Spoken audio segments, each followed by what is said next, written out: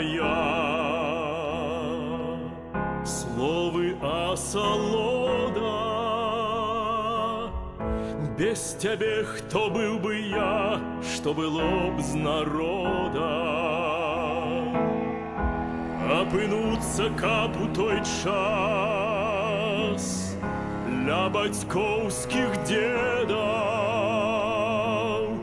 частавалі б яны нас шчыра соллю з хлеба. Я з маленства так прывык, не хачу нанова. У замежнікаў язык, у беларусаў мова. У замежнікаў язык, у беларусаў мова.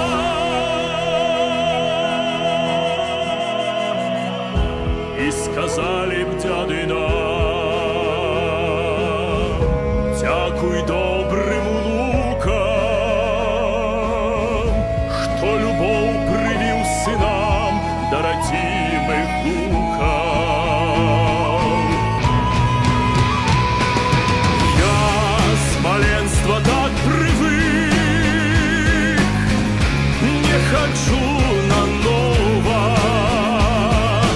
У замежнікаў язык, у беларусаў мова. У замежнікаў язык, у беларусаў мова. Я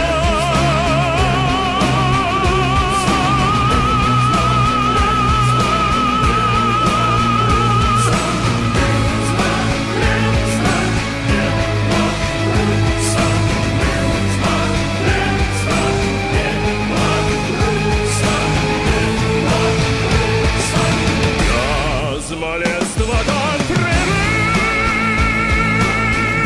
не хочу нанова. У замежнікаў язык, у беларусаў мова.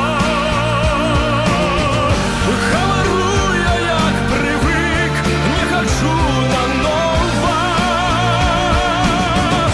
У замежнікаў язык, у беларусаў мова.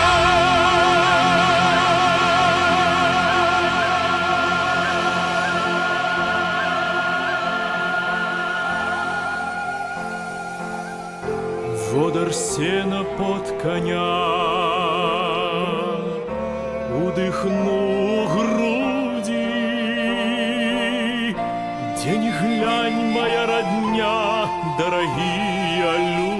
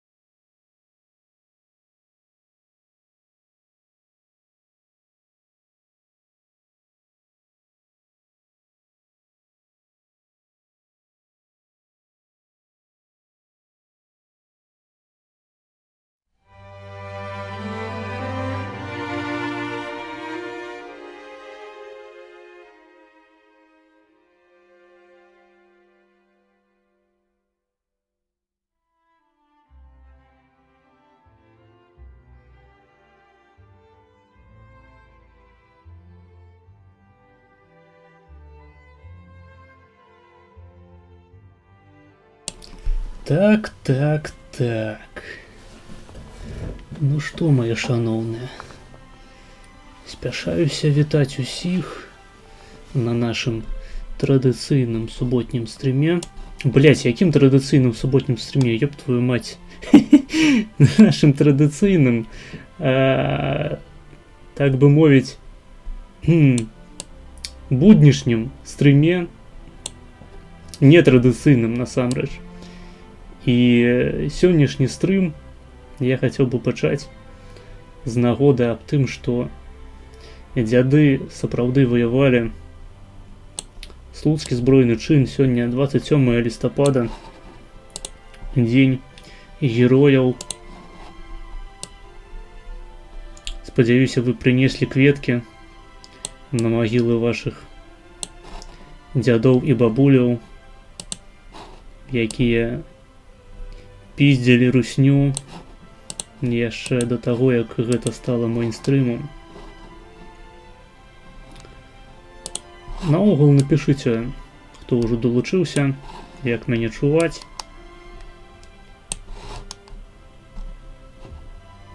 Ці добра працуе стрым, ці нічога не лагае, ці не занадта гучная музыка.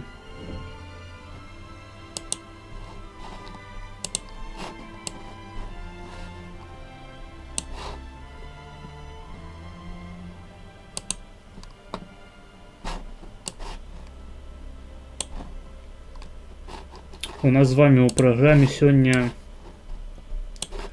першая чарга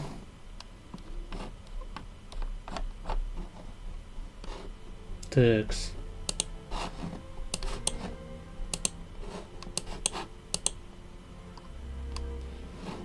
Так, какой положняк по Шабуцкому? По Шабуцкому такі положняк, што мы сёння глядзім 100 хвілінаў ягонага відэа. Таму што яно было замоўлена яшчэ на папярэднім стрыме, а мы яго глядзець нават не пачалі.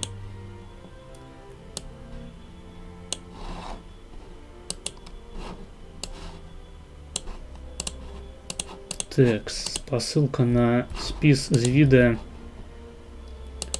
у чаце. Замацавана. Текст.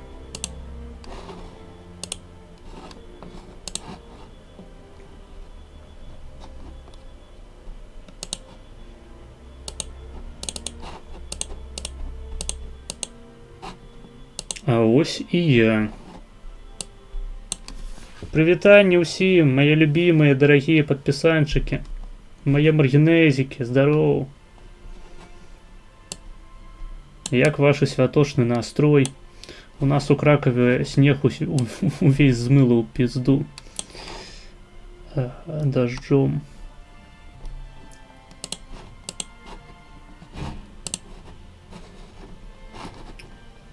Але так. Выбачаюся, секундочку. Блять.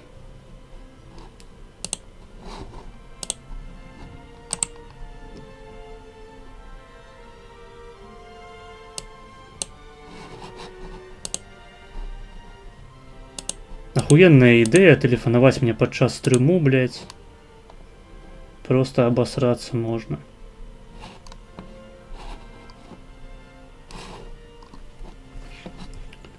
Текст.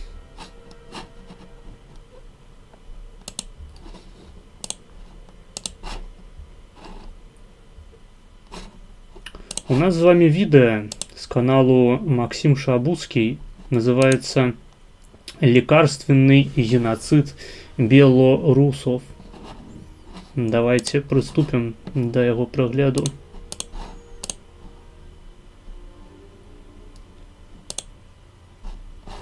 Текст. Вось.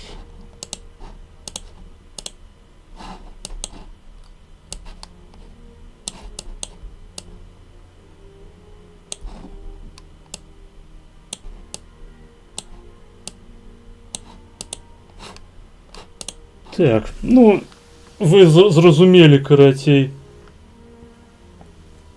Можете задавать свои пытанні ў чаце, прапановваць тэмы для абмеркавання. Можем з вами попиздеть. Спасылки на донаты, каб замовіць відосы, знаходзяцца ў апісанні пад стрымом. У апісанні стрыму там унізе ўсе спасылачкі ёсць. Можна задонатіць на Donation Alerts, можна задонатіць на Streamlabs, можна задонатіць у Телеграме, у Tribute.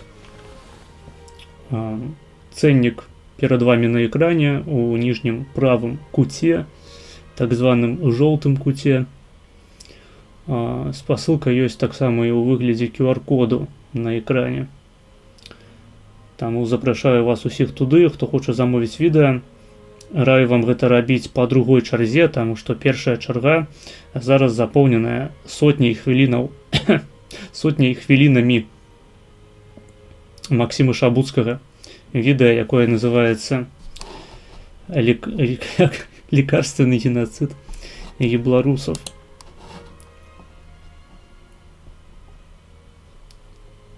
Текс. Здаецца, пра ўсё сказаў.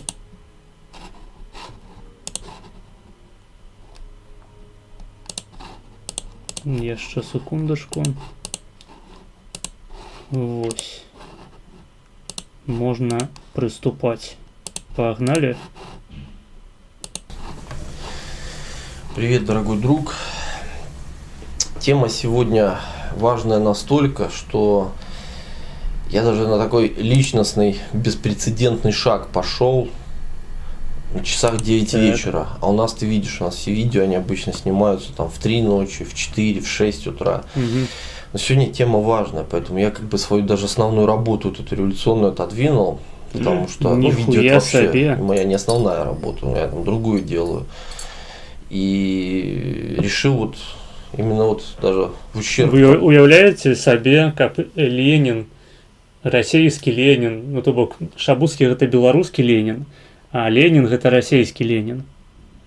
Вы уявляете себе, как Ленин, российский той, что, короче, оригинальный Ленин, каб ён у своих працах, у своих дзённіках потым писал, что вось, поглядите, у меня есть больше важные справы за вашу эту революцию, блядь. Там пойду дрочить на лалей у свою однопокоевую квартиру. Ну не бывает такого, не бывает. Там времени немножко пожертвовать. Почему? Вообще тебе сразу скажу, если ты белорус и живешь в этой стране, я тебе, это тот редкий случай, когда я тебе даже не советую. Я тебя прошу просто по-человечески досмотреть до конца. Ну ладно. Потому что тема сегодня, она настолько важная, что... Ну почему она важная? Белорусы, которые живут в Беларуси, ставьте плюс в чат. Потому что мы говорим сегодня про лекарства, вообще про здравоохранение. У нас, как говорил один дурачок, у нас неприкасаемых нет в стране. Эта тема, она всех касается, да, и молодежи, этим и, дурачком был и пенсионеров. Был Мацкевич.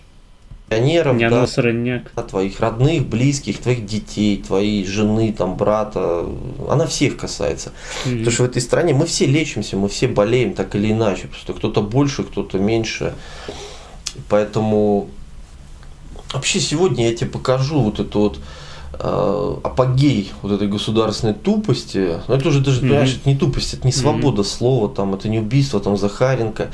Это немножко другое. Это здесь масштабы уже другие, потому что масштаб уже национальный.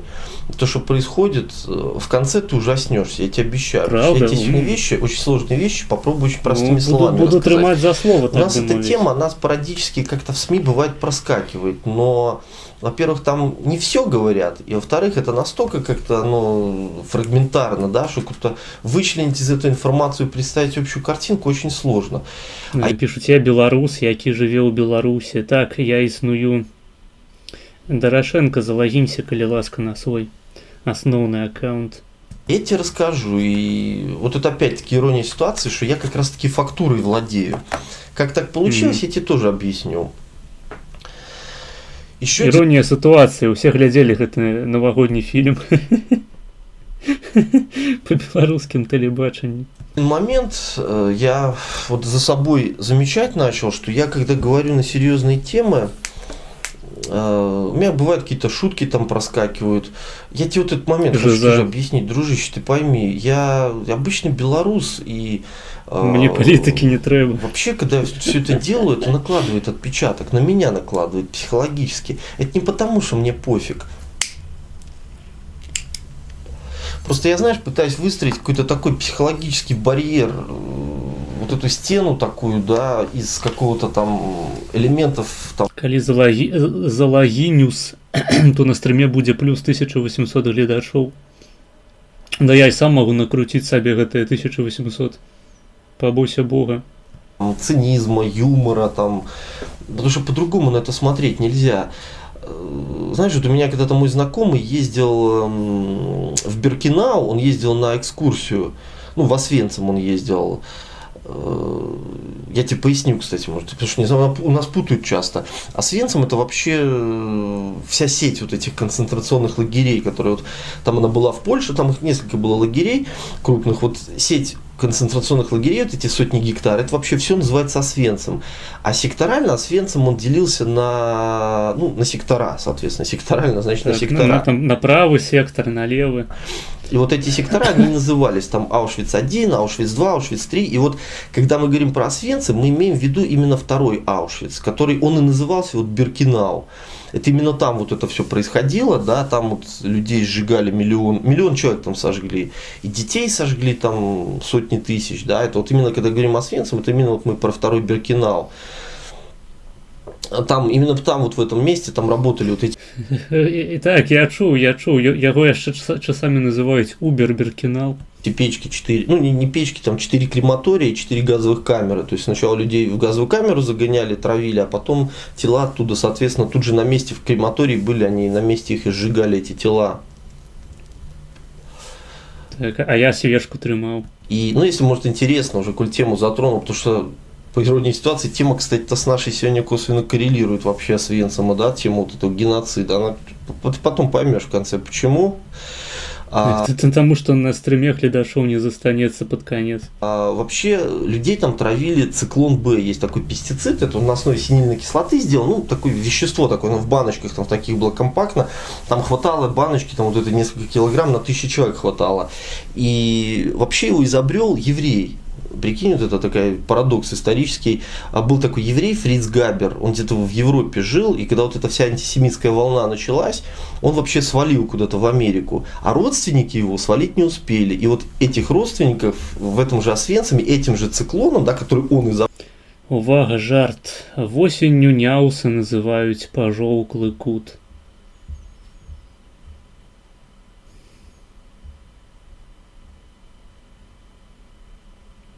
Не смешно. Изобрел, их там и травили. То есть, ну, такая, знаешь, ироничность, такая ситуация. И вообще, ну, кстати, на первых людях, первые это советские военнопленные, у нас мало кто знает, там их человек 500 туда загнали, на них на первых пилотный проект был. А что я вообще про это заговорил? Так вот, знакомый мой, который ездил, он говорит, я когда вышел, ну, я не знаю, я бы не поехал никогда, потому что это удар для психики, потому что если ты не животное, если ты человек нормальный, и ну, если ты не любишь там Гитлера в пример ставить, да, как некоторые, картинка это, ну, я бы не поехал, честно скажу, потому что, ну, нафига, я не знаю, кто люди вообще ездят. И вот он говорит, он вышел оттуда, и он говорит, он с женой ездил, он говорит, я начал какие-то там анекдоты рассказывать, у меня жена смотрела, у нее слезы текут, она мне смотрела, говорит, ну, дурачка, я не могу объяснить, что... Ну, кто из вас, хлопцы, пишите в чат. это вот такой психологический барьер защитный, да, потому что сегодня тоже тема, я тоже сегодня шутить буду, но на самом деле это вообще все не смешно, это все очень печально, это не печально, это трагедия белорусская, то, что происходит, но не обращай внимания, потому что, бля, я тут вообще один все это делаю, как бы. Раньше хоть с котом разговаривал, сейчас кота отдал, тут тишку своего, так сижу как, не знаю, там в Витебске, печально, хоть котов этих хожу тут кормить, хоть какое-то развлечение, раз ночью иногда хожу, тут больше развлечений нет. Поэтому, ну, давай перейдем, собственно, тема, как ты понял, сегодня у нас... То бок ягоны сябры жывёлы, а так, певень. Тема фармацевтический рынок белорусский, вот этот лекарственный геноцид, который происходит. Я тебе некоторые вещи расскажу такие, ну, какие-то статистические выкладки, я тебе общий обзор дам, потому что, понимаешь, выходить на площадь с табличкой там «власть говно», мне эта позиция никогда не нравилась, потому что, нет, ну, власть-то говно, тут-то понятно, но мне никогда вот эти, знаешь, обывательские какие-то категории не нравились. Мне нравится все время разбирать фактурно и понимать, в чем проблема. И тема сегодня настолько важная, что мне хотелось бы, чтобы ты тоже в ней разобрался. Как все это начиналось, вообще вся эта история, начиналась, ну, честно говоря, я не знаю, но я думаю, что было примерно следующим образом. Когда один белорусский дурачок, не будем называть фамилию, и я ни на кого не намекаю, если что, вот он проснулся, наверное, в понедельник утром, да, и вместо того, чтобы взять в руки клюшку и поехать играть в хоккей, ну, таким-то образом для страны-то это все-таки менее вредно, да, у него вот возникла идея, а как было бы круто, если бы в Беларуси белорусы лечились белорусскими лекарствами. Это было бы интересно, да? Это хорошо, экономически выгодно. Эта идея, как и многие другие начинания в нашей стране, она не находит там никакого экономического обоснования, человеческого, морального, этического, нравственного, логического, никакого. Но когда ты живешь, это как в армии, да, получил приказ, и ты идешь его выполнять. А какой приказ там, да, это уже не важно.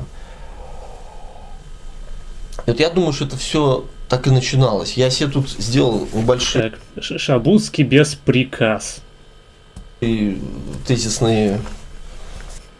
Плян Багратион. Плян Багратион без приказ.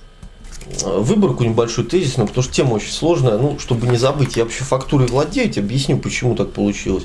Почему вообще белорусский революционер тут в лекарствах стал разбираться. Так получилось. Это опять-таки стечение обстоятельств. Это один из факторов, который меня вообще на это все вытолкнул. Понимание глубины проблемы. А что, коли белорусы у Беларусі размаўлялі б беларускую мову? Я думаю, что ў такім выпадку паны і спадары вандравалі. Вот этой трагедии. То есть мы сегодня говорим про фармацевтический рынок. В целом тебе сразу маленькую ремарку. Так. Вообще фармацевтический рынок это такая, знаешь, субстанция. Заметки на полях Шабуцкага про фармацевтичный рынок. Она такая очень, не знаю, специфическая. И этот рынок, любой рынок любого государства, не только белорусского, он обусловлен вообще целым рядом факторов. Это всегда уникальный рынок, да, это и факторы там и политические, экономические, факторы там и, не знаю, аспекты фискальной политики, специфика, да, это и потом уровень покупательской способности. Этот рынок очень сложный сам по себе, ну, в любой стране, в любого государства. И именно как субъект вот этого рынка государство это самый активный игрок на этом рынке. Именно государство, имею в виду не страну, а государство, власть. Почему? Потому что именно государство, да, оно определяет все эти вот бюджетные потоки, там, границы финансирования. Ну, вообще государство, оно как бы является вообще, ну, конечным регулятором всей этой отрасли. И поэтому, естественно, в проекции государства мы сегодня будем говорить. Чтобы ты понимал, для начала сразу тебе объясню, что вообще лекарства, про которые мы говорим, мы сегодня говорим про лекарства в целом. Именно про лекарства, про таблетки, простыми словами. Они бывают двух видов. Бывают рецептурные, бывают безрецептурные. Ну, ты понимаешь, все, что посерьезнее, да, это как бы рецепт. Все, что без рецепта, это попроще, так тебе обывательским языком. Есть еще один оценочный критерий, и вот он очень важен для нас сегодня. Когда фармацевтическая компания изобретает какой-то препарат, любой препарат вообще впервые изобретает этот препарат, он называется оригинальным препаратом, да, вот эта таблетка, это называется оригинал. Что происходит дальше? Дальше этот препарат патентуется. Патентуется точно так же, это обычное авторское право, да, вот как есть, ну, авторское право там на песню, да, от которой ты не можешь там пользоваться без разрешения автора. Здесь то же самое, здесь патент, и никто не имеет права по этому патенту работать. Патент, сроки разные патента, да, кто-то 5 лет бывает, бывает 30 лет, то есть тут везде индивидуально это дело, от страны зависит. В среднем, ну, где-то диапазон, чтобы ты понимал, это, не знаю, 10-20 лет, примерно такой диапазон. Что происходит дальше? Когда заканчивается срок патента, любая компания в мире, вообще в любой стране, она может начать по этой же технологии воспроизводить это же лекарство. И вот когда она производит это лекарство, вот это лекарство уже называется дженерик. То есть есть оригинал и есть дженерик, да, понимаешь, копия препарата. Говорить о качестве дженериков, что тебе сказать, ну, по умолчанию, как бы в теории у нас предполагается, что дженерики, они, ну, по идее, они должны быть такие же, потому что, бля, извини, вот эти вот за мои вот эти тут стулья, это просто беда, зарекаюсь себе стул купить уже месяц. У меня такая же проблема с бутыльками з мочой, які оточаюсь мой стол зараз. Все покупаю. Так вот, дженерики, они бывают разные на выходе. То есть они бывают более качественные, бывают менее качественные. Тут раз на раз не приходится. Но единственное, что ты должен... Так, раз на раз. Это харбас. Понимать, это очень важно для нашей истории. Дженерик, он по умолчанию, ну это априори, он всегда дешевле оригинала. Причем дешевле в разы. Почему? Ну это элементарно, тебе не надо тратить деньги там, на какие-то исследования, там, лабораторные исследования, проводить там эти испытания, там, какие-то там клинические, доклинические. У тебя уже есть технология готовая. То есть, а самое главное, тебе патентовать не надо. А патентовать лекарство это всегда очень дорого и это всегда очень долго. Поэтому тебе достаточно просто для того, чтобы производить лекарство, воспроизводить по технологии, тебе просто сертификат нужно соответствия получить, ну или сертификат качества. Для справедливости отмечу, что вообще это как бы не всегда. Есть определенный ряд препаратов, по которому тебе надо подтверждать именно вот биоэквивалентность вещества. Я калі што не ебу, як патэнтуюцца лекі, як яны выходзяць канкрэтна на рынок. Я не спецыяліст, мне няма чаго тут пракаментаваць. То бок калі будзе нейкае разважанне на тэмы больш звязаныя з біялогіяй альбо канкрэтным дзеяннем некаторых лекаў, альбо там, скажем, такія базавыя пытанні рынку, то мне знойдзецца, што прапанаваць спадару Шабуцкаму, але пакуль што для мяне гэта шум, блядь, фонавы, прыродныя шумы. Простыми словами, что это такое? Это скорость всасывания, там, скорость выведения из организма, это скорость достижения максимальной концентрации вот этого активного вещества там у тебя в крови, да? Это такие медицинские штуки, это не важно. Ну, это опять-таки, это по ряду препаратов, как правило, это не надо, и, как правило, это очень несложно делается. То есть просто сертификат получаешь, и там есть свои нюансы, своя специфика, но это несложно. И поэтому на выходе у тебя дженерик, он всегда в разы дешевле оригинала. Но это не значит, что он в разы хуже. Это не факт.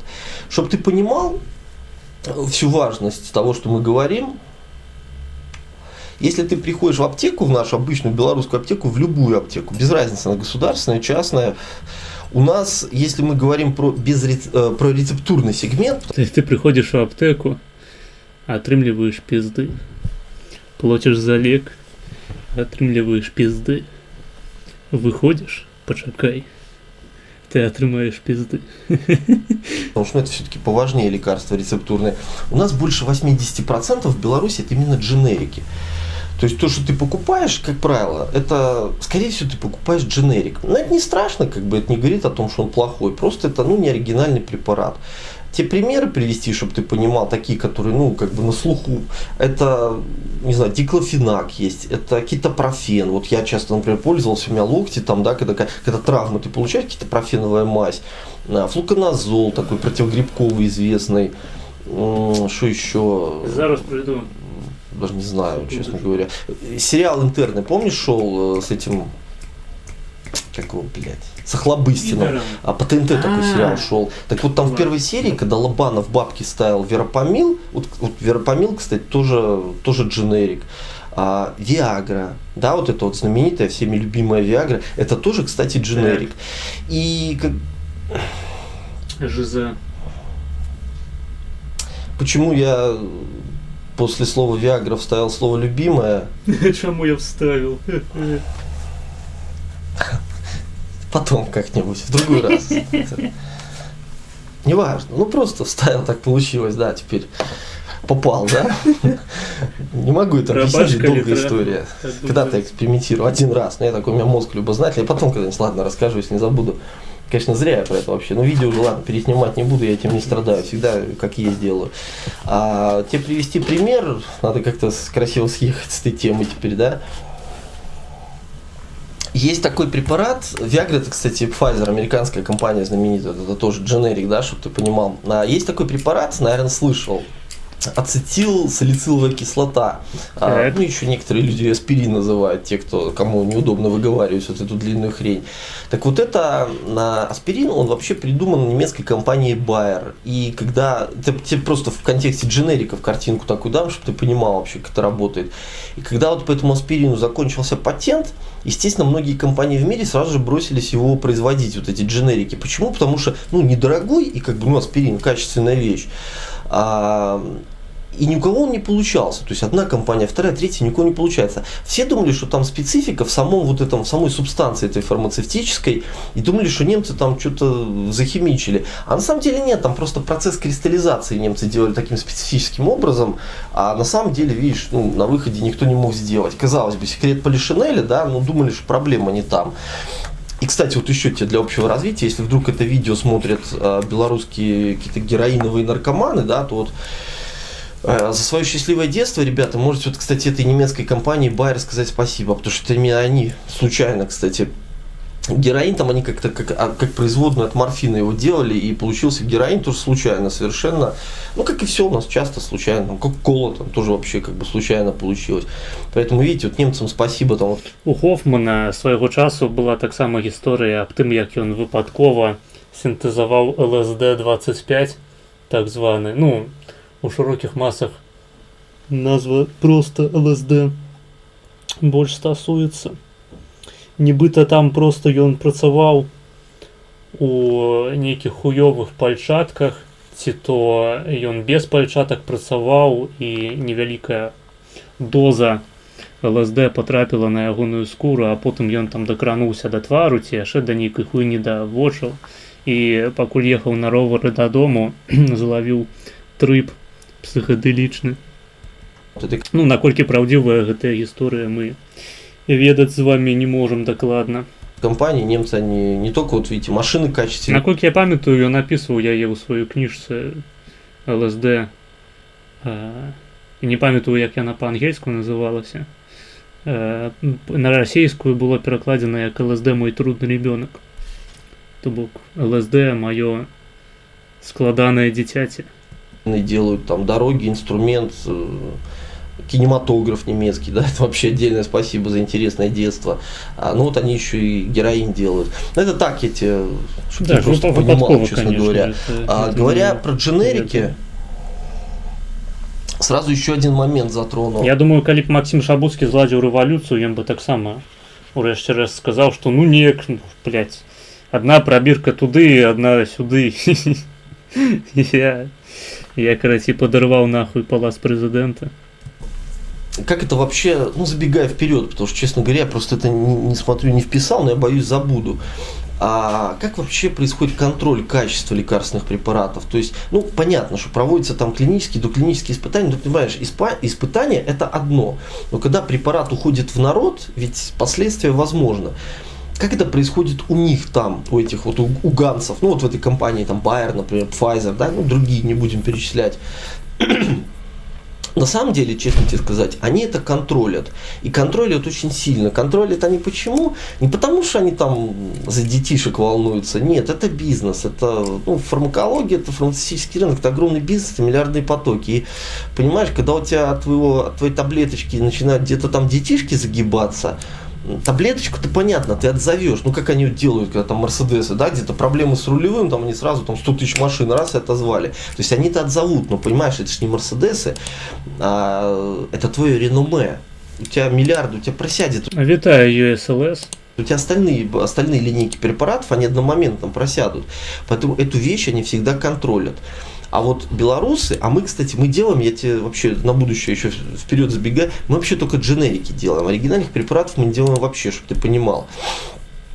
Так вот, как в Беларуси происходит контроль, я тебе скажу, как он происходит. Формально у нас есть такая служба, как-то она фармнадзор называется или фармконтроль. Что делают эти люди? А я не знаю, что они делают. Я точно знаю, что они ходят на работу. То есть в понедельник утром они одевают там свои костюмчики, приходят на работу и, наверное, что-то они делают. Но на практике у нас, понимаешь, есть такие побочные эффекты, мы к этому придем еще от белорусских препаратов, что, честно говоря, их бы как бы надо было зарубать. Но у нас вообще очень сложно представить, что у нас линейка пошла в народ, да, и что ее там отозвали. Ну это вообще что-то из области фантастики. Поэтому как у нас это контролируется? Да никак. У нас как-то был, я смотрел интервью, ну, я стараюсь вообще человеком разносторонним быть, выступал. Мы зауважили. представитель нашего Борисовского завода медпрепаратов. И у него спросили, там какой-то ушлый журналист, у него спросил, как бы, ну там, Иван Иванович, там, я же не помню, какой зовут, а как бы, ну, вообще белорусские лекарства, они, ну, поговаривают, что, ну, вроде как говно, да.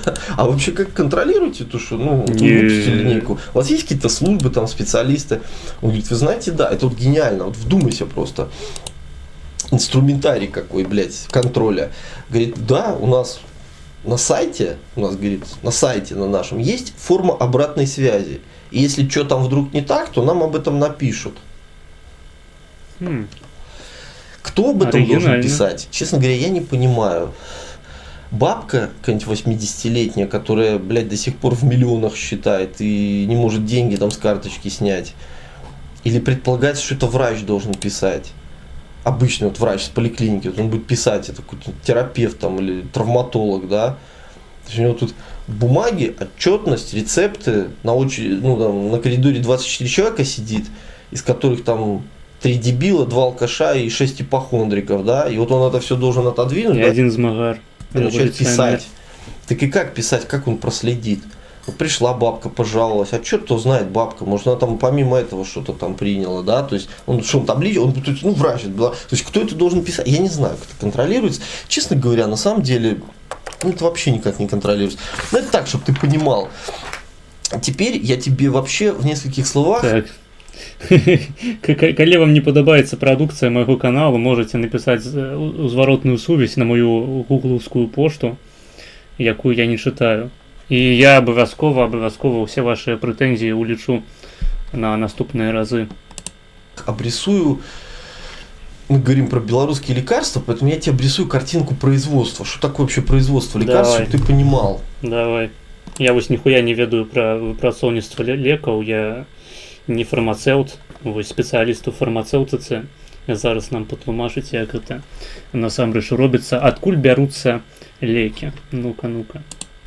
Если говорить в целом вот о субъектной структуре фармацевтического рынка, то он из себя, это очень сложная такая субстанция, из себя он представляет, что он из себя представляет. Это вот все вот эти лаборатории исследовательские, это производители лекарств, это товаропроводящие сети, там, ну или дистрибьюторы, да, это ритейл, там, аптеки, это, ну, самый главный сегмент, это я, ну, я, государство, это я, да, блядь, где-то было, ну, я покупатель, я имею в виду, ты самый главный, да, покупатель-потребитель, который... Где же ты было? Здаецца, в архипелах Труцлях. Все потребляет. Вот если мы говорим про такой аспект, как производство лекарств, ты должен понимать, самое главное, ты должен понимать одну вещь. Производство лекарства – это всегда очень долго и всегда очень дорого. Если мы говорим про оригинал, то это могут быть не года, временной отрезок, это могут быть десятилетия. И если тебе кто-то скажет, что произвести лекарство стоит, нормальное лекарство, впервые оригинал сделать, что это стоит меньше, чем $1 миллиард, не верь. Это не может стоить меньше, чем $1 миллиард. Для того, чтобы сделать дженерик, это опять-таки года, и это опять-таки сотни миллионов долларов. То есть ты понимаешь, ну, размер белорусского вообще бюджета в целом, и ты понимаешь, что это, ну, это вообще финансово невозможно. Я не буду тебе, я что-то передумал, знаешь, вообще хотел по-другому рассказать, но если тебе интересна эта тема, то ты вот после видео можешь потом где-нибудь на ютубе набрать, не знаю, что-нибудь там фармакологическое какое-то производство и посмотреть даже, ну, вот на этих примерах компаний, которые я тебе говорил, там Pfizer, Bayer, и ты можешь посмотреть на это производство, да, и ты можешь просто прикинуть, ну, проекционно, сколько это стоит все денег. Ты посмотришь вот эти склады там, да, обычные склады с фармсубстанцией. Бля, это просто, знаешь, как ангары для транспортных самолетов, они бесконечные. А там же условия, там все эти температурные режимы, то есть это все очень дорого. Есть такая стадия, ну, процесс в цикле производства препаратов, называется грануляция. Ну, когда субстанция превращается, когда ее гранулируют. Секундочку, мне треба одно питання вирішити.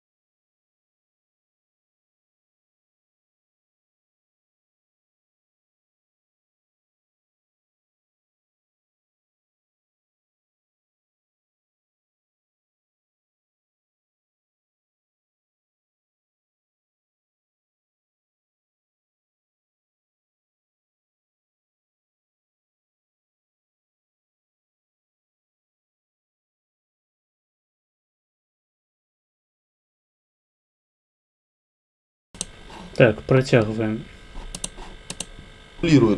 Так вот, посмотри на эту стадию, посмотри на этот один гранулятор. Один-единственный элемент один. Сколько стоит этот гранулятор? Это миллионы долларов. Поэтому если тебе кто-то скажет, что лекарство произвести можно там за 20 миллионов долларов, не верь. Это, таких лекарств нету.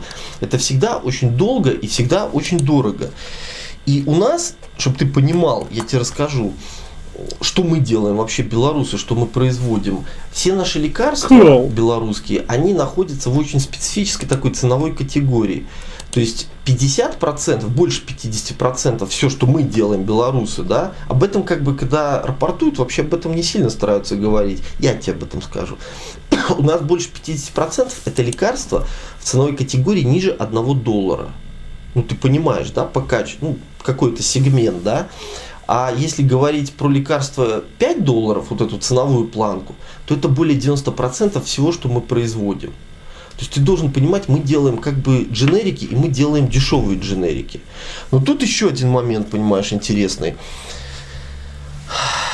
Ты вообще должен понимать картинку. Какую картинку? Когда ты чиновник, ты работаешь, и тебя вызывает человек, который скажем, когда тебя дядя Адольф вызывает на ковер и ставит тебе задачу невыполнимую, заведомо невыполнимую, ты же ему не можешь сказать, как генерал Павлюс, во Вторую мировую, дядя Адольф, ты знаешь, Сталинград я не возьму, почему? Честно говоря, танков не хватает, да? Это сразу, тут вообще непредсказуемо. Может уволят, да, можешь на Володарку поехать. Тут же, это ж такие все внеправовые методы. А на Володарку никто не хочет. Поверьте, люди, которые работают, они на Володарку не хотят. Хотя они периодически туда попадают, но они не хотят. Почему? Потому что, там плохо на Володарке, да, лучше дома, в кабинете, в теплом. А что ты будешь делать, когда у тебя задача-то стоит, что-то отчитываться надо, ладно, завтра не спросят, через год все равно. Вось, это ж ты USLS замовил видос, правильно? Ты полішыў, што гэта цікава будзе глядзець, правильно? Ты полішыў, што гэта ахуенны контент. Што я буду сидеть, просто каментаваць кожную секунду, блядь, чат будзе увесь напоўнены паведамленнямі, рофламі ахуительнымі. Ты вырашыў заебумба. Не, я, конечно, не догляджу, $10 ёсць $10, але, бля. Все спросят. И вот у нас произошла такая интересная вещь. У нас был суд недавно. Если кофе налью, прошу прощения. Скіп каштуе зараз на гэты момант атрымліваецца $15. У нас недавно был суд, на котором у нас поперло... альбо можете замовіць штосьці по другой чарзе. Потому что першую мы не проб'ем зараз. Тут шабуцкі, блядь. Гэта цяжкая вага. Правда матка. Я не знаю, почему на это вообще журналисты не обратили внимания, всякие наши СМИ, блогеры, а момент был очень интересный. У нас прорвало, случайно, причем прорвало не от кого-то прорвало, а от замминистра здравоохранения. Не кажи, калі ласка, больш суму донатаў гучна, дзяўчына пачула. Правда? Добра, я больше не буду казаць, что ты донатишь мне по $10. Прабач. Я разумею, что для дзяўчыны твоей інфа аб тым, что ты донатишь мне по $10 могла сапраўды быць досыць непрымальнай. Чаму, напрыклад, ты донатишь мне, а не ёй. Я могу зразумець яе. Калі б я быў на яе месцы, я б давно цябе кікнуў, блядь, со своей хаты. Здравоохранение. Я тебе дословно процитирую, что у нас на суде было, чтобы ты не думал, что я сижу тут это все выдумываю, что это революционный дурачок, который, блядь, власть говно и пошел. Нет. Был суд, сейчас я попробую воспроизвести эту должность правильно. Начальник не так-то просто. Блядь, начальник фармацевтического контроля и организации лекарственного, блядь, обеспечения, как-то так это называется. Короче, была такая мадам Реутская, которую ее судили за взятки, да?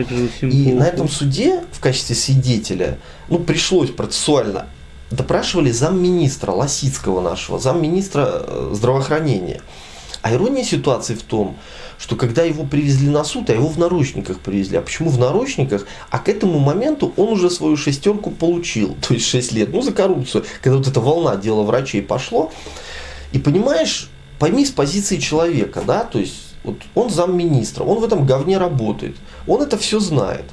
И как бы, естественно, об этом он говорить не может. Но он не может об этом говорить в обычной ситуации. А когда тебе уже влупили 6, а у него приговор, он уже вступил в законную силу. Правильно, с мужиками только так и треба. И ему, как бы, а что ему терять?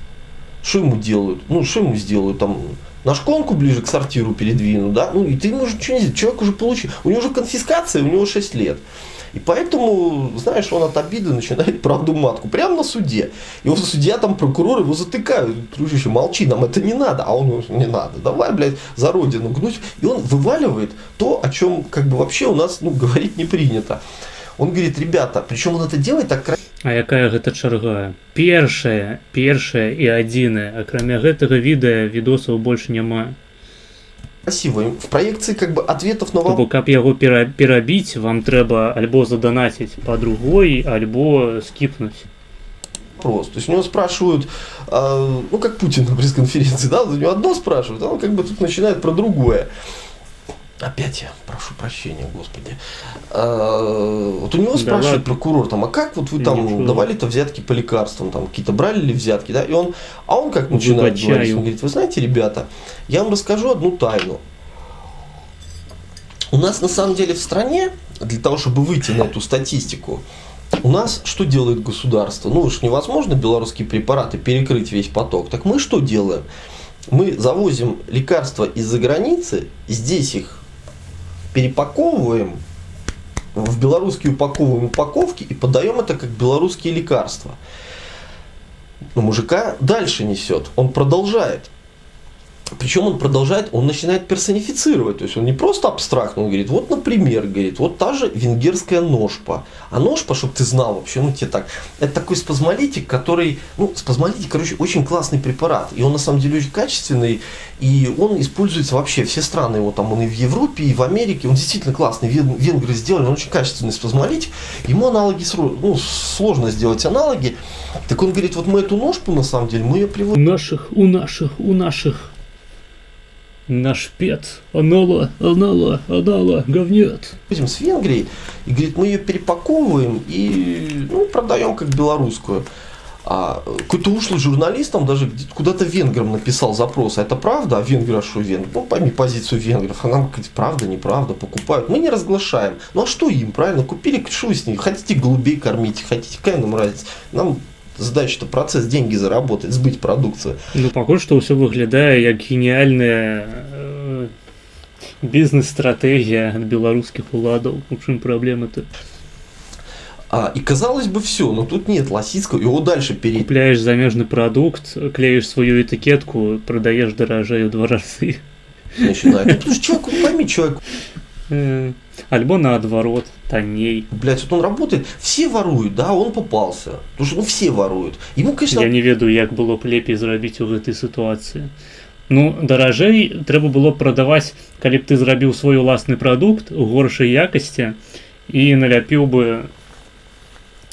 бы просто сваю наляпіў бы чужую этыкетку. То бок зрабіць свой гаўналек і наляпіць на яго ножпа. Вось, тады можна падняць кошты, зарабіць грошай. А калі ты бярэш чужы прадукт і клеіш на яго сваю этыкетку, то лепей, канешне, прадаваць яго танней. Таму што гэта беларускі прадукт, уся хуйня. І магчыма яго купіць большая колькасць людей просто. От этого, блядь, обидно. Он начинает вываливать дальше. Говорит, ну сам... Хотя, зноў ж таки, наколькі гэта магло пакупіцца, хуй ведае. У прынцыпе, практыка купляць замежны прадукт і клеіць сваю этыкетку выглядае для мяне дзіўна. Я так просто паразважаў зараз. Нахуя так рабіць? Ну, то бок, хіба што, напрыклад, кошт, цану пакідаць тую ж самую і хуй ведае, нейкую рэпутацыю беларускіх вытворцаў падвышаць. Самое, говорит, интересное, мы же это делаем не только с лекарствами. На самом деле, вот это его слова замминистра, чтобы ты не думал, что я вот эту вот байду всю генерирую себя в голове. Замминистра здравоохранения говорит, открыто на телеканале. Говорит, вы знаете, на самом деле мы фармацевтическую субстанцию, которую мы ввозим, А вот мы говорим, что мы ее там из Швеции возим. Это неправда. Мы ее, мало того, что мы ее везем из Китая, из Индии, да, из Китая, из Индии, так мы ее здесь, говорит, вагонами привозим, и под Минском где-то там, говорит, мы эти вагоны распломбировываем, да, перепаковываем, и мы это даем под статистику, как будто это белорусское производство. Это слова замминистра здравоохранения. А теперь тебе, просто так я тебе поясню, когда тебе говорят, что у нас лекарства наши делаются из хорошей субстанции, которая привозится из Швеции. Ведаем мы эту субстанцию. Прыводзіцца яна не са Швецыі, хутчэй за ўсё, а менавіта што з Індыі. Если ты мне на границе, вот у нас на таможне, покажешь хоть один вагон, который пришел у нас из Норвегии, там из Швеции, вот с этим, я тебе не знаю, ну это будет, ты можешь, не знаю, орден получить за это, так вот революционный наш орден. Это неправда. У нас субстанцию везут в основном из Азии. А если мы говорим в проекции там... Дивно. Я думаю, у белорусов и своей субстанции могло бы хватить. И же, например, антибиотиков, то это я тебе сразу скажу, что 99% это Китай. Но понимаешь, в чем тут дело? Ты должен понимать, что такое вообще китайское производство фармсубстанции. А что тебе... Я не буду тебе даже объяснять. Возьми билет на самолет и съезди в любой... китайский город, прилети, да, в котором есть аэропорт. Возьми такси и едь куда-нибудь в провинцию, в лес едь. Вот выйди, отпусти. Вот такая базованная белорусская держава програвая гойл. Ну так, а проблемы? Пусти таксиста, стань в лесу и принюхайся. Если ты почувствуешь одновременный вот... Калі гои дозволяют себе наебывать, то якая могла быть причина их не наебывать? Мне не ясно. Купаж, вот этот запах, да, одновременно сжёной серы, тухлой рыбы и свежего говна. Вот если вот этот купаж у тебя в нос ударит, это значит, что где-то рядом есть Иван Дорошенко. Фармацевтическое производство вот этой фармсубстанции. А как определить, далеко или нет, я тебе скажу, как определить. Если ты чувствуешь запах, но при этом тебе глаза еще не режет, это значит, что тебе еще километров 10 пилить до этого производства. А вот если тебе уже глаза начинают резать... С другой стороны, я что-то вспомнил, у нас в Минске на железнодорожном вокзале нашем центральном надписи на китайском, на китайском языке появились. Мы же с ними дружим, поэтому ладно, я не буду. Ну, ты понимаешь, да, когда все это, как это происходит. И вот касательно в этом сегменте, ну, резюмируя вот эту часть, в целом, если абстрагироваться от субстанции, то то, что они там нож по-венгерскую меняют, да ничего страшного в этом и нету, потому что, честно говоря, да это вообще гарант того, что она будет хорошая, если она сделана в Венгрии, правильно? То есть тут как бы, поэтому, ну, плакать мы тут не будем, меняют и меняют. Я это к чему? К тому, что видишь, как система работает, как ты ж отчет ему должен показывать, а что-то ж нести надо, какие-то цифры. Ну, у нас вот на такие ухищрения идут.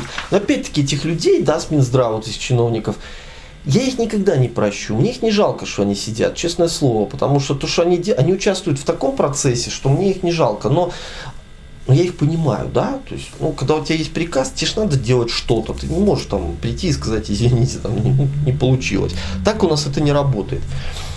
Дальше я тебе расскажу, у нас вот такой маленький блок будет, называется ценообразование. Я тебе расскажу, как вообще формируется цена на таблетку, из чего она складывается. Это на самом деле тоже важно. Ты поймешь, почему у нас лекарства в конце, ты поймешь, почему они стоят столько, сколько они стоят, несоразмерно. Витаю, привитание. Вообще, сейчас я перестроюсь. У нас тут лекція ад вядомага беларускага фармаколяга і рэвалюцыянера у адной асобе Максима Шабуцкага. Вообще, если говорить о... Вельмі цікавы контент. Ну, говорить... Дарэчы, нагадаю пра новую функцыю на стрымах. $1 10 хвілінаў сну для мяне. То бок, калі вы хочаце, каб я паспаў, можете на гэта задонатить. Адпаведна, усе цэннікі застаюцца такімі ж, як з відосамі, то бок тыя ж самыя тарыфы. Вось, і перабіць гэтае відэа вы можете таксама не толькі іншым відосам, але і маім сном, скажем, хвілінаў на 10, чаму б і не. Ценообразование в проекции какой-то государственной регуляторики, то это процесс такой... Ну, не только, каб я спать хотел зараз, Я праспаў. Я, блядь, учора прыйшоў дадому, прыехаў, павырашаў некаторыя справы і, карацей, лёг спаць. Было недзе 6 гадзінаў вечару. Потым я прачнуўся о 10, таму што я не прывык.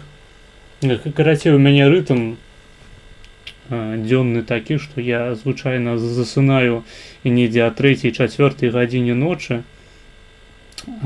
і пры гэтым потым я магу працаваць дзень, але пад вечар мяне зноў акутвае соннасць недзе о 6 гадзіне і, так скажем, вось да той жа 10.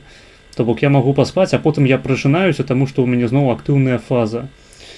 І, карацей, вось з 10 па 1 гадзіну ночы, здаецца, я сядзеў там у конфах усялякіх, пиздзеў, потым у мяне забалела галава, я лёг яшчэ паспаць, і вось ад 1 гадзіны ночы я праспаў да 13 дня.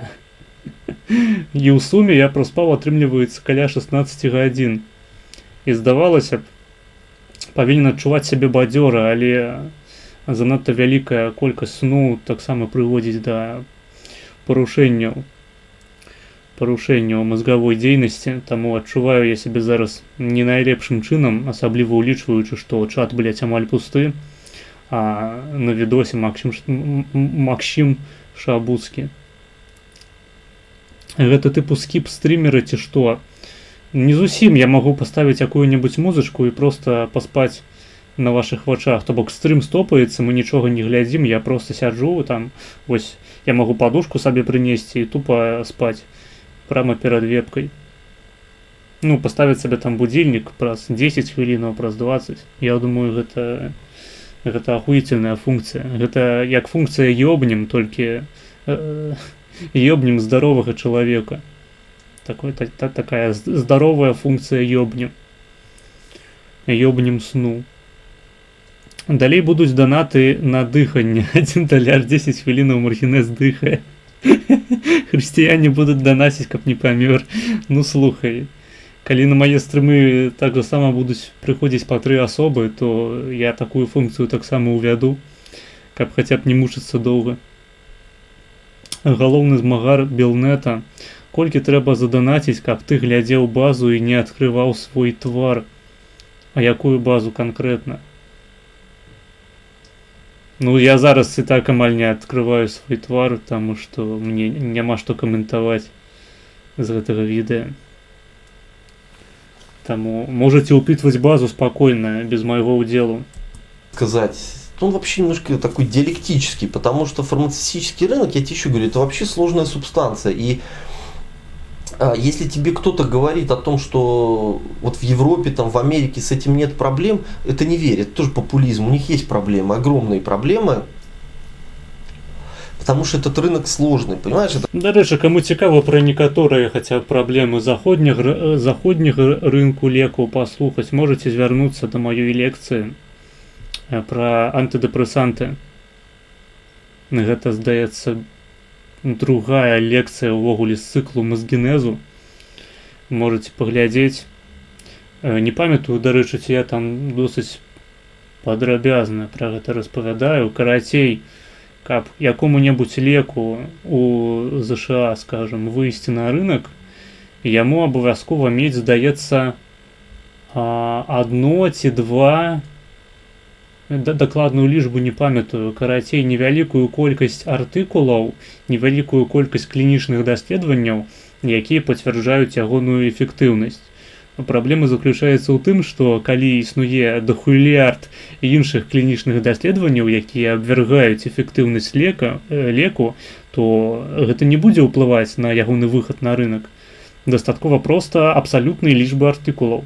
Ніхто не глядзіць на тое, які кансэнсус склаўся, напрыклад, па гэтым леку у навуковай супольнасці. То бок, калі, напрыклад, у нас 20% даследаванняў пацвярджаюць эфектыўнасць, а 80% кажуць, што гэта нейкая атрута, блядь, і гэты лек можна выкарыстоўваць, каб забіць сваю бабку, блядь, і атрымліваць за яе ейную пенсію, то гэты лек усё роўна пройдзе на рынак, таму што ён пройдзе вось гэты самы крытэрый таго, што там неабходна некалькі артыкулаў пацвярджаючых эфектыўнасць, пацвярджаючых, што гэты лек, скажем, з'яўляецца не проста эфектыўным, але у тым ліку і адрозніваецца ад эфекту плацэба.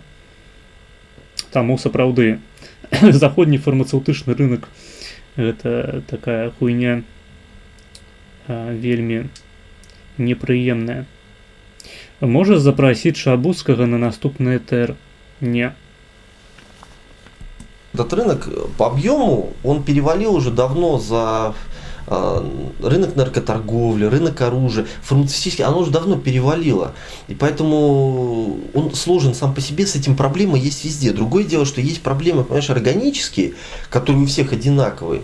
А есть проблемы, когда происходят вот органические проблемы и колхозная тупость. И когда вот это сублимируется, на выходе вот мы получаем Made in Беларусь.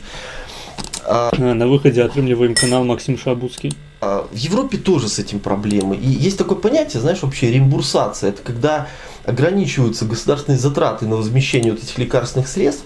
Разумею, што не вытрымаеш ягоны шчыльны націск лысіны. Не, разумею, што гэта будзе гіпернудны этэр. Пра што можна размаўляць-то з Шабуцкім, блядь?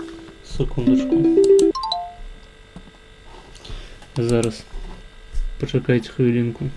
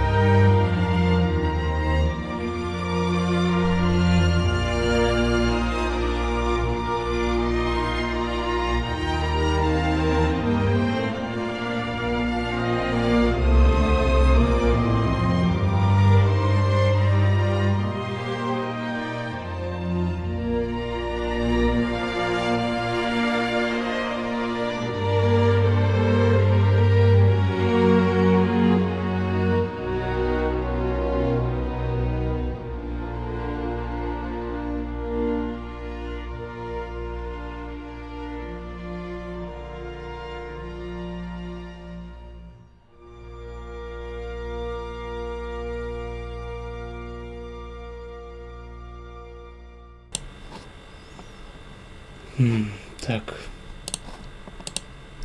Я зноў з вами. Давайте протягиваем глядеть охуительный контент. Это всегда сложно делать, то есть это сложно делать всем. Но в проекции Беларусь у нас своя специфика, я тебе расскажу. Мы пытаемся практику внедрять референтного ценообразования, ту практику, которая работает уже давно в Западной Европе. Бля, она сложная. Она сложная почему? Потому что и у них с этим проблемы тоже. Ну, я тебе сейчас общую картинку попытаюсь дать, объяснить почему. Так. Пойми, там, где всегда крутятся большие финансовые потоки, а это всегда большие огромные потоки, у тебя есть всегда возможность, ну, либо прямо, либо коллатерально влиять на регулятора. То есть ты можешь где-то вот эти подковерные, кого-то подкупил, ну, вот как у нас это просто. Это везде происходит, и поэтому там то же самое, ты не думаешь, что там проще. Просто что там это немножко на другом уровне, потому что там люди, которых ты пытаешься подкупить, они зарплату нормальную получают, их сложно подкупить. Но все равно это может происходить там разными путями. А во-вторых, еще один момент, ну, вообще тема лекарственного обеспечения, эта тема, она такая политическая. Иногда, ну, политики ее как бы в своих вот такой предвыборной риторике ее как бы немножко подкручивают. Поэтому, честно говоря, это, ну, немножко это проблема есть с этим везде. Но у нас, опять-таки, я говорю, в Беларуси с этим проблема отдельная. Какая? Я вот тебе сейчас расскажу. Если говорить про белорусский рынок в контексте ценовой структурности его, то у нас следующая картинка. У нас есть два показателя: стоимостное выражение и натуральное выражение. В стоимостном выражении у нас, естественно, превалируют импортные препараты. В стоимостном, в натуральном выражении белорусские, да. Маргінез, такі складаны твар, нібыта намагаецца ўнікнуць у шизафазію Шабуцкага.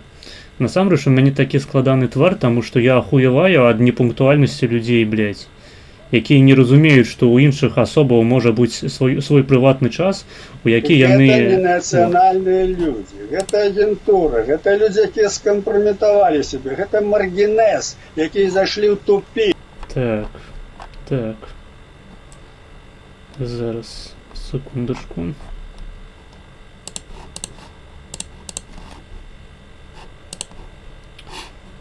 Так, ако вы гатовы заданаціў $1,5. Спадзяюся, што твоя дзяўчына зараз не побач з пакрыццём камісіі. Добра, адпачні трохі ад струменю базы. Ад струменю базы. Музыкальная пауза па другой. Ну-ка, ну-ка. Давайте поглядим, что же это у нас за пауза такая. Карацей, я нахмураны такі больш простой, што мне перашкаджаюць займацца маім хобі, блядь. Калі падчас стрыму адразу ва ўсіх нейкія праблемы, якія трэба вырашаць, і абавязкова я, блядь, павінен гэта рабіць. Просто ахуець можна. Такс.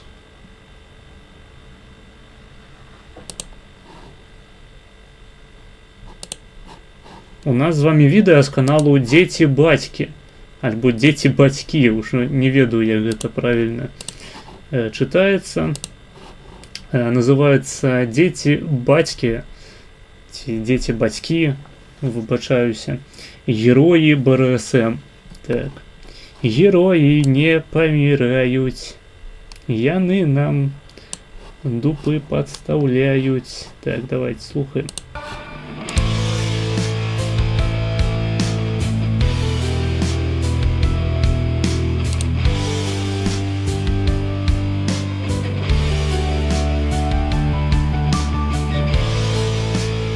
О, Витебск.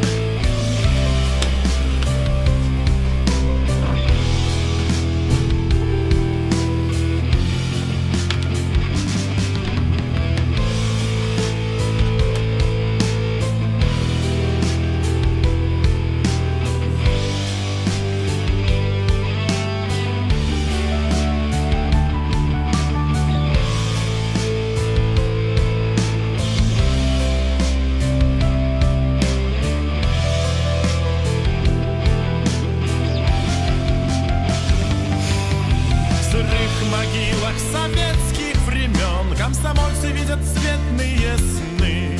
Их кости порой видны под первой травой, когда будет снег в начале весны. Студенты вступали в БСМ,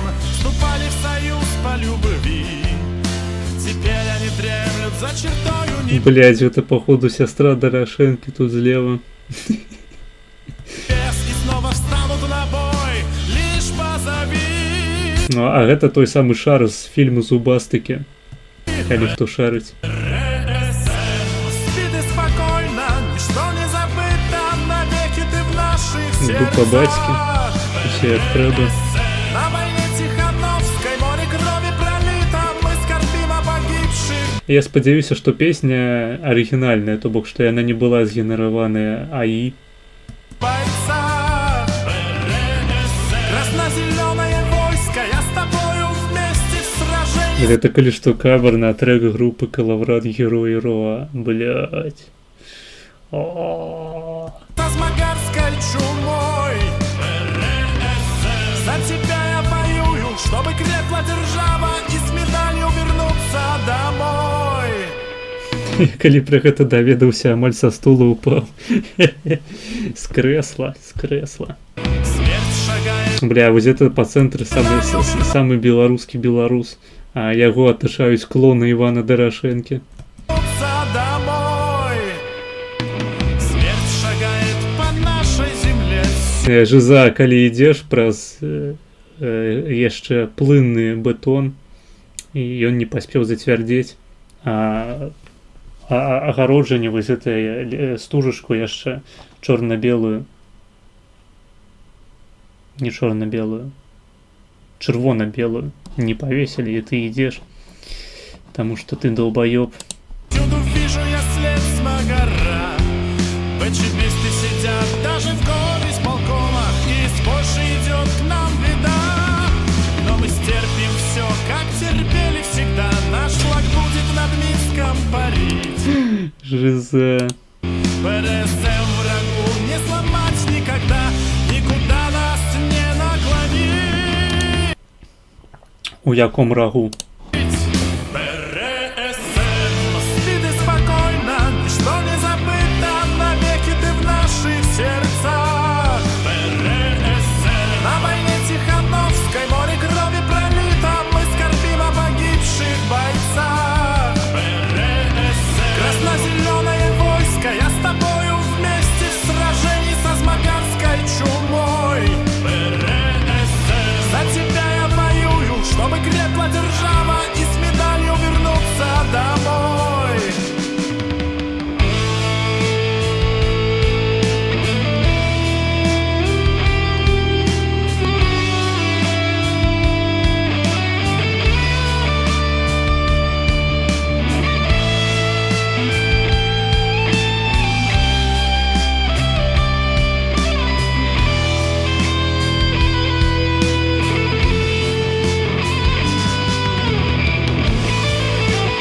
Я так разумею, за маской хаваецца Зянон Пазняк.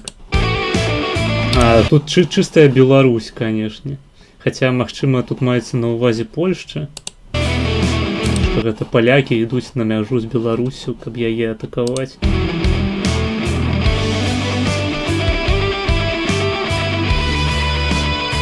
А што гэта павінна азначаць?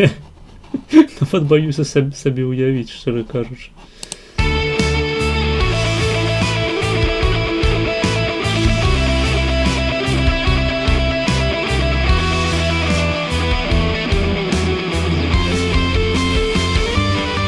Красно-белый террор с наркоманским лицом, стабильность превращается в дым.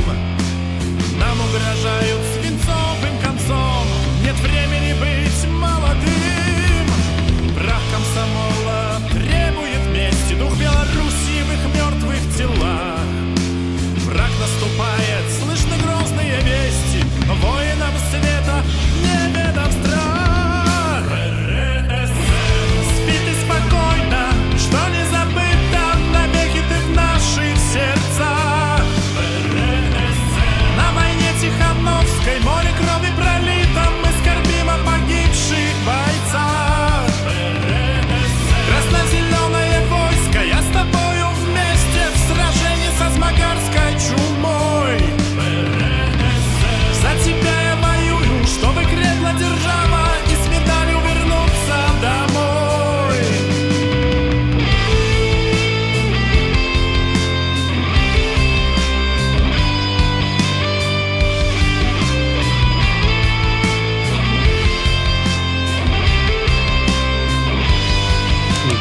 Калі б такі помнік стаяў у якім-небудзь Пінску ці Барысаве, я лічу, што было б проста ахуіцельна. Калі б яго яшчэ можна было пабачыць на пад'ездзе да места. Ведаеце, як у Нью-Вегасе стаіць гэты дыназаўр у Ніптане? Ніптан ці... Новак. Выбачаюся.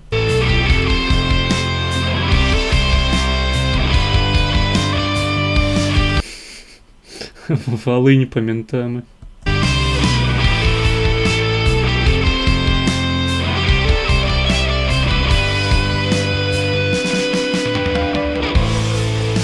Вось асабліва гэты чалавек вельмі разумны, адразу бачна.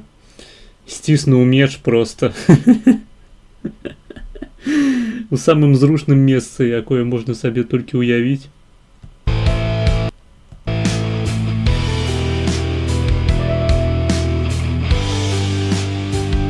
Бандераўцы.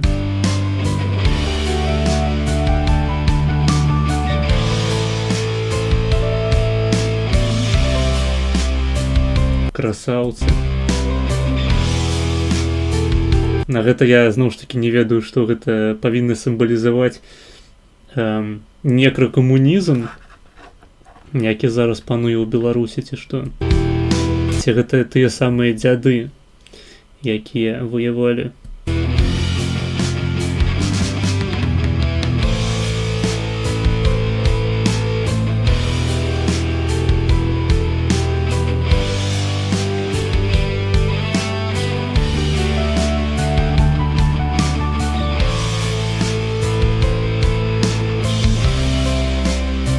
Вось пра што думаў чалавек, калі гэтую карцінку генераваў. Я спадзяюся, што гэта тролінг, таму што мне, шчыра кажучы, гэтая пікча нагадвае фільм Return of the Living Dead. Усім раю паглядзець, проста у хахату быў.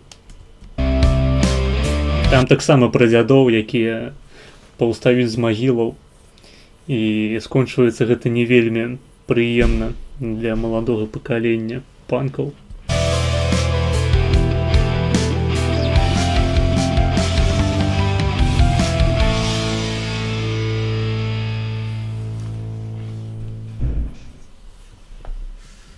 Так.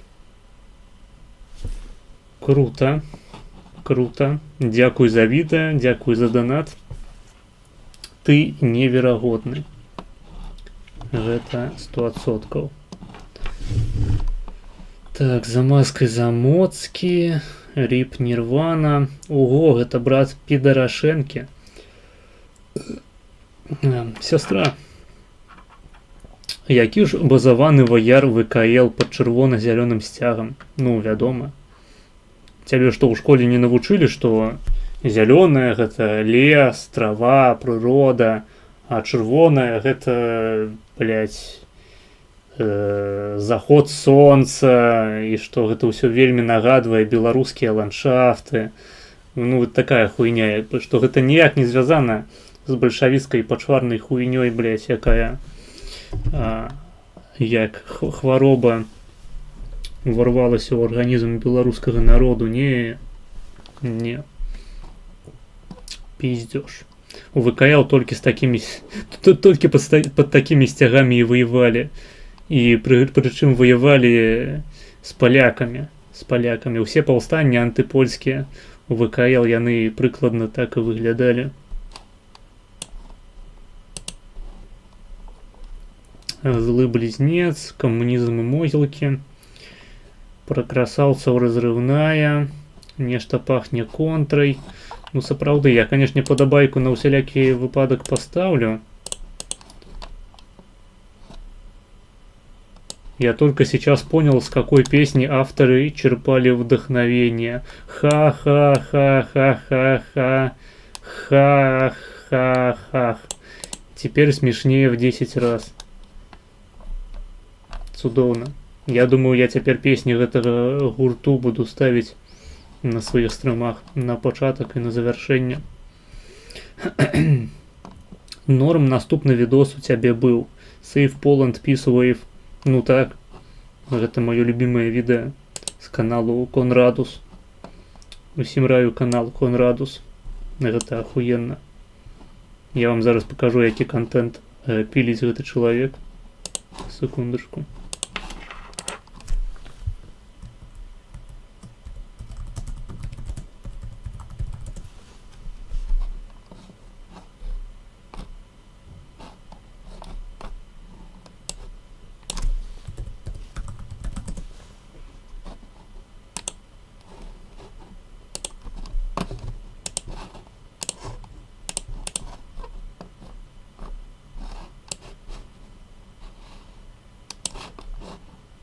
Вось гэта мне вельмі падабаецца, напрыклад. Такія бясплатныя 45 секунд відэа для вас з нагоды свята Дня Герояў.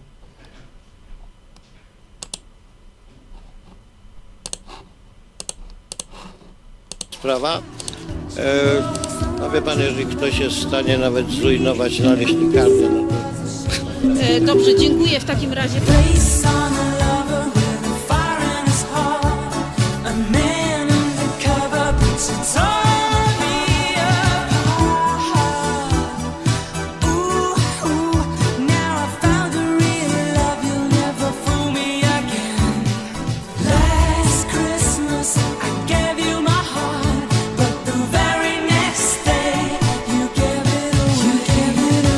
Szczęścia, sukcesu i tej siły, tego zjednoczenia, tej nadziei Państwu życzę z całego serca.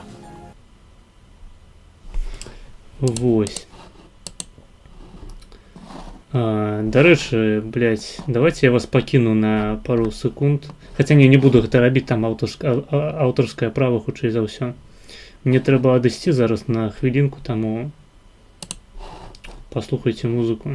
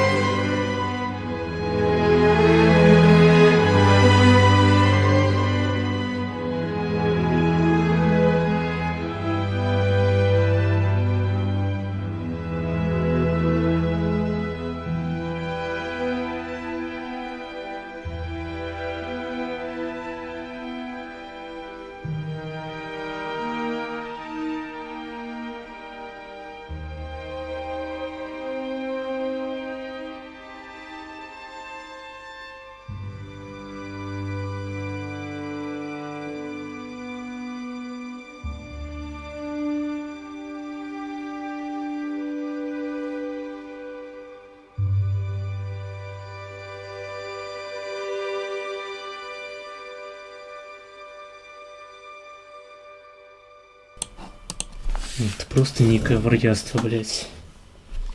Так, я з вами карацей.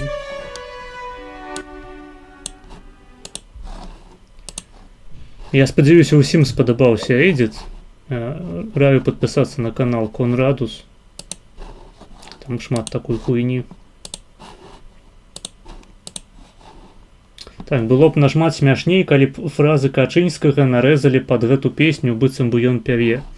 Я думаю, нешта такое можна знайсці ў інтэрнэце польскім. Ёсць цэлы канал, які робіць АІ песні на тэматыку пісу і Качынскага. Там дохуя гэтай рафляншчыны. Они превалируют. Почему? Ну, опять-таки, возвращаясь, да, почему? Потому что натуральные они дороже. Ты помнишь, да, я говорю, мы сегмент-то делаем там до $5 все, что мы делаем. Но до $5 этого получается много. Поэтому в натуральном выражении у нас именно белорусские препараты, они превалируют. Почему вообще зарубежные вот эти вражеские империалистические таблетки, а почему они вообще дороже? Ну, во-первых, начнем с того, это экономическая аксиома такая, да, они дороже почему? Потому что они качественные, да, вот как бы банально это не звучало. Ну, ты вот возьми там 7, там новую бумер поставить, да, и рядом Джили. Почему Джили в 3 раза дешевле стоит, а то и в 5? Ну, потому что бумер, он функциональнее, он упакован, он укомплектован, он качественнее. Именно поэтому. Но еще один момент есть. Ты должен понимать, что когда мы покупаем вот эти империалистические таблеточки, подлые, вражеские, мы-то их покупаем за что? Мы же их не за зайчики покупаем, мы их за валюту покупаем. А с учетом того, ты понимаешь, да, что у нас, когда мы говорим про белорусский рубль, здесь уже не идет риторика какой-то там волатильности, там, где это перманентная вообще как бы инфляция у нас. И поэтому уже только поэтому они будут у нас дорогие. То есть это, это причина. Дальше у нас еще есть, понимаешь, ну ладно, давай я буду тебе конкретики, потому что так сейчас мы будем очень долго рассуждать. Как вообще происходит ценообразование? Вообще, как формируется, как таблетка, вот ты приходишь в аптеку, покупаешь таблетку, она стоит $1. Откуда этот доллар вообще взялся? Говорить про лекарства, которые у нас произведены, я думаю, про белорусские лекарства даже нет смысла объяснять. Почему? Ну, потому что... Ну, как почему? Потому что тебе сколько сказали, столько ты поставил, да, то есть это не обосновывается, как бы, да, просто устанавливается цена. Справедливости ради, замечу, есть положительный момент один, как ни странно, у нас сегодня же не только там риторика такая, знаешь, кого-то обосрать, нет, мы люди такие объективные. Есть положительный момент, есть такая линейка препаратов в Беларуси, на которые цены, они императивно устанавливаются. Они не очень вот это экономически как бы обосновано, но это нужные и важные лекарства. И поэтому, честно сказать, ну я как потребитель, вообще это хорошо. Это вообще, не очень как бы для страны экономически выгодно, но, честно сказать, это хорошо. Для граждан это хорошо. Это маленькая вот это у нас ложечка меда в огромной бочке, сам понимаешь, с чем. Как формируется цена на иностранную таблетку? Ну, во-первых... Ну, то бок, коли ты просто сверху спускаешь цену на продукт, яким бы ён не быў важным, за яго заплоціць у такім выпадку, калі ты хочаш яго зрабіць таннейшым, чым ён ёсць на самой справе, за яго заплоцяць падатчыкі. Бясплатнага ніхуя няма. Таблеткі важныя фінансуюцца па ўсім свеце. Ну, гэта неправільна. Во-первых, как цена? Во-первых, производитель, ну и сам... Что значит финансуются, блядь? Это значит, что люди платят свои гроши за то, как лекаваць нейкіх бомжей, блядь. Ну, первичная цена. По-моему, хуёвая система. Правильно, производитель. Как он ее формирует? Ну, как и все, исходя из рыночных реалий и своих возможностей. Он учитывает там издержки свои, да, учитывает себестоимость, смотрит на конкурентов, примерно прикидывает и формирует цену. А дальше эта таблеточка, она едет в Беларусь. А что происходит дальше? Эта таблеточка приезжает в Беларусь, и мы на нее устанавливаем, на эту таблеточку, предельную отпускную цену, за которую по умолчанию выйти ты не можешь. Как это делается на практике? Я тебе расскажу, как это делается в теории, ну как это преподносит. Как это на практике происходит, это, честно говоря, я даже думать об этом не хочу. А в теории используются опять-таки вот эти референтные показатели. Ну, типу, наприклад, той же інсулін для діабетиків хіба коштує доволі шмат. Ну і. Ну, шмат коштує. Значить, діабетикам треба шмат заробляти. Не розумію. Кватери так само шмат коштують. Це означає, що я повинен отримувати квартиру безплатную, чи що? То есть мы... Что хтось повинен заплатить за меня просто тому, что я не могу себе дозволить квартиру. смотрим, сколько Накольки далеко ты с таким принципом готовы зайти? стоит таблетка в Украине, в Прибалтике, в Польше, там в России, странах, которые нас окружают. Мы берем за отчетную такую точку отсчета, мы берем цену в стране производителя, мы прикидываем нашу покупательскую способность и где-то вот столько, и устанавливаем вот эту предельную отпускную цену. Ты должен понимать, что любой производитель здесь, конечно, будет педалировать свои интересы, потому что чем выше цена, тем больше я заработаю. Почему? Но опять-таки инфляционные риски. У нас вот эту подушку у нас стараются все заложить, да, как бы, ну, там, те же застройщики, девелоперы, они на самом деле делают то же самое. Они делают то же самое, почему? Потому что, Ну, квартиры есть альтернатива, а инсулину не. Ну, сенсі, а які есть альтернативы квартиры? Ну, допустим, для мяне здымаць жытло таксама непад'ёмна. Я столькі не зарабляю, каб здымаць жытло сабе, арендаваць. Ці гэта азначае, што я павінен атрымаць жытло бясплатна? Не будзеш яго калоць, здохнеш абассаўшыся. Не будзе ў цябе даху над галавой, здохнеш абассаўшыся. Вось як жоўты кут. Ну і схуялі, хтосьці павінен за цябе плаціць. Калі ты просто бомж, блядь. Ну, гэта твоя праблема. Калі ты бомж, калі што, я просто зараз тлумачу, мабыць, хтосьці яшчэ не зразумеў, у мяне правыя погляды, і калі ў цябе правыя погляды, ты лічыш, што любы бомж, блядь, любы жабрак, ён, па-першае, сам прывёў сябе да такой сітуацыі, дзе ён бомж і жабрак, а па-другое, гэта ягоная, блядь, уласная праблема, і нічыя больш. Вось. Калі вы лічыце іначай, то вы левак. У мяне для вас такія, магчыма, благія, хаця, улічваючы вашыя погляды, магчыма, і ахуительные навіны. ну, рубль, он нестабильный. Чем больше ты заложишь, потому что тут инфляция у нас не... Я агулам супраць дзяржаўнай медыцыны і супраць дзяржаўнага цэнаўтварэння.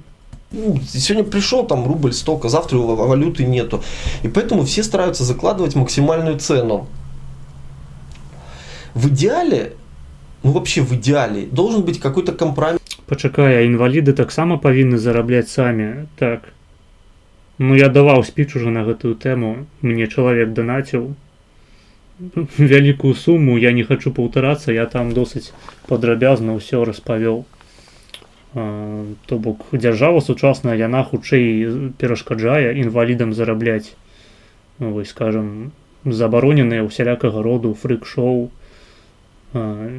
Інвалідам забаронена прымаць некаторую працу на сябе просто таму, што дзяржава так вырашыла. Я лічу, гэта неправільна. Інвалідам трэба дазволіць рэалізаваць сябе так, як яны хочуць. Ну, ніхто не нараджаецца з ідэальнымі умовамі.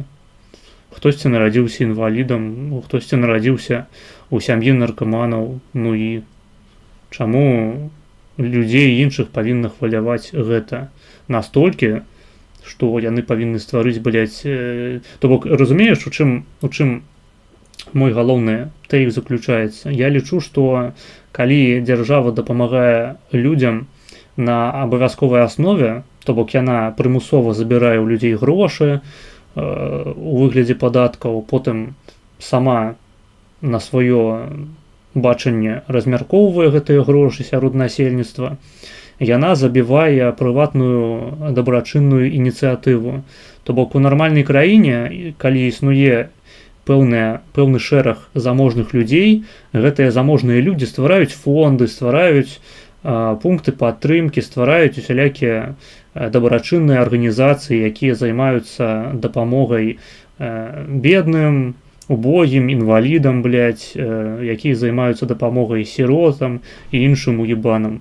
просто таму, што ім няма куды свае грошы падзець, яны добраахвотна хочуць зрабіць добрую справу, вось, дапамагчы такой уязвімай частцы свайго грамадства. А калі дзяржава забірае ў іх усе грошы з нагоды таго, што трэба карміць галодных дзяцей, то у людзей з'яўляецца ў галаве думка аб тым, што яны ўжо свой унёсак зрабілі у забеспячэнне такіх частак насельніцтва, скажем, інвалідаў. І ў такіх умовах усё проста залежыць ад таго, наколькі ў нас сумленныя людзі знаходзяцца ва ўладзе, наколькі сумленна яны гэтыя грошы, якія яны забралі у заможных людзей, будуць марнаваць сапраўды на карысныя рэчы альбо на маральныя з літары М рэчы, не амаральныя. У мяне, напрыклад, такой упэўненасці няма. То бок, па-першае, калі у нас у грамадстве працуе не дабрачыннасць, а чыста дзяржаўная падтрымка, то пэўную частку грошай, якія гэтыя чыноўнікі забіраюць у людзей, яны павінны пайсці на кармленне чыноўнічага апарату. То бок, табе трэба адсцягнуць грошы тым людзям, якія збіраюць падаткі, потым табе трэба адсцягнуць грошы, якія будуць размяркоўваць гэтыя падаткі, і ў выніку сума, якая дойдзе да нават тых жа самых дзяцей ці інвалідаў, будзе нашмат меншая за тую, якую мог бы проста беспасрэдна заданаціць які-небудзь эксцэнтрычны мажор. Вось. Таму павінны быць створаныя на рынку проста такія ўмовы, у якіх людзям не перашкаджаюць зарабляць грошы і не перашкаджаюць гэтымі грашыма распараджацца. І ў такіх умовах людзі проста будуць данаціць. Дзяржава гэта паразыт у такой сістэме. Яна не выконвае ніякай функцыі, якую б не выконвалі заможныя людзі без яе. Вось. Тая ж самая логіка, той же самы прынцып перакладаецца на ўсе іншыя аспекты працы грамадства. Вось. А агулам, ты нарадзіўся з лімонамі, рабі ліманад. Зноў ж такі, так мысляць правыя. Калі вы лічыце неяк па-іншаму, то вы, скажем, у найлепшых умовах ліберал класычны. І вы лічыце, што кожнаму чалавеку павінны быць створаныя роўныя умовы, з якіх ён павінен стартаваць. І толькі такое грамадства можна назваць справядлівым. Я лічу іначай. Я не ліберал. Ёсць у мяне такая хіба. Я не прытрымліваюся ліберальных каштоўнасцяў. Плакі-плакі. Фонды, как правило, для отмыва средств открываются. Кроме того, упрощается процесс передачи наследства и получаются налоговые преимущества. А ты ніколі не задумываўся аб тым, што калі б дзяржава не лезла, у працэс перадачы спадчыны, то людзям не прыходзілася б рабіць нейкую юрыдычную гімнастыку вырабляць для таго, каб перадаць з дапамогай фондаў нейкія грошы ці нерухомасць наступнаму пакаленню. То бок, ці не здаецца табе, што ў гэтым выпадку дзяржава вырашае праблему, якую яна ж сама і стварыла? Задумайся. Дык чыноўнікі ў фондзе будуць проста прыватныя, а не дзяржаўныя. Ды не факт. Па-першае, не факт, па-другое, ты ж сам можаш вырашаць, колькі ты са свайго кашальку каму заплоціш. Вось. А ў выпадку дзяржавы ты ніхуя не вырашаеш. Ты аддаеш свае грошы, па-першае, ты заплоціш чыноўнікам, але што горш, нашмат горш, ты заплоціш, за іхнія нерухомасці, за іхных дзяцей, таму што частку з гэтых грошай проста яны самі спіздзяць, І ты гэта ніяк не пракантралюеш. У адрозненне ад твайго прыватнага фонду, дзе ты кожнага асобнага ебаната можаш адтуль выпіздзіць проста таму, што ён табе не спадабаўся. У выпадку з дзяржавай гэта так не працуе, таму што ты дзяржаве проста аддаеш свае грошы і яны знікаюць з-пад твайго кантролю. ты далей імі не распараджаешься. Імі распараджаюцца нейкія уебаны, якія ў жыцці ніводнага злотага, ніводнага рубля, ніводнага даляра ці еўра не зарабілі шчырай працай, а нажываюцца на працы найбольш паспяховых эканамічных рынкавых элементаў, рынкавых суб'ектаў. Богатые люди без контроля государства положили бы болт на инвалидов. Какой им смысл их содержать? Ну, ты будешь здзіўлены, але інваліды да сённяшніх дзён, яны неяк, блядь, дажылі. І інваліды існавалі і да таго, як дзяржава пачала рэгуляваць інвалідскія справы. Існавалі розныя спосабы для гэтых людзей зарабляць. Інвалід не абавязкова павінен працаваць фізычна. Разумееце, ёсць такая хуйня. Ёсць інваліды, якія стварылі ў свой час вельмі істотныя просто галіны навуковыя, скажем, які-небудзь Хокінг. Хаця, зноў ж такі, окей, Хокінга можна сказаць, што Хокінгу дапамагла дзяржава, хаця, зноў ж такі, я не магу судзіць, наколькі там моцна яму гэтая дзяржава дапамагла. Хутчэй за ўсё, большую частку просто, зноў ж такі, надонацілі знаёмыя, але не ведаю, якіх можна вядомых асобаў з інваліднасцю прывесці. Сляпыя ўсялякія музыкі, якія развіваюць свае таленты насуперак, а часта нават дзякуючы таму, што з прычыны пэўных недахопаў сваіх прынароджаных, скажем, уроджаных недахопаў, такіх як слепата, яны развілі лепей іншыя свае сэнсорныя сістэмы. Скажем, вось, напрыклад, было такое інтэрв'ю з Корвінам у сляпога масажыста. І можаце знайсці гэты відос на Ютубе, ён ляжыць. Ён называецца нешта тыпу... Карацей, пішаце Корвін масажыста, знойдзеце, хто польскую мову ведае, зможаце азнаёміцца. І там інвалід, ён акурат выказваецца на тэму таго, што вось з аднолькавай колькасцю ведаў сляпы масажыст, вось такі як ён, будзе нашмат лепшым спецыялістам у сваім ремястве, чым масажыста бачачы. Просто таму, што ён не карыстаецца дапаможнымі сэнсорнымі сістэмамі, такімі як зрок, і чыста на дотык усе гэтыя рэчы, усе гэтыя мышцы, усю анатомію, усю фізіялогію чалавека такую. Ну, я не ведаю, наколькі, ў прынцыпе, важна для масажыста ведаць менавіта, што фізіялогію, той же там, якую-небудзь міялогію ці остеалогію, але, ну, прынамсі там, скажам, анатамічна ён нашмат лепей гэтыя ўсе пункцікі на целе здольны знайсці, чым бачачы масажыста. Здавалася б, чалавек інвалід, яму трэба плаціць ахуительныя нейкія сацыяльныя пасобі, якія наадварот знізяць ягоную матывацыю, каб развівацца ва ўласнай галіне, той ці іншай, якая б яна не была. Я згубіў думку.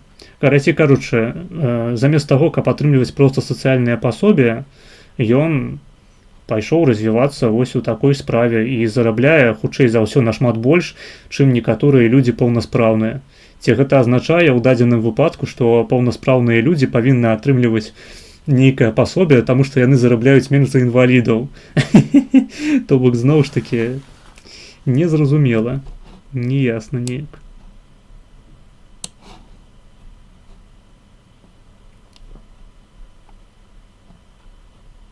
Фонды от альтруизма не открывают.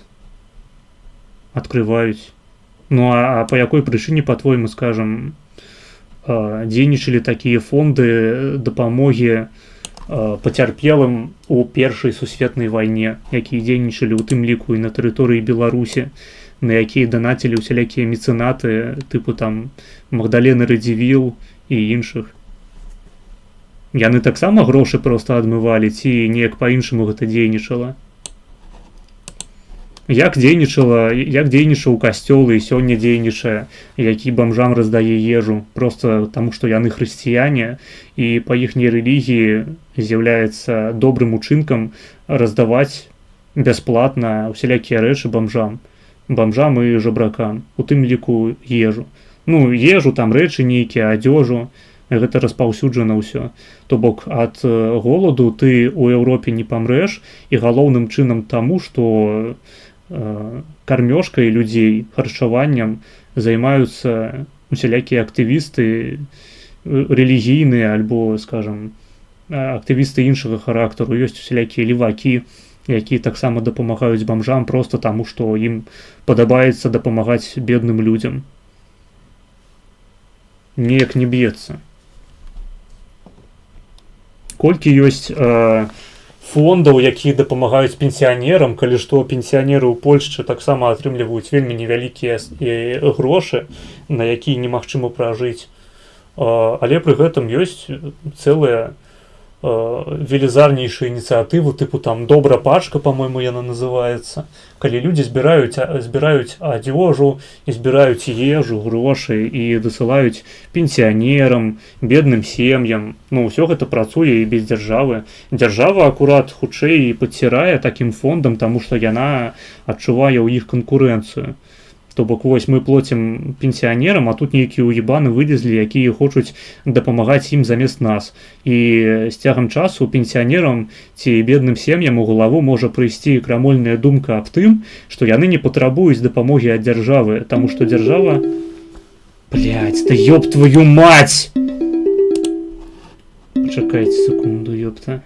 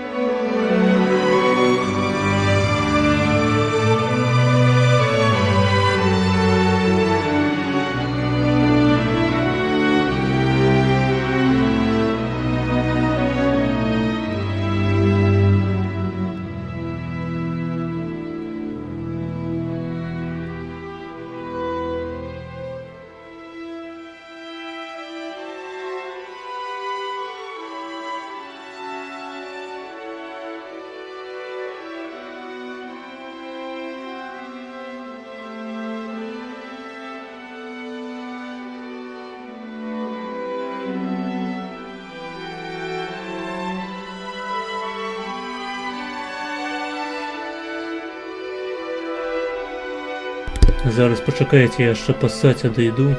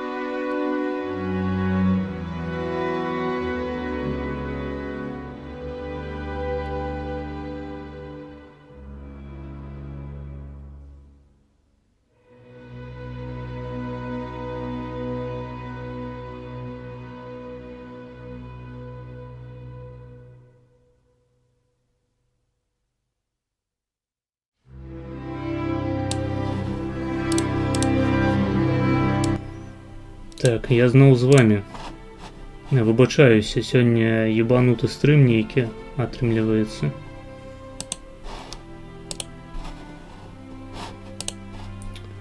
Але я спадзяюся, што вы церпіце, таму што Христос цярпеў і вам велеў. Таму давайце там. Трымайцеся за себя і за Сашку. Так. На чым я спыніўся? Я, по-моему, пиздел нешта наконт таго, што... Наконт чаго? Наконт таго, што у бедных сем'яў і пенсіянераў, скажем, у інвалідаў можа з'явіцца крамольная думка, што ім не патрэбная дзяржава, блядь. І што яны, напрыклад, не хочуць плаціць дохуя падаткаў за тое, каб яна функцыянавала на такім узроўні. Таму што інваліды таксама плацяць падаткі. Скажем, калі яны вядуць бізнес і плацяць падаходны падатак. Я ўжо не кажу там пра беларускія умовы, калі працадаўца павінен заплаціць за цябе яшчэ і ФФЗН, блядь, і яшчэ нейкі хуен.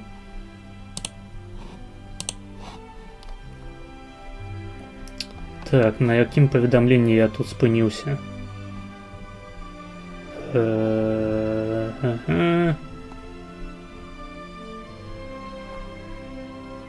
Зверху піша чалавек, які паходу ніколі ў жыцці не жыў у хрысціянскіх краінах заможных. Дахера робіцца маленечкіх хвондаў ад тых жа хрысціянскіх сабранняў, дзе людзі выключна з сярэднім доходам. Ну, походу так. Государство не создало проблем в данном случае, а заставило поделиться средствами с инвалидами по факту через фонды. Что, блядь? Ты вось прачытаў бы спачатку, што ты напісаў перад тым, каб высіраць гэта ў чаце ў маім.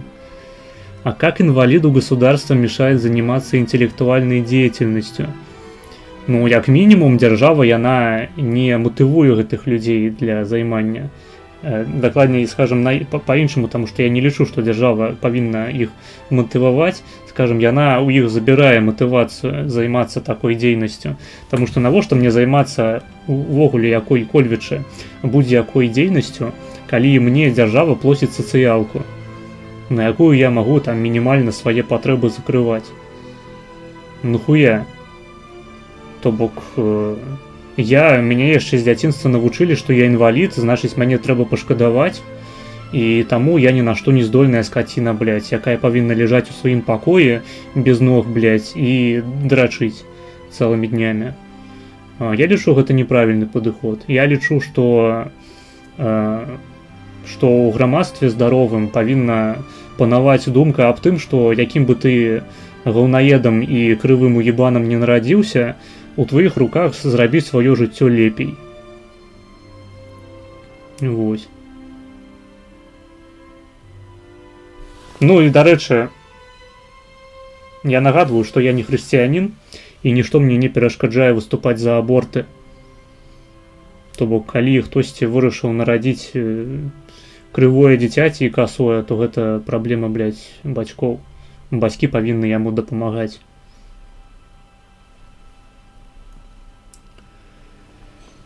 Вось, гэта першы момант. Другі момант. Дзяржава можа перашкаджаць высокімі падаткамі і цэнзурай, напрыклад. То бок, калі б які-небудзь беларус-інвалід хацеў бы завесці свой канал на Ютубе і распавядаць пра палітыку, пра якія-небудзь інтэлектуальныя сферы дзейнасці, скажем, ён бы адвучыўся нават ва універсітэце, стаў бы спецыялістам у нейкай галіне, але вырашыў бы весці свой канал на Ютубе. Ён бы гэта не змог рабіць, таму што рана ці позна да яго пагрукаліся ў дзверы і, блядь, попрасілі больш свае відэа ахуительныя не выкладваць у інтэрнэт. Таму што, скажам, абмяркоўваючы нейкі эканамічны аспект ці палітычны, ён напіздзеў там на Лукашэнку. І ў такой сітуацыі любы іншы даўбаёб, просто звычайны беларус мог бы пайсці на фізычную працу у які-небудзь Макдональдс і там, уласна кажучы, зарабляць сваімі рукамі, просто фізычна. А інваліду такая функцыя недаступна. То бок, уводзячы цэнзуру, дзяржава фактычна абмяжоўвае гэтых людзей, не дазваляе ім развівацца і рабіцца медыаперсонамі вядомымі. Зноў ж такі. Вось як яшчэ дзяржава можа абмяжоўваць інтэлектуальную дзейнасць.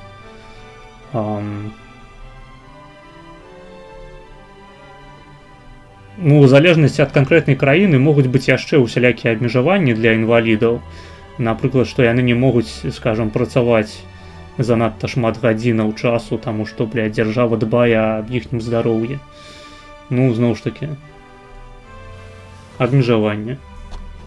Я лічу, што дзяржава ў прынцыпе не павінна ўваходзіць у пытанне паміж працадаўцай і працаўніком. Ні ў які, абсалютна. Просто не павінна быць ніякага працоўнага кодексу, не павінна быць ніякай мінімальнай ЗП, усё павінна быць спушчана на рынок. Гэтыя пытанні павінны вырашацца паміж працадаўцай і працаўніком. Калі працаўніку не падабаюцца ўмовы працадаўцы, то ён проста пасылае працадаўцу нахуй і шукае іншую працу. Толькі так гэта павінна працаваць. Таму што не глядач маргінезу, то ці камуніст. Чаму што не глядач маргінезу, то ці камуніст, то анархіст?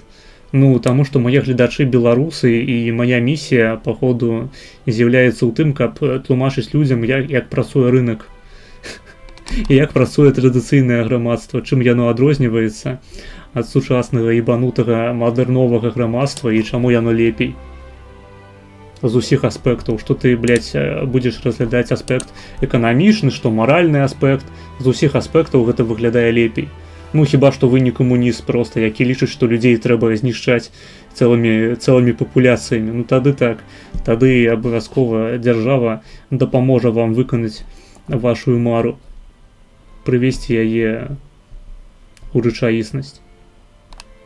Я нагадаю, забіваць масавых інвалідаў прыдумала дзяржава. І ніводнае традыцыйнае грамадства гэтым не займалася.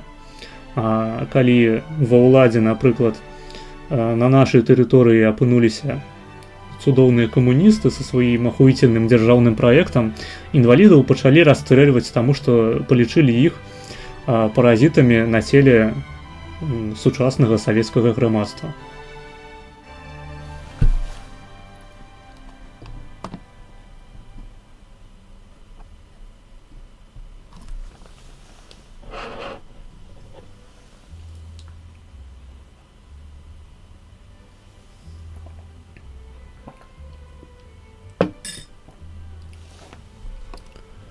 Так, можа вельмі рэалістычна зрабіць тайскі масаж з заканчэннем у дзірку ад вока. Чаму б і не? Кожны зарабляе як можа. Я абсалютна ўпэўнены, што ў сённяшніх умовах існуюць канторы, якія такія паслугі прадстаўляюць людзям, але яны вымушаны існаваць падпольна. Хокінг, кстати, леваком был. Ок. І што? Маргінез, што табе не падабаецца ў лібертарыянстве? Лібертарыянства, яно проста вельмі рознае. Не існуе ніякай агульнай лягічна сканструяванай сістэмы поглядаў лібертарыянцаў. То бок я, у прынцыпе, досыць прыхільна стаўлюся да палеолібертарыянцаў. Хаця, зноў ж такі, у мяне асноўная праблема з лібертарыянцамі заўсёды была у дамове пра неагрэсію. Я не разумею, на якім прынцыпе гэта павінна існаваць, ну, матэрыяльным, фізыкальным. Як гэтая дамова дапаможа, проста сам факт яе наяўнасці дапаможа спыніць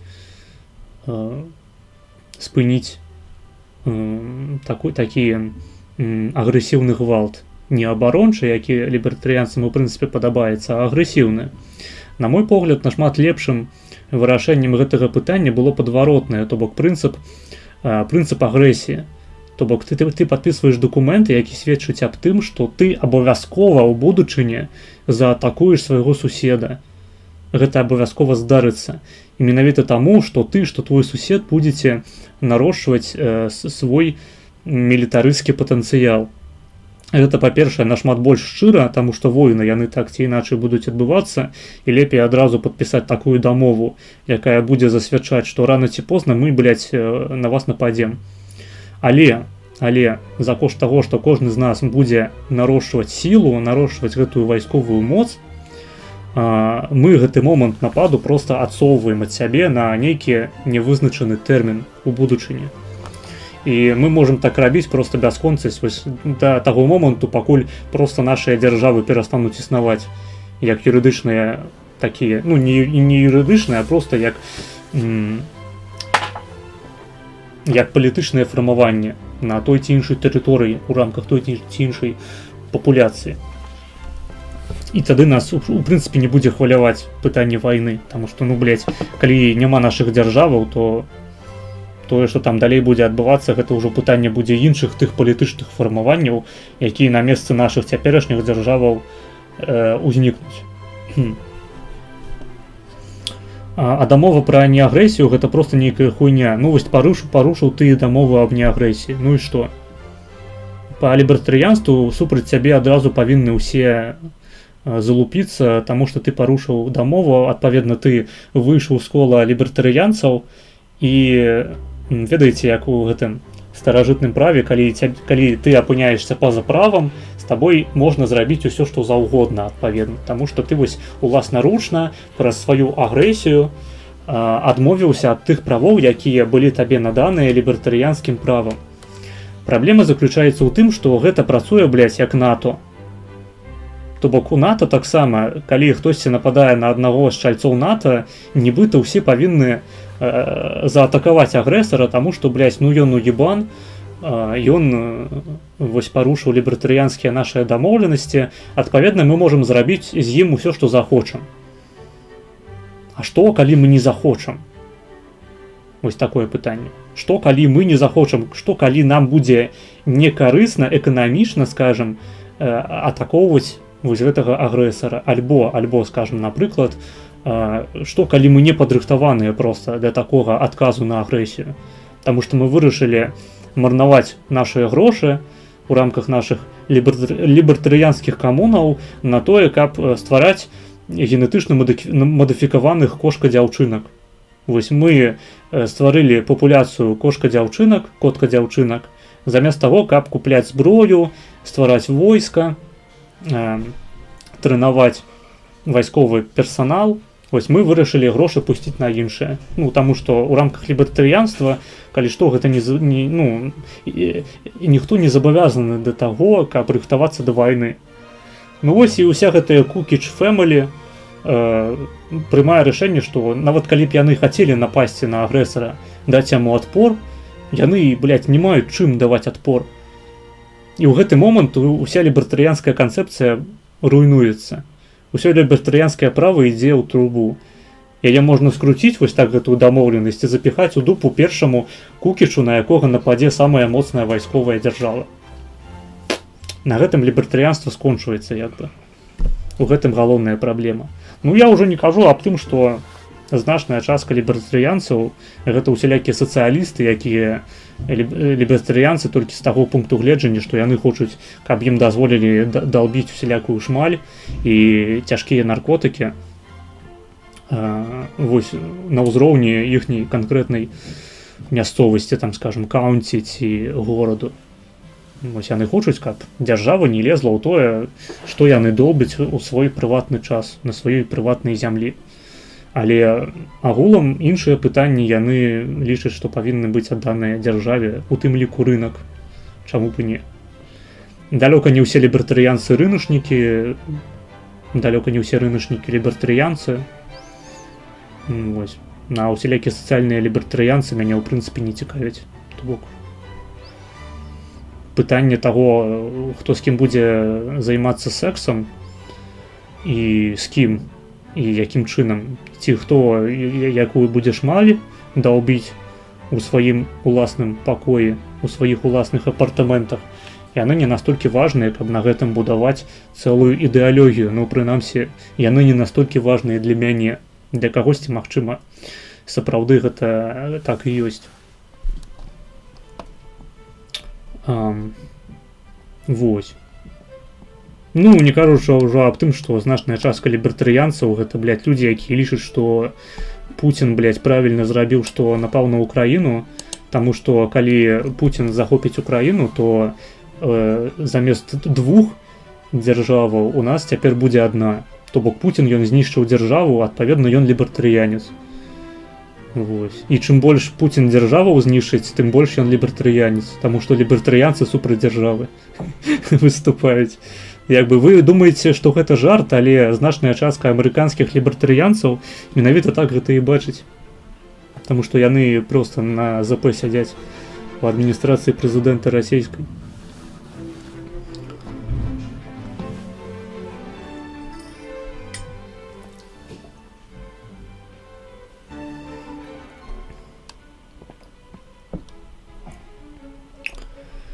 Да, не так давно была новость, где собирали одежду беднякам, а по трекеру выяснилось, что одежда попала на секонд в Германию. Ну, где яе купили бедняки. Правильно? За копейки. То бок яны ўсё ж таки пайшлі беднякам. Чэл адзенне і абутак збіраюць і перапрадаюць у краіны па тыпу РБ і іншых бонж краін з заходняй Еўропы дзесяткі год. Так працуюць літаральна ўсе секанды і стокі ва ўсходняй Еўропе. Добрай раніцы. Яшчэ 4 гады таму з Беларусі ў Польшчу пастаянна курсіравалі мікрыкі, набітыя дабрачынным адзеннем. Дык секонд гэта ж адзенне для бядоты, ўсё правільна. Табе нават у чаце адказалі на твоё трызненне. Шел там Красный Крест, одежду собирал, а оказалось она на секонде в Боснии, не Германии перепутал. Ну, Чырвоны крыж, сапраўды, кантора просто, якая існуе для адмывання грошай. Але грошы-то хто адмывае ў Чырвоным крыжы? Дзяржавы. Добрай раніцы. Чырвоны крыж гэта не адзіная кантора, не адзіны фонд, які займаецца дабрачыннасцю. Упс. Блять, свайпнуўся чат. Секунду. Некалькі грошай за пранне. Гэта схема існуе дзесяткі год, і, блять, упершыню пра гэта пачуў. Жартую, калі што, церпім. Як па-іншаму секанды працаваць павінны. У бонж краінах з усё кантралюючай дзяржавай ніякай іншай дабрачыннасці не будзе. Ну, паходу, гэта вось акурат той тып чалавека, які вырашыў у Беларусі, напрыклад, змагацца з секонд-хендамі, каб людзі куплялі сваё. І яны такім чынам збіраюцца падтрымаць беларускую эканоміку. Вось, і дапамагчы бедным. Праблема толькі ў тым, што бедныя будуць у выніку марнаваць нашмат больш грошай, каб купіць прадукцыю беларускага вытворніцтва. А маглі б купіць замежныя вось гэтыя анучы за 2 копейкі і шчасліва ў іх хадзіць наступныя 10 год.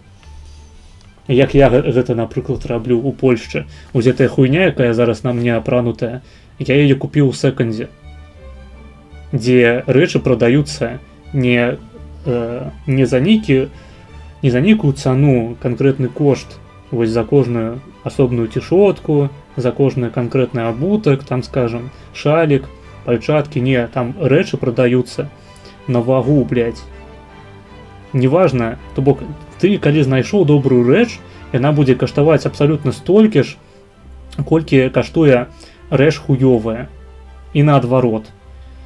Гэта яшчэ памінаючы той факт, што у секондах таксама бываюць распродажы альбо дні, калі ёсць велізарная зніжка, таму што адбываецца прывоз прадукцыі, і можна купіць, блядь, тыя ж самыя рэчы яшчэ на 80% танней.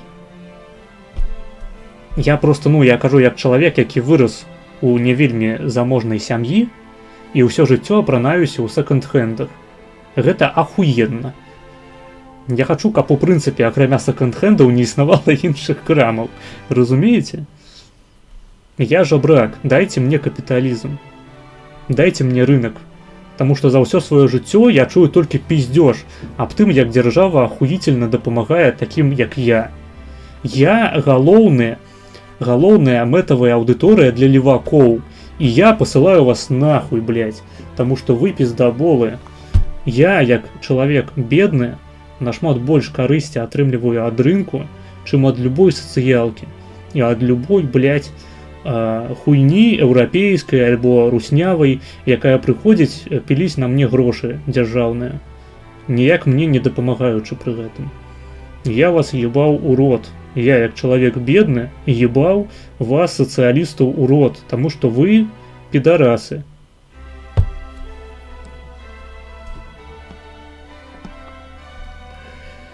Ну, конечно, секонды по дешману у благотворительных организаций и должны закупать. Для чего же еще нужны благотворительные организации? Ты ебанутый? Вот снова ж таки. Что значит закупать у благотворительных организаций? Не разумею. Я нагадываю, ёсць организации добрачынныя, якія просто збіраюць бесплатно. Это нават у Беларусі існуе такая хуйня. Я, правда, не ўпэўнены, што там зноў ж таки частку гэтых рэчаў хтосьці не пиздзіць, але фонды тыпу добра пачка, я зноў ж таки прыводзіў ужо прыклад, польская ініцыятыва, якая збірае проста рэчы па школах, па універсітэтах, рэчы, ежу, можна грошы дасылаць туды, таму што там таксама ёсць рэквізіты ўсе на сайце. У чым твоя праблема? Скажы, калі ласка.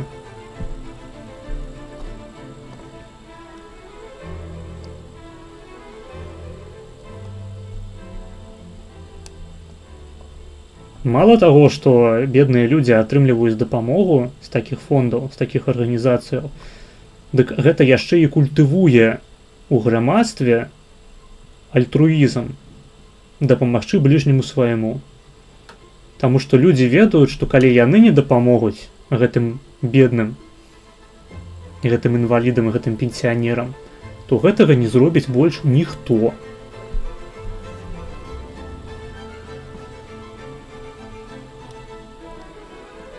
Я раю памацаць траву, ты літаральна не можаш зразумець, што ў краінах жабрацкіх па-іншаму гэта не можа працаваць, і што акрамя чырвонага крыжу існуюць мільёны фондаў мясцовых. Пра што і гаворка.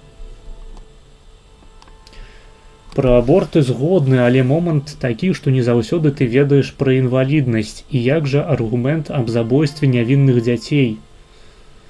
Мне похуй. Мне похуй на тое, што хтосьці забівае нявінных дзяцей, калі гэта іхныя дзеці. Нагадваю, дзеці гэта прыватная ўласнасць бацькоў. Бацькі са сваімі ўласнымі дзецьмі могуць рабіць усё, што ім захочацца. У тым ліку аборт. Выбачаюся, я картавы уебан. Аборт. Дароў, што я прапусціў? Хто комух? Ну, вось нейкі чалавек з нікам нацбол, што не дзіўна, дарэчы, таму што нацысты левыя ўсе пагалоўна. Яны проста не разумеюць, як працуе эканоміка. у іхняй галаве, калі дзяржава прыйдзе і ўсё забароніць, потым забярэ грошы ва ўсіх заможных і раздасць усім жабракам, то гэта будзе ахуенна. Гэта будзе эфектыўная сістэма размеркавання рэсурсаў, у якой усе будуць задаволеныя, акрамя жыдоў, таму што жыды, блядь, прыдумалі капіталізм. І рынок таксама яны прыдумалі. Вось. То бок галоўная праблема ў габрэях, а дзяржава гэта ахуенна. То бок, калі ў нас сацыялізм, але гэта сацыялізм белы, то ўсё ідэальна, ідэальна.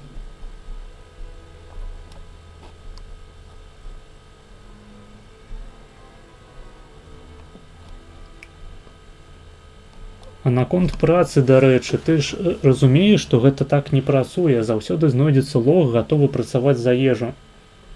Ну і? Асабліва, калі межы адкрытыя. Ну і? Ну, па-першае, межы не абавязкова павінны быць адкрытыя. Я не анархіст.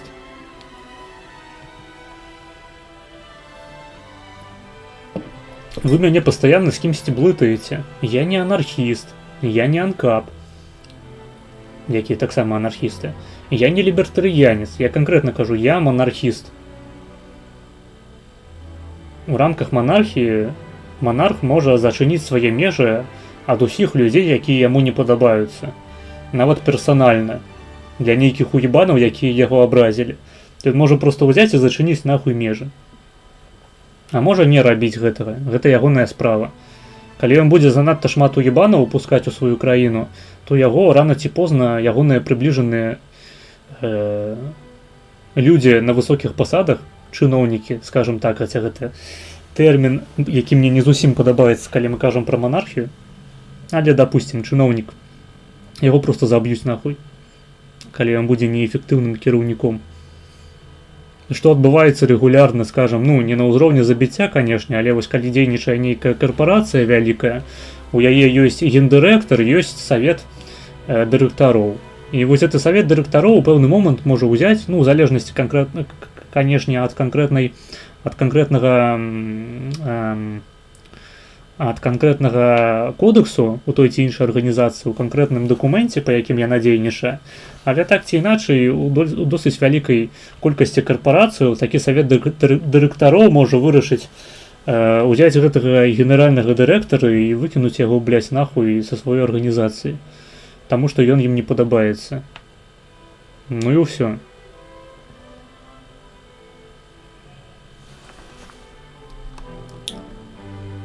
Так, конечно, и эти фонды не создаются для откатов или серых схем.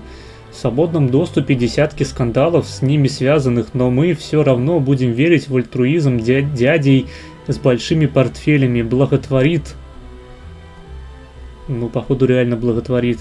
Чайл, ты мне приводишь у прыклады сучасныя фонды, якія існуюць ва ўмовах дзяржаваў.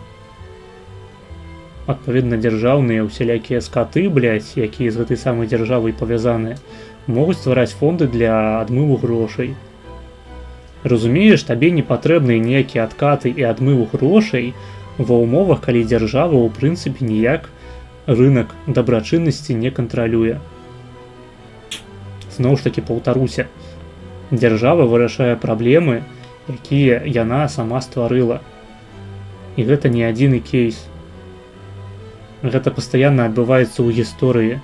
Дзяржава прыдумала дэмакратыю, прыдумала агульнае выбарчае права, каб потым задацца пытаннем, каб потым сказаць, што ў нас ёсць цяпер выбарчае агульнае права, але у нас, блядь, народ неадукаваны. Давайте вырашаць пытанне таго, што народ неадукаваны. Вось. Трэба стварыць дзяржаўную школу потым. Потым апыняецца, што дзяржаўная школа, яна, блядь, не выконвае той функцыі, ну, насамрэч выконвае, але яна не выконвае, яна выконвае тую функцыю, якая ў яе была закладзеная, але гэта функцыя не адукацыйная. Ну і атрымліваецца, што ў нас усё роўна большая частка грамадства гэта усялякія некампетэнтныя уебаны. Вось. Ну і дзяржава кажа, ну, блядь, тады давайте мы забярэм цяпер гэтае права выбору, давайте будуць галасаваць выключна ўебаны, якіх раней павыбірала сабе быдла якое-небудзь. Так нараджаюцца дыктатуры. Вось, і гэтак далей. У выпадку з фемінізмам, напрыклад, тая ж самая хуйня. Спачатку у нас... Дарэчы, на прыкладзе фемінізму гэта будзе яшчэ лепей бачна. Таму што у нас спачатку выбарчыя правы атрымліваюць жанчыны. Давайте не на прыкладзе выбарчых правоў, давайте на прыкладзе працы. У нас права на тое, каб працаваць, каб атрымліваць адукацыю, атрымліваюць жанчыны. Ось, то бок жанчыны пачынаюць працаваць так жа, як мужчыны, ўсё окей. Феміністкі дамагліся свайго. Іх прыгняталі стагоддзямі, і вось цяпер ім дазволілі працаваць у шахце і на іншых працах, з якімі раней мелі дачыненне толькі мужчыны. І потым паўстае пытанне: блядь, вось мы працуем разам з мужикамі, але потым, калі мы прыходзім дадому, мы вымушаныя яшчэ і сядзець з нашымі дзяцьмі. Вось, і адпаведна, блядь, гэта несправядлівая сістэма, таму што мужикам не прыходзіцца столькі сядзець з дзяцьмі. Як гэтую няроўнасць вырашыць? Ну, адзін шлях, напрыклад, мы можам павялічыць пенсію для жанчынаў, таму што яны як бы працуюць удвая больш. Вось яны працуюць на звычайнай працы і працуюць з дзецьмі, яны выхоўваюць дзяцей. І гэта таксама вялікая цяжкая праца. Трэба павялічыць пенсію, блядь. Альбо трэба, скажам, павялічыць заробак для жанчын, таму што яны вымушаныя працаваць на две стаўкі. Адна стаўка ў сям'і, другая стаўка вось менавіта на працы, дзе яна працуе разам з мужикамі.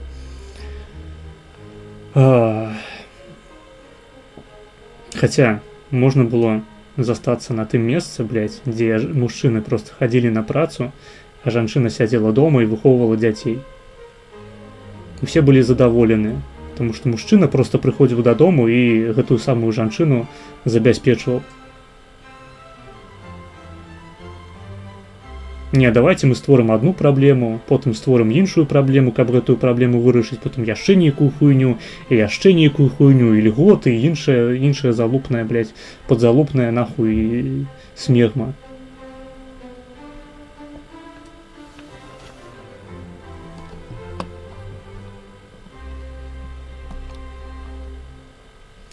Што можа адмываць сабранні, дзе ў людзей у ЗША заробак па 50к ў год? Ну, чалавек не разумее, то бок ім прыводзіць у прыклад усялякія міжнародныя арганізацыі, якія яшчэ да таго звязаныя з вялікімі дзяржавамі, з іхнімі інтарэсамі, і на прыкладзе вось гэтых самых вялікіх кангламератаў, якія звязаны менавіта што з дзяржавамі, з функцыянаваннем дзяржавы, якой пастаянна прыходзіцца адмываць грошы. Ну, напрыклад, такой дзяржаве, як Расія, якая проста піздзіць грошы ў свайго насельніцтва і выводзіць іх ва ўласныя афшоры. Ім трэба нейкім чынам гэта усправядлівіць. Праз тыя самыя фонды, напрыклад. Па-мойму, тут як бы корань праблемы ляжыць не ў фондзе, а ў дзяржаве. Паўтаруся. Блять, у трэці ўжо раз. Табе не трэба адмываць грошы ў сістэме, калі няма ад каго хавацца.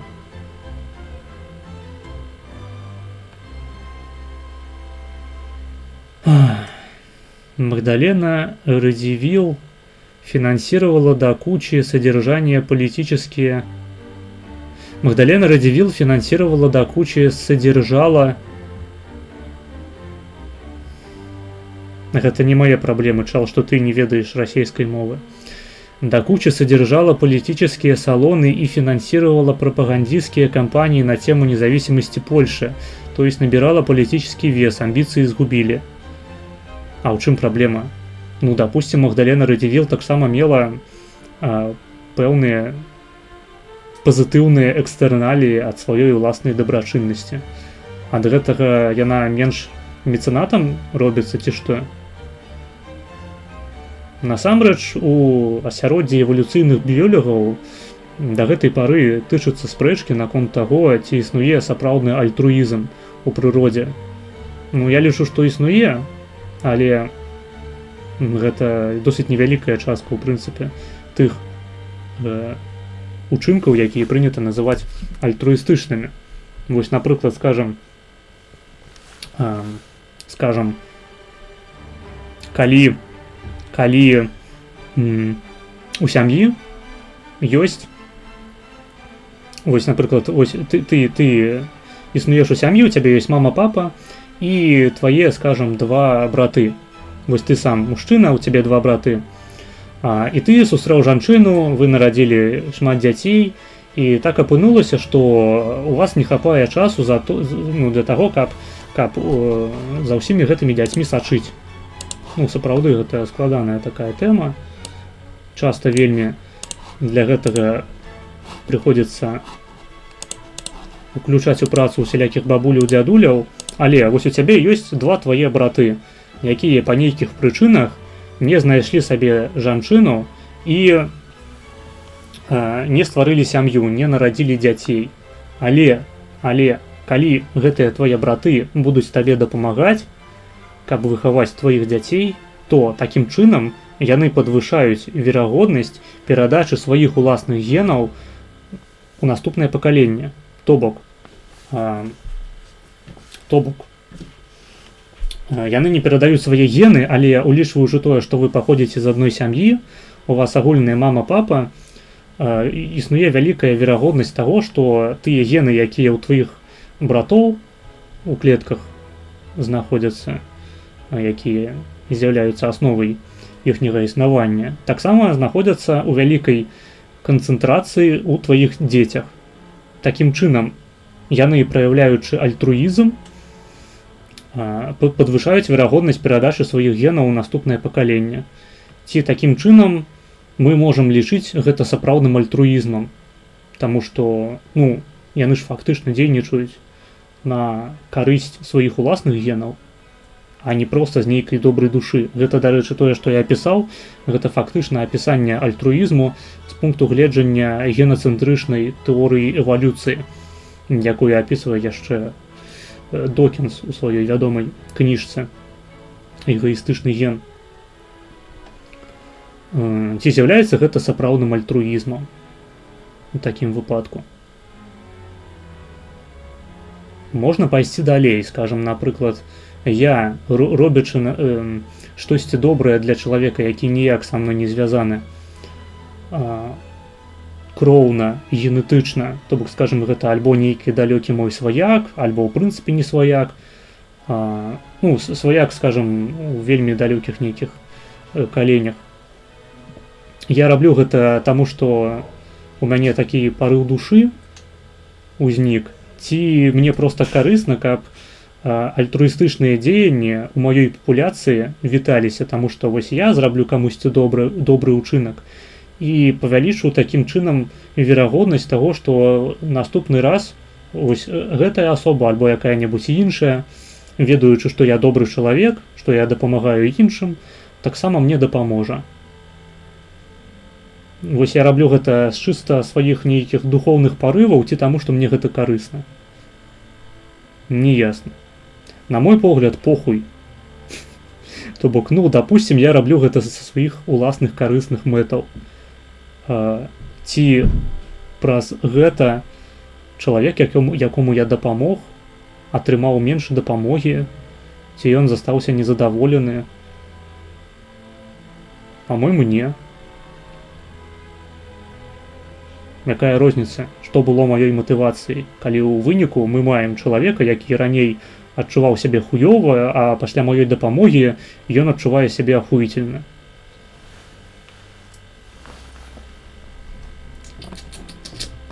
Не клеится.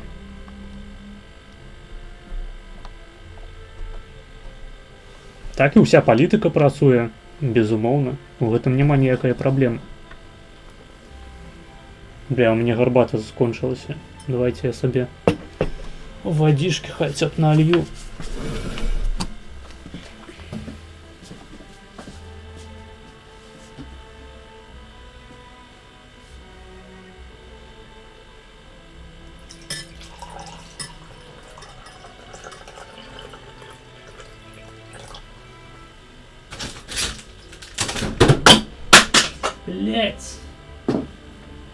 Выбачай.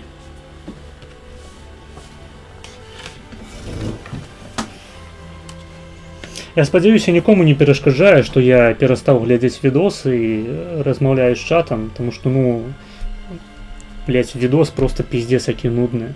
Просто неверагодны кал. Я лепей буду з чатам размаўляць, тут і онлайн вышэй, то бок людзям гэта хаця б цікава слухаць тое, што я зараз пізжу.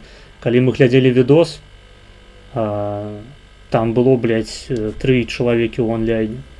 Ну, зноў ж такі, рыначак павырашаў. Канешне, за відос заплацілі, але відос мы ў любым выпадку паглядзім.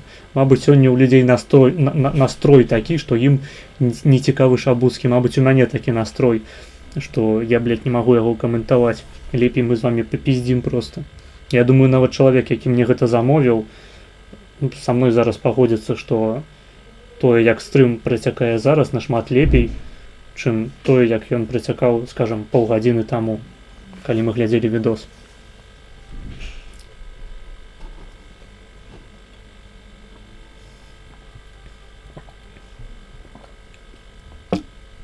Бля, трошки я стаміўся пиздеть. Так, яны літаральна апошнія грошы бамжам тыпу небеларусаў бедных аддаюць. Калі ў Польшчы студэнтаў не выплочвалі месяцамі стыпендыі, беларусы збіралі ім ежу і заносілі па запыту. Просто самаарганізаваліся, якая тут шэрая схема. Ось, блядь, таму што вы жыды, нахуй. І вас трэба ўсіх расстрэльваць. Я так лічу. Маргінес лічыць пытанне сексуальных адносінаў у палітыцы і дзіцячым. Дарэчы, лібертарыянцы таксама. Ну, слухай, у чым праблема-то? Магчыма, гэта... Магчыма, я не стаміўся размаўляць. Я вось зараз дастаў навушнік. Магчыма, без навушнікаў размаўляць нашмат прасцей. І сапраўды гэта, здаецца, так і ёсць. Навушнікі перашкаджаюць, мабыць, рухам сківіцца.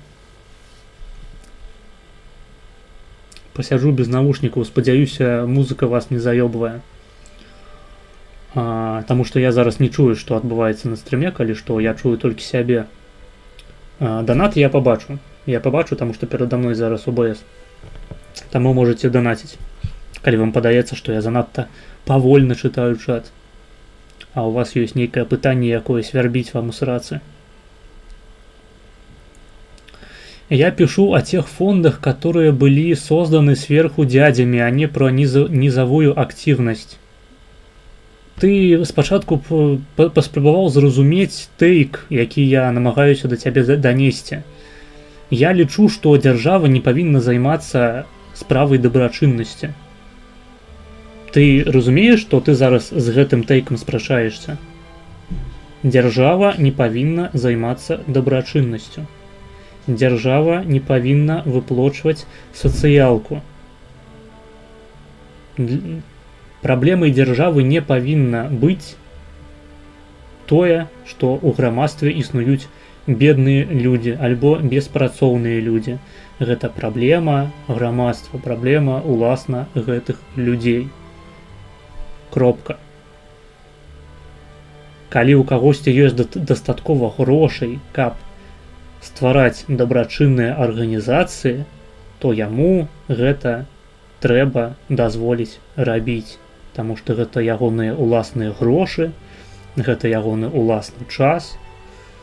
Часта гэтым займаюцца жонкі усялякіх прадпрымальных людзей заможных, таму што ў іх шмат часу і шмат эмпатыі. Ім хочацца дапамагаць людзям. Адпаведна, яны будуць сачыць за тым, што гэтыя самыя грошы даходзяць да сваіх адрасатаў.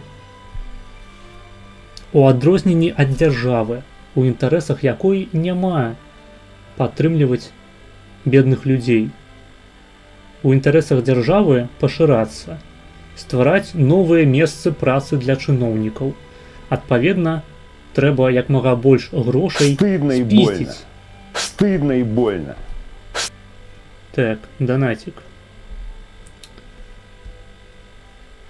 Сапраўды, стыдна і больно, калі чытаю такія паведамленні ў чаце. Я спадзяюся, што ты не беларус, прынамсі. што ты проста нейкі расейчык, які заляцеў на стрым. Хаця сярод беларусаў я ўпэўнены, блядь, такога меркавання проста дохуя. Таму што людзі выраслі ў саўку і заканамерна абсалютна, што яны па-іншаму не мысляць.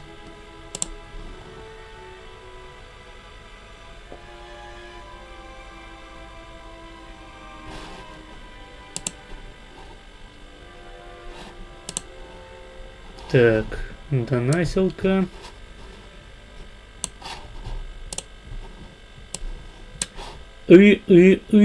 Задонатил $1 20 центов.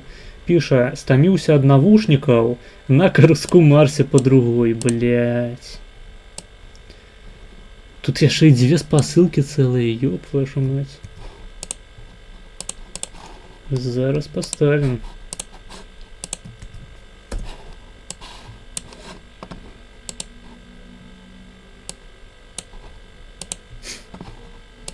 А можна я гэта таксама без навушнікаў буду глядзець, калі ласка? Трэба ўвесці розныя тарыфы, ведаеце, глядзець з навушнікамі. $2, 10 хвілінаў, без навушнікаў $1.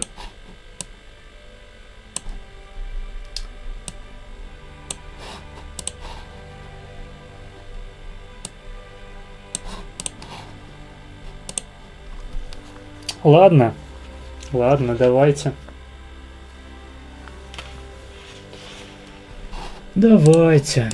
Видео с каналу Чайник 100. Называется Василий Шугалей Геннадьевич. Обоссала подруга колени в 2 костях. Давайте, слухаем.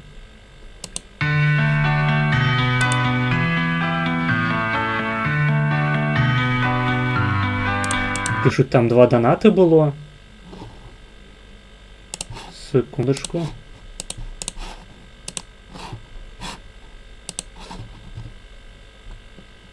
Сапраўды. Ебать. Окей. Тады мы, значыць, іншае відэа павінны паглядзець з вами зараз. Гойчык задонатіў $2. Дзякуй табе, Гойчык, ты неверагодны. Але...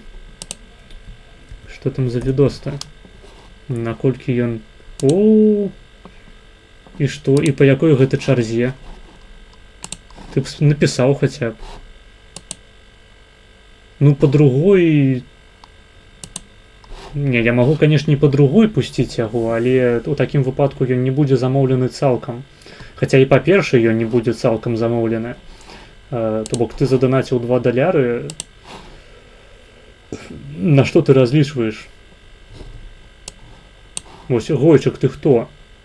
Калі ты ёсць у чаце, то напішы мне зараз, па якой чарзе я павінен гэта пускаць.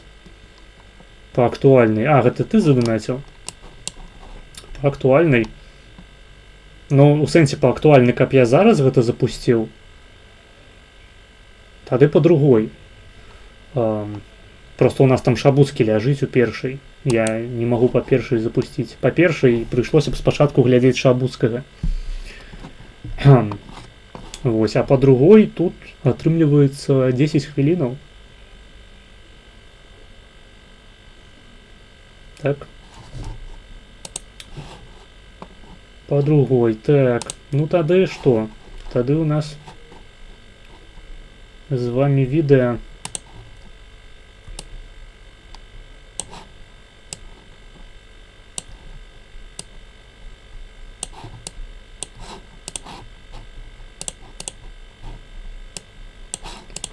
У нас с вами видео с каналу Народный репортер. Называется «Хто и навошта зліў спецслужбам Беларусі Васіля Верамейчыка». 10 хвілінаў замоўлена. Глядзім. Не, гэта не пасля першага, таму што першым донатам быў менавіта гэты. Я просто яго прашляпіў.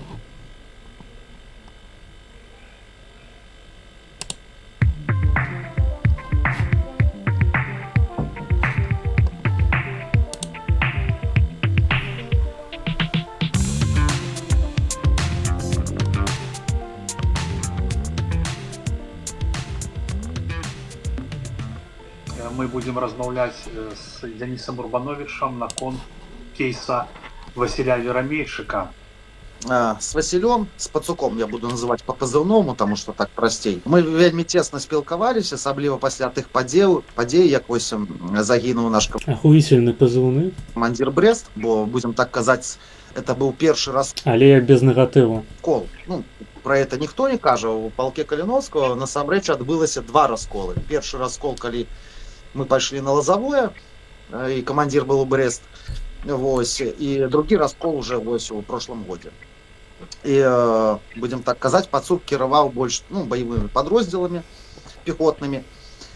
Ну и с цягам часу адбывались такія рад сітуацыі, дзе, будем так казаць, кіраўніцтва полка Кастуся Каліновского вырашыла, што вось Пацука трэба прыбіраць. Я распавяду, как это вось адбываецца і на той час адбывалось. Мы ў свой час заключили контракты. Вось. Я думаю, большасць людзей перастала слухаць на тым моманце, калі ён сказаў, што ягоны пазыўны гэта Пацук. То бок яны такія, ну ясна. Пазбавіліся Пацука. Пачатку войны. По сутнасці, по закону нам павінны былі даць копіі контрактаў і паведаміць, што эти контракты мы расторгаем у той час, калі вось мы згодны. То бишь его не маюць права ніхто расторгнуць. И они немножко завели нас в заблуждение, никому ничего не сказавши. И как бы рад хлопцев просто будем так сказать, по помыльце понаписывали рапортов, поклали их на стол. Ну и аналогично Пацуку было так само сказано писать рапорт и класть на стол. То бишь он звольнены, зразумело, что он мог бы этого не робить. Вось. Я с Пацуком практично заходил каждый день к нему. Мы же жили в одной распалазе, я был после первого поранения. Вось. Стан его был дрэнны, он спал с пистолетом, и у него на тумбочке лежала граната. Стояла, будем так сказать, F1. Потому что, его заўсёды шукали, и его заўсёды, его лечили, будем так сказать. Я скажу такое, чтобы, как вам так, калі загинул Брест, Василь Парфенков, первое, что нам поведомили, что их туда отправили, будем так сказать, по нагаду Миколы Демиденко. Естественно, все бунтовались, начались разборки. И Пацук поднял пытание. Почались разборки. Як так? Я разумею, что это война. Я разумею, что люди выходят на боевую задачу, и никто не может ведать, что там может отбываться, як, что. Потому что я сам траплял такие ситуации, что тебе кажут, там никого нема, вовкалак, иди, зайдете, замацуйтесь, ты туда приходишь, а там с десяток москалей сидит, и тра-та-та, и ты уже оттуль выходишь с половой группы. А тут, да, отбылась такая вельми странная ситуация, якую мы до сих пор еще разбираем и не можем ніяк прийти к консенсусу. Все-таки, чему хлопцы загинули, чему они там опынулись и чему так ось без доразведки они попали в такую, выбачаюсь, пиздарезку. Мы так просто кажем. В ходе этого мы зразумели, что кіраўніцтва полка Каліновского некомпетентно в боевых задачах. На той час я с Падаром Кабанчуком яшчэ спілкаваўся, то бишь мы могли посидеть, попить кавы и поразмаўляць там, то бишь у нас не было, як зараз, там Урбанович контужены, а я иду вызволять Беларусь. Вось. И як бы Пацука почали трохи так прессовать психологично. Вось. Я памятаю, апошні раз к нему зайшоў, перед тым, як я уже выезжал на, будем так казать, на боевые. И он уже написал рапорт на звольнение и каже: «Вовкалак, я сыходжу, раю табе сысці, тому что, як бы, тут може все дрэнна скончыцца, нас просто пошлють на такие задачи, вось, с якіх мы просто не повернемся.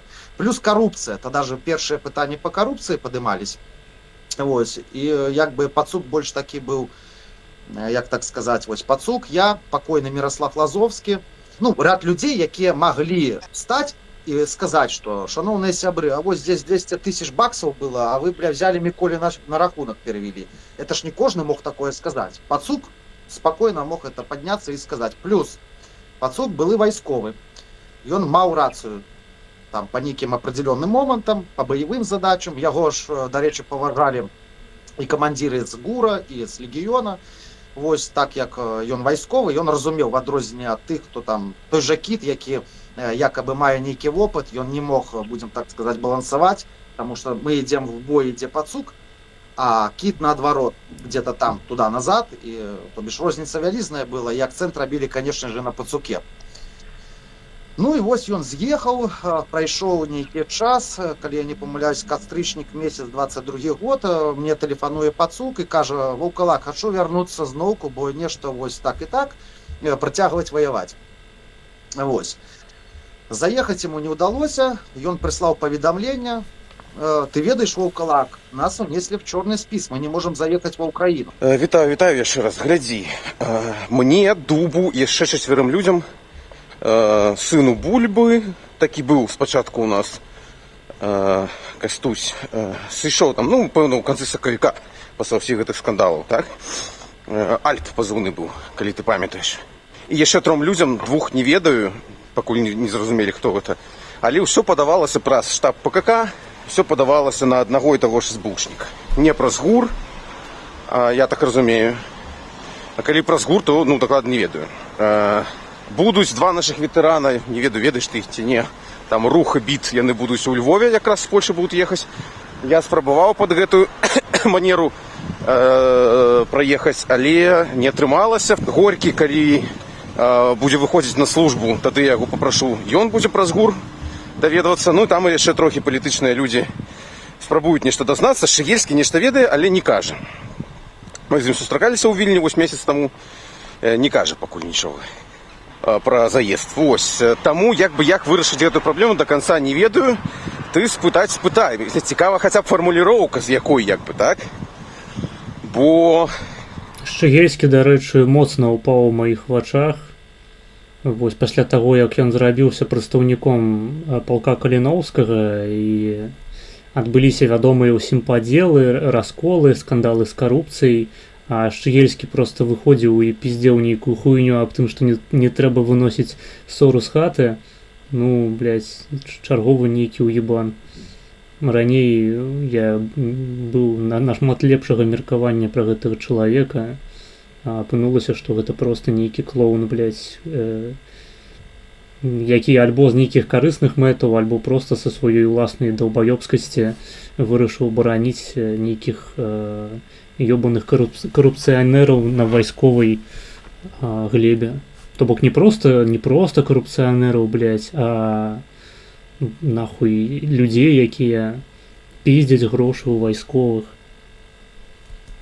Ну, не хочацца падымаць зараз такі публічны нейкі скандал, так? Лагічна, што сварыцца апошняя справа. І таму не хочацца вельмі мне проста тэлефанаваць у ГУР, тэлефанаваць там гэтаму Вадзіму, так, і пытаць, типа, а што такое, што это за хуйта? Так-то я магу прыехаць з палаткай, на мяжу мяне не пусцяць, я буду там сядзець з узнагародай, копіямі ваенніка, паранем і крычаць там, да? Але, ну, каму гэта патрэбна? Ну і ў выніку, дзесьці ў канцы кастрычніка 22 года у нас адбылася сабранне. На той час было 2 батальёны. Быў батальён «Волод».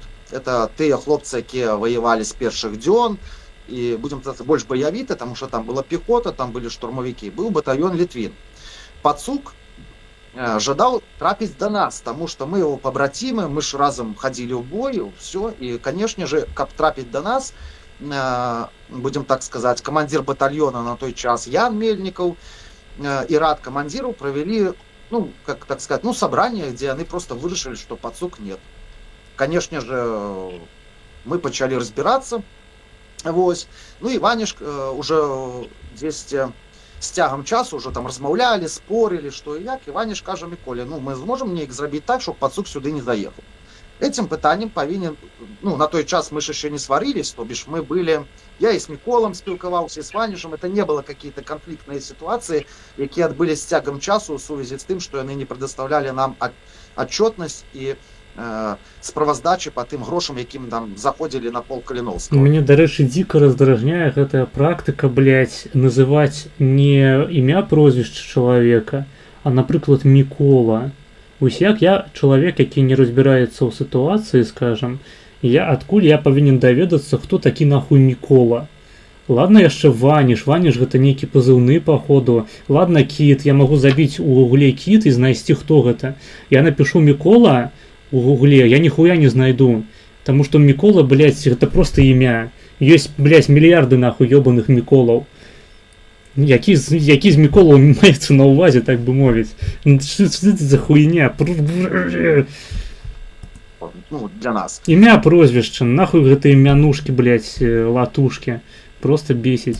Ну і гэтым пытаннем заняўся Кабанчук. Чаму Кабанчук? Таму што... Кабанчук, нахуй, не каб назваць імя, прозвище чалавека. Не, блядь, придумали яму мянушку Кабанчук. Что это за хуйня такая, блядь? На той час, что, ну... У каго настолькі шырокая фантазія, што вырашылі гэтую лысую залупу назваць Кабанчук? Ну вы ў сваім розуме ўвогуле. Был рад выходов, чтобы вырашить пытание так, чтобы пацук не заехал. Вроде бы все залегло, успокоилось, проходит час, 23-й год, годовина полка Калиновского, я там после этих тяжких поранений, у меня там живот зашили, боки позашивали, ну, уже мне резали все ж. Ну и пацук мне знову телефонує, ну мы з ним завсёды спілкувались, вось, и он каже, вось буду спробовать заезжать.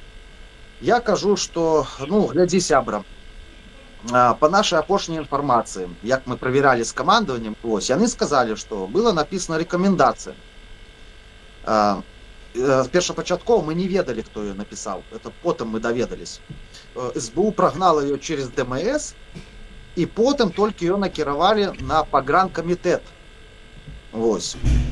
Это рекомендация о тым, что спадар Пацук и еще 8 человек трапляють у чорний спіс як пагроза національної безпеці України, ТДР, ТПР, ТДР, і потім ми узнаємо з тягом часу, що цю паперку підписав Прохоров Денис.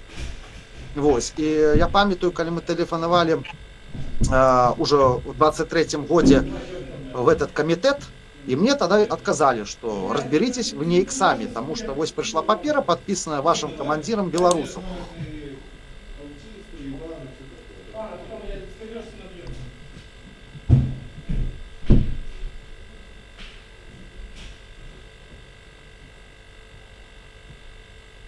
Охуительно. Поглядели відео. Дякуй. Дякуй за відео. Дякуй за гэтую замову. І да Маргіна Заваніш приехал пизды давать. Так? А вы что думали? Гэта ўсе рэчы схвачаныя. Што думалі, Польшча, пазбаўленая ўплыва усялякіх карупцыйных украінскіх дзеячоў? Да ніхуя. Я з такімі жыву. Вось. Ну, калі што, калі хтосьці хоча працягваць відос, можаце гэта зрабіць. Альбо мы просто ідзем далей.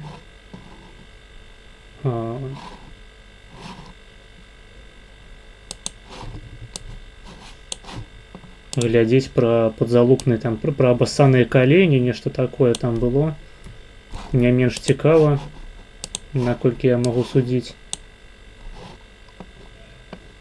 А вось працягвайце самі далей. Правильно. З нашими подписчиками толькі так і трэба.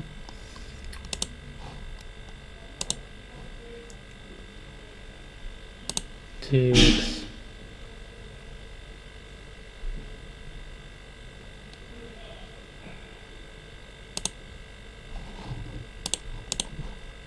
Давайте поставим эту цудоўную композицию с каналу Чайник 100. Называется Василий Шугалей Геннадьевич. Обоссала подруга колени у двух костях. Погнали.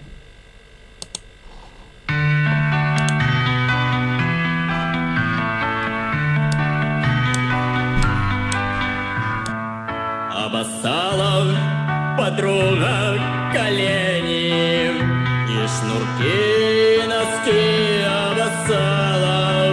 Вдруг подходит к ней дедушка Ленин. Говорит: бляха, Сась, не устала? Говорит: бляха, Сась, не устала.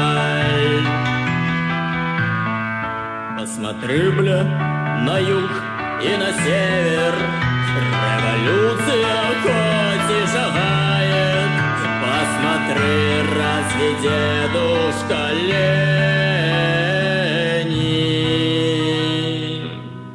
И шнурки, и носки обсыкает, и шнурки, и носки обсыкает.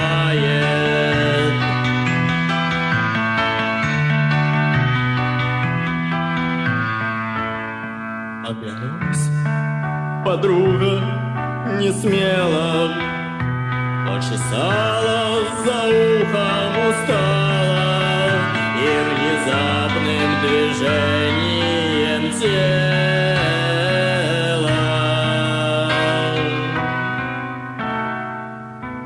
все обратно в себя засосала, все обратно в себя засосала, засосала, все обратно в себя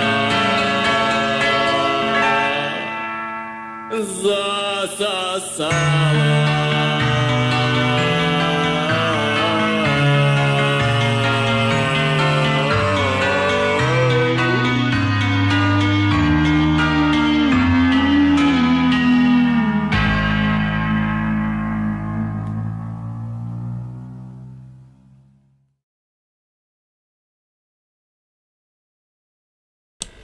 Дякую за відео. Ти невероятный. Блять.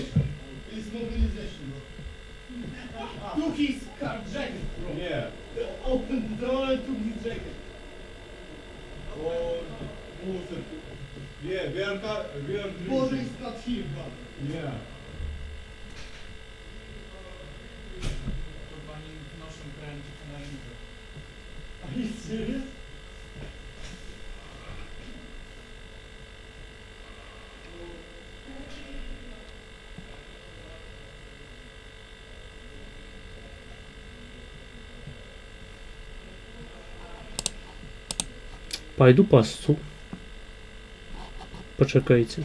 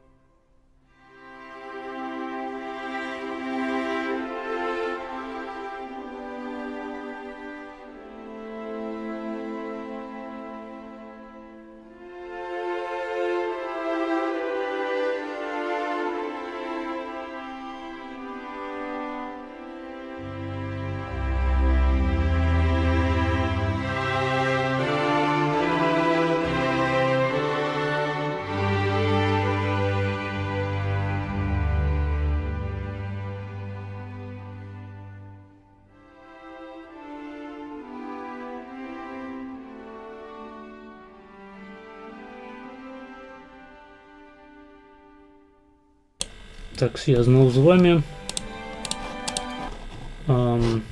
Так. У нас з вами відео зараз по другой яшчэ. Алло? Здравствуйте. О, здоров. Здравствуйте. Что вы там, як живете? Да, нормально, нормально. Вось. Размаўляем з чатам про добрачыннасць і паралельна глядзім відосики. Добрачыннасць. Так, мяне намагаюцца пераканаць, што добрачыннасцю павінна займацца дзяржава, то бок павінна плаціць сацыялку, а альтруізму не існуе. Вось. Людзі не будуць проста так дапамагаць іншым, скажем, жабракам ці інвалідам. Абавязкова павінна гэтым заняцца дзяржава. Калі людзям як фактор выжывання неабходимо будаваць нейкую сістэму узаемнай падтрымкі, то яны будуць яе будаваць і будуць, скажем так, цягнуць сваіх слабейшых братоў на сваіх плячах, банальна, каб зноў жа падвысіць сваё выжыванне. Ну так, ну і атрымліваецца, ім для гэтага не будзе патрэбная дзяржава. То бок просто пытанне у тым, наколькі патрэбна для гэтага там дзяржава, не дзяржава, дзяржаўныя інстытуты. Просто калі, кажам так, дзяржаўныя інстытуты і, кажам так, інстытут гвалта, ён патрэбна просто, кажам так, калі у тебя людзі не вельмі хочуць, то каб іх прымусіць ўсё. І гэта працуе толькі менавіта для, кажам так, вялікіх сацыяльных супольнасцяў типа нацыянальных дзяржаў, да? То бок калі у тебя, кажам так, супольнасць гэта не 100 чалавек, дзе адзін аднога ведаюць, у тебя працуе прынцып талакі, як у нейкай вёскі дамадэрнай, да? А калі у тебя вялікая дзяржава, і тебе трэба неяк прымусіць дапамагчы, кажам так, чалавеку, які жыве ў іншым краю вялікай дзяржавы, да? Ну тут можна выкарыстоўваць нейкі дзяржаўны інструмент. Так, ну просто на мой... Блять, что это за хуйня? На мой погляд... Чему у меня Discord не выводится на экран? На мой погляд... Абавязковая дапамога усялякім, скажем так, уражлівым групам насельніцтва парушае культуру гэтай самай дапамогі, гэтага самага альтруізму групавога. І людзі, якія заплоцяць падатак 30% ад свайго даходу, не задумваюцца аб тым, каб камусьці яшчэ на нейкую дапамогу скідвацца. Таму што, па-першае, у іх гэтых грошай няма, якія дзяржава ў іх забрала, а па-другое, яны нібыта ўжо свой унёсак зрабілі. І ўсё, як бы ад'ебіцеся. Я падатак заплаціў, сваю частку сацыяльнай дамовы выканаў, а вы там ужо, спадары інваліды, трахайцеся, як вам захочацца. Механізацыя працэсу, зноў жа зніжэнне нейкай, кажам так, нават не эмпаты, а проста адчараванасці міжчалавечай камунікацыі. То бок калі паміж табой існуе нейкі пасярэднік у выглядзе набору інстытутаў і інструментаў, то, канешне, гэта ўся, кажам так, механізм сацыяльнай дапамогі, ён губляе нейкую нават, просто как тулівасць губляе, і ўсё. І таму сапраўды ты як бы выконваеш, але гэта выкананне ты гэта не асэнсоўваеш, успрымаеш, просто як механізм. І пытанне ад гэтага да цябе, ты сам сябе гэтымі пытаннямі не задаешся, не мысліш на гэтую тэму, і ўсё. Ну так. Ну гэта літаральна тое, што я тлумачу людзям у чаце, а мне намагаюцца давесці, што фонды дабрачынныя, яны заўсёды ствараюцца, каб нейкія дзядзі зверху адмывалі свае ўласныя грошы. Вось. На што я адказваю, што не было б патрэбы адмываць свае грошы, калі б не існавала дзяржаўнага кантролю над бізнесамі. Ну і мне на гэты аргумент пакуль што ніхто нічога не адказаў. Ну, сам факт таго, што могуць адмываць грошы праз розныя, так, фонды і так далей, мне здаецца, гэты факт ён ніяк не ўплывае на, скажем так, механізм працы саміх гэтых фондаў. Ну да, адмываюць, да, але ж адмываць грошы могуць і праз іншыя інстытуцыі, не абавязкова праз гэтыя. То бок, гэта сама з'ява, яна не робіць саму з'яву наяўнасці фондаў кепскай. Ну, існуюць, і існуе практыка такая кепская, якую можна, кажам так, і ўспрымаць як працэс паломкі ці хваробы гэтых сацыяльных механізмаў вялікай супольнасці. Ну, бывае. Человек пишет в чате, так я ответил, что тогда никто инвалидам помогать не будет. Так, вось, калі инвалидам никто не дапамагае, дакладней, калі інвалідам не дапамагае дзяржава, то яны просто застаюцца з хуём у задніцы, і няма ніякіх фондаў, якія збіраюць ім на ежу, на адзежу, якія пераводзяць ім сродкі. Не, гэта ўсё выдумалі правакі.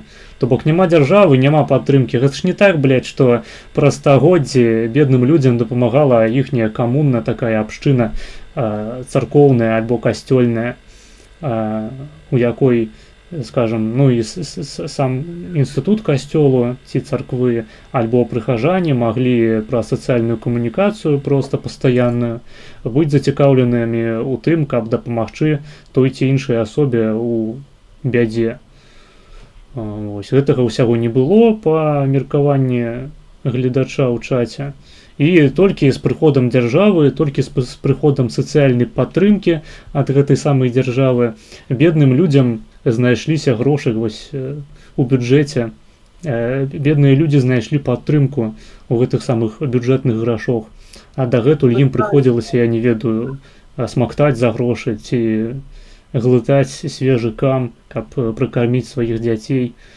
Просто вось прыходзілі, смакталі па нам, трымалі гэты кам у роце, потым сваім дзецям пералівалі вось як птушаняткам.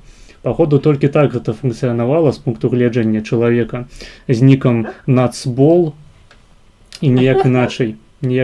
Толькі моцная дзяржава, якая прыйшла і пачала сістэматычна нішчыць інвалідаў, як у Саўку, смагла гэтае пытанне вырашыць.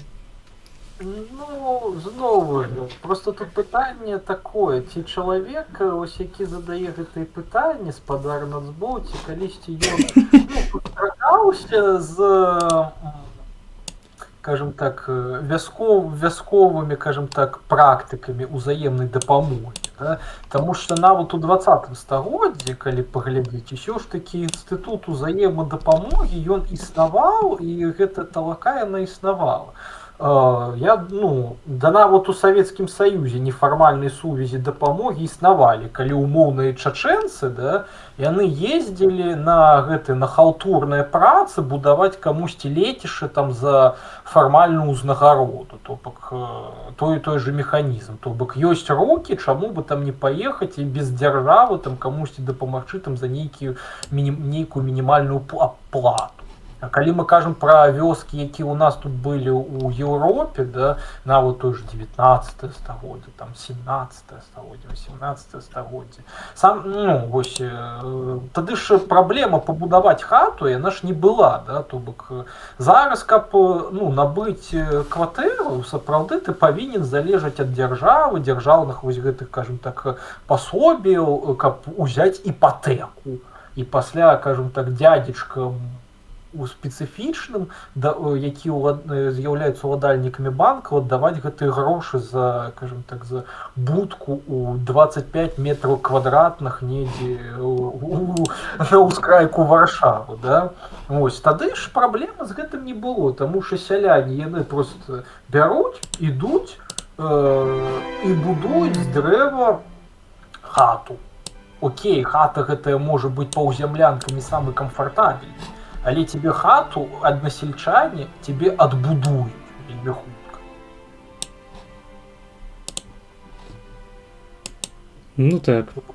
Тут узаемнай дапамогі ён быў заўсёды. Просто я зноў паўтараю. Дапамога дзяржавы, яна неабходна проста для таго, каб дапамагаць большай колькасці людзей у межах вялікай супольнасці людзей. Вось калі у тебя ёсць, напрыклад, нацыянальная дзяржава вялікая, ці там, скажем так, поліэтнічная дзяржава, як Расійская Федэрацыя. Я думаю, у Расійскай Федэрацыі без дапамогі, скажем так, федэратыўнага апарата ты не вымусіш жыхароў цэнтральнай паласы, я там не ведаю, дапамагаць якутам. А нахуя?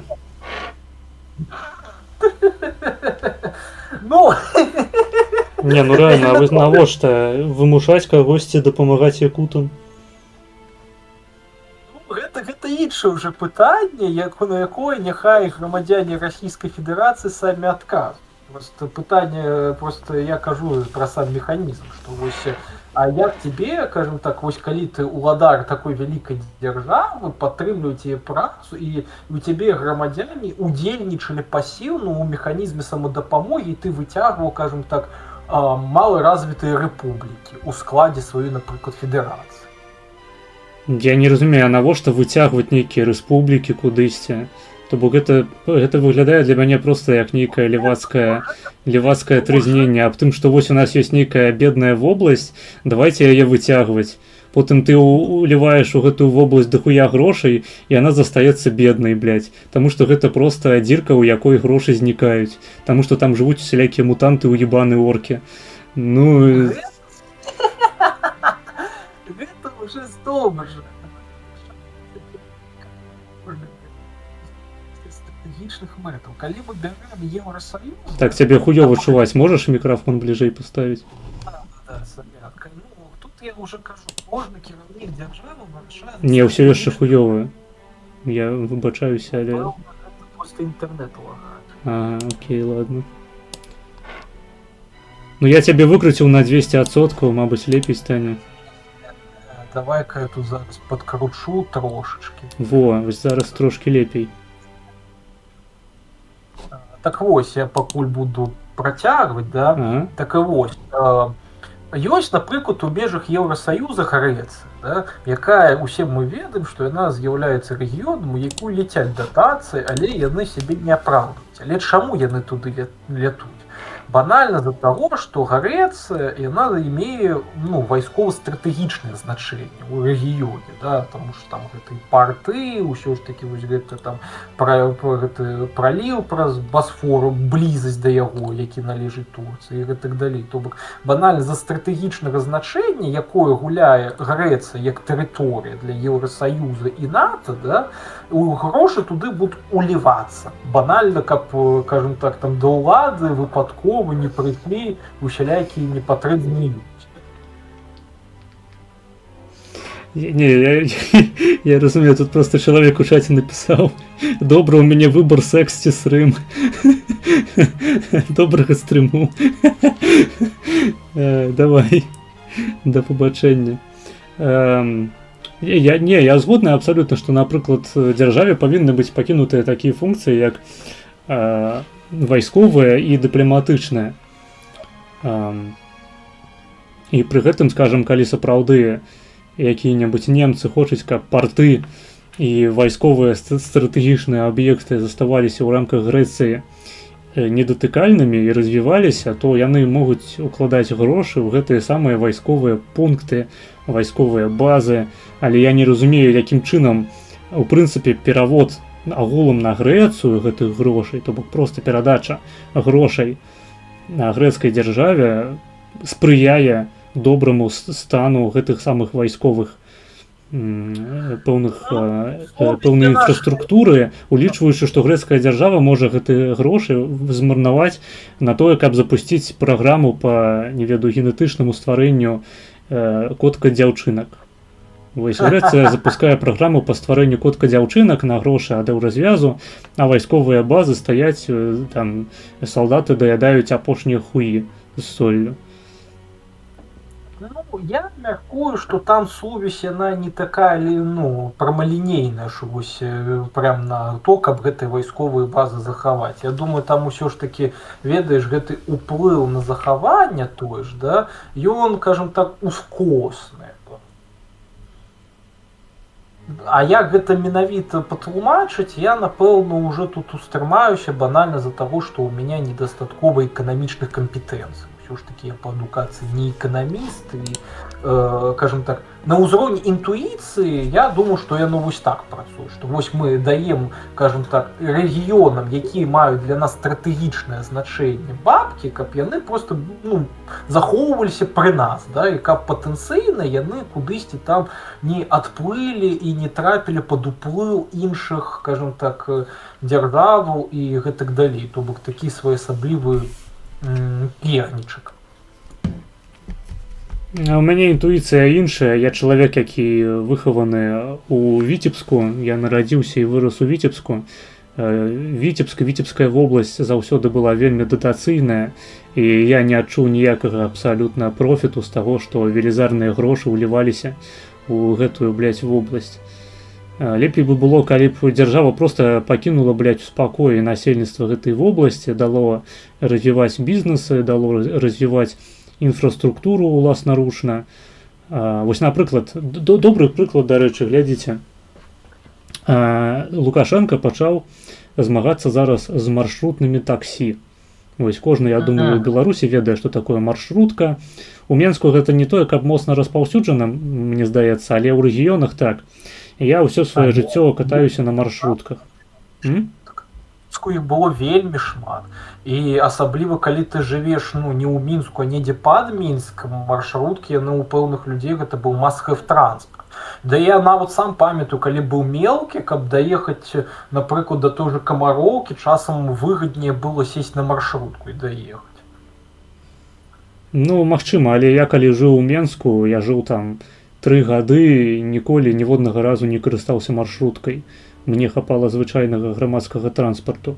А вось у тым жа Віцебску жыць без маршрутак проста немагчыма, таму што там, напрыклад, аўтобус, які ездзіць праз увесь горад, я не памятаю, там быў нейкі 34-й ці 38-й, ён ездзіць некалькі раз за дзень. То бок ты, калі табе трэба скарыстацца нейкім дынамічным транспартам, які часта ходзіць, ты карыстаешся маршруткамі. Альбо замаўляеш таксі. Ну, таксі замовіць гэта непад'ёмная сума для вялікай колькасці людзей у Беларусі. Ну, каб рэгулярна карыстацца паслугамі таксі. А маршрутка гэта вось такі варыянт за кошт супастаўляльны з коштам за які-небудзь праезд у аўтобусе даехаць да пункту назначэння.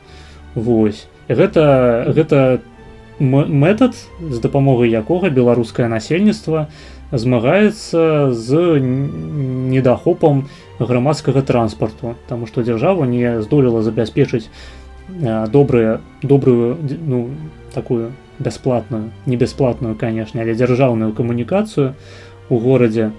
Людзі карыстаюцца маршруткамі. І гэтым займаюцца усялякія прыватныя фірмы, дзе наймаюць проста кіраўнікоў, гэтых самых кіроўцаў маршрутак. І, блядь, гэта людзям падабаецца.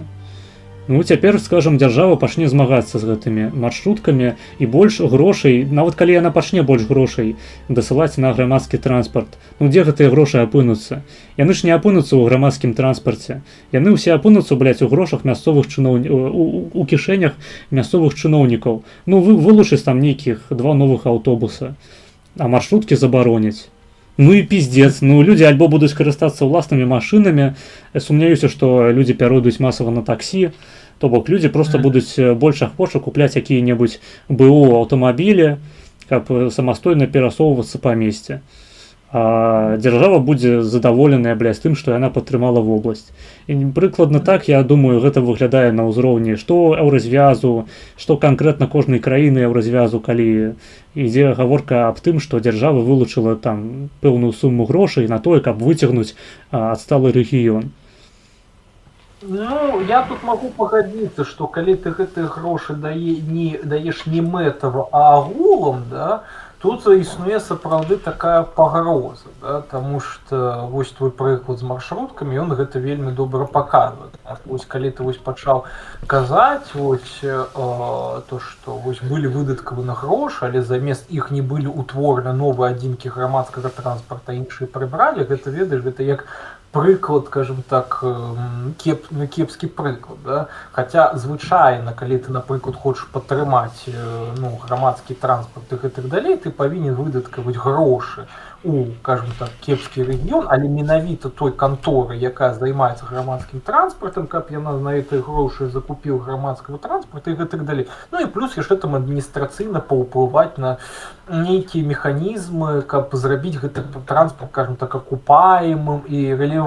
Да? І я тут, наприклад, одна з скандинавських країн, я не пам'ятаю, ці то Швеція, ті що, вони ж так, наприклад, і ведуть боротьбу метово за використанням приватного автотранспорту, да, вимушаючи людей пересаджуватися на громадський транспорт. І це, принаймні, більш-менш у їх, наколькі я ведаю, працює. Люди, справді, пересаджуються, а транспорт опинається доволі зручно. Тут у Варшаві я можу казати, що це так само працює, що ось мені, ось чоловіку, який має права на машину, мені зовсім не хочеться покупати машину, тому що мені покупати солярку там по 4-6 злотих за літр не вельми хочеться. І мені ось як докторант, мені вигідні сесть на електричку, заплатити 3,50 злотих, да, і їздити по усій Варшаві, куди хочу, як я хочу, тягом 1,5 години. Я ось лічу, що ось такі механізми є неадекватні. Тобто тут уже питання, скажімо так, до розумності методів і самих заходів до реалізації. Тому що можна справді дати просто Ваньки грошу, да, а він їх, я там не веду, ті просто себе у штани покладі справді, да, ті, я там не веду, купить на них, не веду, навіть жарт не можу придумати, ну окей, там. Фалоімітатор. Ну, гэта занадто пошло. Да. Ну, карацей, разумеў, купіць невядома, што на іх, ну ўсё, і еш бібу. Ну, по-мойму, просто калі грошы выдаваць нават прыватным канторам усялякім, якія займаюцца грамадскім транспартам, то мы такім чынам ствараем монополію на рынку. А значыць, людзі будуць плаціць больш.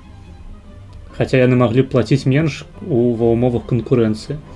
То бок дзяржава вылучае грошы для канкрэтнай нейкай прыватнай фірмы альбо для групы прыватных фірмаў, такім чынам пазбаўляючы меншыя прыватныя фірмы магчымасцю ўвайсці на гэты рынак, таму што немагчыма змагацца на рынку з эканамічнымі суб'ектамі, якія атрымліваюць датацыі з дзяржавы.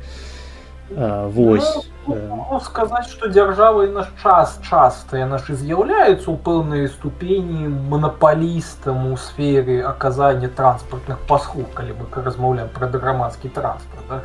Таму што у нас, напрыклад, у Мінскі гэта адна дзяржаўная кантора, Мінсктранс, і ўсё. Да? І тут у Варшаве, здаецца, калі мы кажам пра варшаўскі транспорт, то здаецца толькі вось адна, гэта камунікацыя Мінска, да? То бок варшаўская вось гэтая кантора, якая адказана за гэта. Наколькі яна дзяржаўная, не ведаю дакладня. Да? Гэта не сутнасна важна. Сутнасна важна, што яна адна. Да? І заўсёды грамадскі транспорт это быў прэрагатывы адной ці окей, там некалькі фірмаў. Да? Рынок трохі такі манапалізаваны, падзялены, і там сапраўды канкурэнцыі мала, і за гэтага можа быць застой. Да? Але прынамсі нейкіх механізмаў, каб там зрабіць сапраўды нейкі рыначныя механізмы, які спрыялі б развіццю грамадскага транспарта, я не ведаю. Акрамя таксі. І то таксі, такая сфера ўсё ж такі, калі тут казаць пра варшаўскае таксі, окей, тут ёсць некалькі кантораў, да, які там канкуруюць паміж сабой, але зноў ж, і тут дзяржава іх трохі рэгулюе, кажучы, што там трэба пэўныя там унёскі плаціць, падаткі. Тут жа ва ўсіх таксі-канторах у іх там мінімальная сума за кіламетр. Раней, калі я прыехаў, здаецца, была 4 злотых. Зараз, здаецца, уже паднялі да 8. Здаецца, я магу памыляцца. То бок, канешне, было б добра марыць аб тым, што вось была б канкурэнцыя, але мы з ёй не сутыкаемся. Таму, што маем, то маем. На мой погляд, просто дзяржава, ў прынцыпе, не павінна займацца фінансавымі інвестыцыямі. То бок, я разглядаю такую падтрымку, скажем, пэўных эканамічных агентаў з боку дзяржавы як інвестыцыю, а дзяржава не павінна займацца інвестыцыямі ў прынцыпе. То бок, што такое інвестыцыя? Інвестыцыя — гэта рызыка. Інвестыцыямі займаюцца людзі, у якіх ёсць дастаткова шмат грошай, каб не баяцца іх прасраць. І інвестыцыі і рызыкі, у прынцыпе, яны добрыя, калі яны прымаюцца людзьмі, на нізавым узроўні, таму што кожны, укладаючы свае грошы у нейкі стартап, у нейкія акцыі, скажем, мабыць, у крыптавалюту, ён як пазітыўныя, так і негатыўныя экстэрналіі свайго рашэння прымае на самога сябе. Я не памятаю, я, по-моему, нейкую такую телегу ўжо распавядаў на стрыме, не памятаю, ці ты быў тады разам са мной ці не. Карацей, калі інвестыцыямі пачынае займацца дзяржава, гэта фактычна дзяржава гуляе ў казіно грашыма сваіх падатчыкаў. Падатчыкі яны плацілі грошы на той, каб у іх была медыцына, каб у іх быў грамадскі транспарт, каб у іх было войска, паліцыя, адукацыя і гэтак далей. А дзяржава замест таго, каб гэтыя самыя рэчы забяспечыць, займаецца інвестыцыямі. По-моему, неправильно. То бок дзяржава такім чынам можа праебаць вельмі шмат грошай, яна ўкладзецца у якога-небудзь прыватніка, а прыватнік праябе сваю функцыю. Скажем, ён не атрымаецца ў яму быць паспяховым на рынку нават з дапамогай дзяржавы. Но атрымліваецца, што дзяржава дохуя грошай уліла ў праект, які не прынёс карысці. І так гэта працуе, дарэчы, на вельмі вялікай колькасці прыкладаў у самой Беларусі. Ну, я-то цалкам-то разумею такую пазіцыю, ну, я магу яе праінтэрпрэтаваць, скажем так, як у некаторым сэнсе не толькі прям як навуковую, я б нават бы сказаў бы этычна, што не этычна дзяржаве укладаць грошы сваіх укладчыкаў у выглядзе грамадзянаў, якія, скажем так, не маюць выбара укладаць грошы ў яе ці не укладаць у праекты, скажем так, ну, без яе ведама, да, без ведама укладчыкаў, да. І гіпатэтычна гэта павінна было бы на этычным узроўні, ну, як бы кантрыцца, калі можна ўжыць такое слово, да, тым, што самі грамадзяне павінны вырашаць, скажем так, куды гэтыя грошы накіроўваць, да. Але тут пытанне, а вось як укладчыкам у выглядзе грамадзянаў гэта вырашаць, да, куды ім, як супольнасці вялікай, да, асабліва шматмільённай, гэтыя грошы накіроўваць. Да? Можна, канешне, гэта ўсё вырашаць плебісцытамі і гэтак далей, але у некаторых людзей можа ўзнікнуць скепсіс, то што типа, а чаму мы даем права вырашаць нашы грошы усім іншым, асабліва людзям, якія там не маюць эканамічнай адукацыі, як там не ведаю, там нейкі бомж Вася, напрыклад, да? Усе Васілі, выбачайце. Бомж жоўты кут.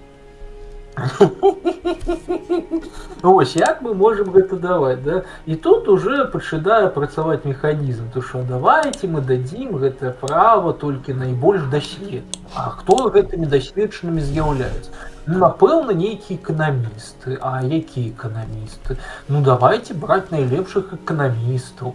Куды? Вось туды, хто будзе гэта вырашаць. А як мы будзем гэтым эканамістам даваць, скажем так, месца, на падставе чаго? Таксама агульнага меркавання. Ну, і тут зноў жа пачынаецца, скажем так, вельмі вялікая размова на тэму таго, каму даваць, скажем так, права і на падставе чаго вырашаць, куды вось гэтай вялікай супольнасці людзей укладаць грошы, да? Вось, як нам выразіць свой давер да гэтага, да? І калі цалкам-то з дзяржавы ты разумела, дзяржава проста мае, скажем так, дубінку, каб гэтых пытанняў людзі не задавалі за лішні раз, да? Вось у нас ёсць інструмент гвалту, мы па галаве б'ем людзей, і ўсё, і пытанняў няма, да? Але і ўсё, да? Але калі разважаць без гэтага, то гэта сапраўды вельмі вялікае і цяжкае пытанне. Таму што, ну як ты вырашыш? Ты будзеш эканамістаў выбіраць для займання партфеля, напрыклад... Не, просто трэба падаткі знізіць, і людзі хай распараджаюцца сваімі грашыма так, як ім хочацца. То бок я выступаю за канцэпцыю дзяржавы мінімум, моцнай дзяржавы мінімум, якая займаецца войскам і дыпламатыяй, а ўсе ўнутраныя справы пакідае на плечы прадпрымальнікаў і саміх грамадзянаў. То бок калі хтосьці...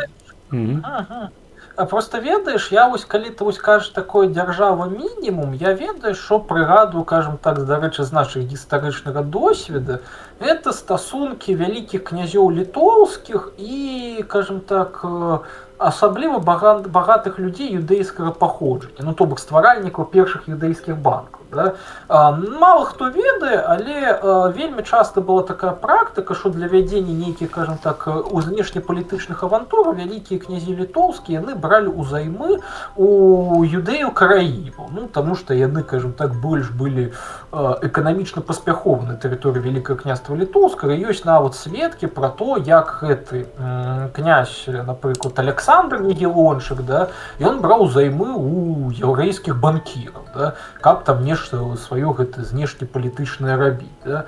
І праўда, гэта не заўсёды было выгадна, да, ну то бок, і вось якраз такі сам механізм, што ён бярэ грошы вось якраз каб займацца вось гэтай знешняй палітыкай. Усё астатняе, ну, заставалася на ніжэйшых узроўнях, да, там гарады ўвогуле з гэтым магдебургскім правам разбіраліся і гэтак далей.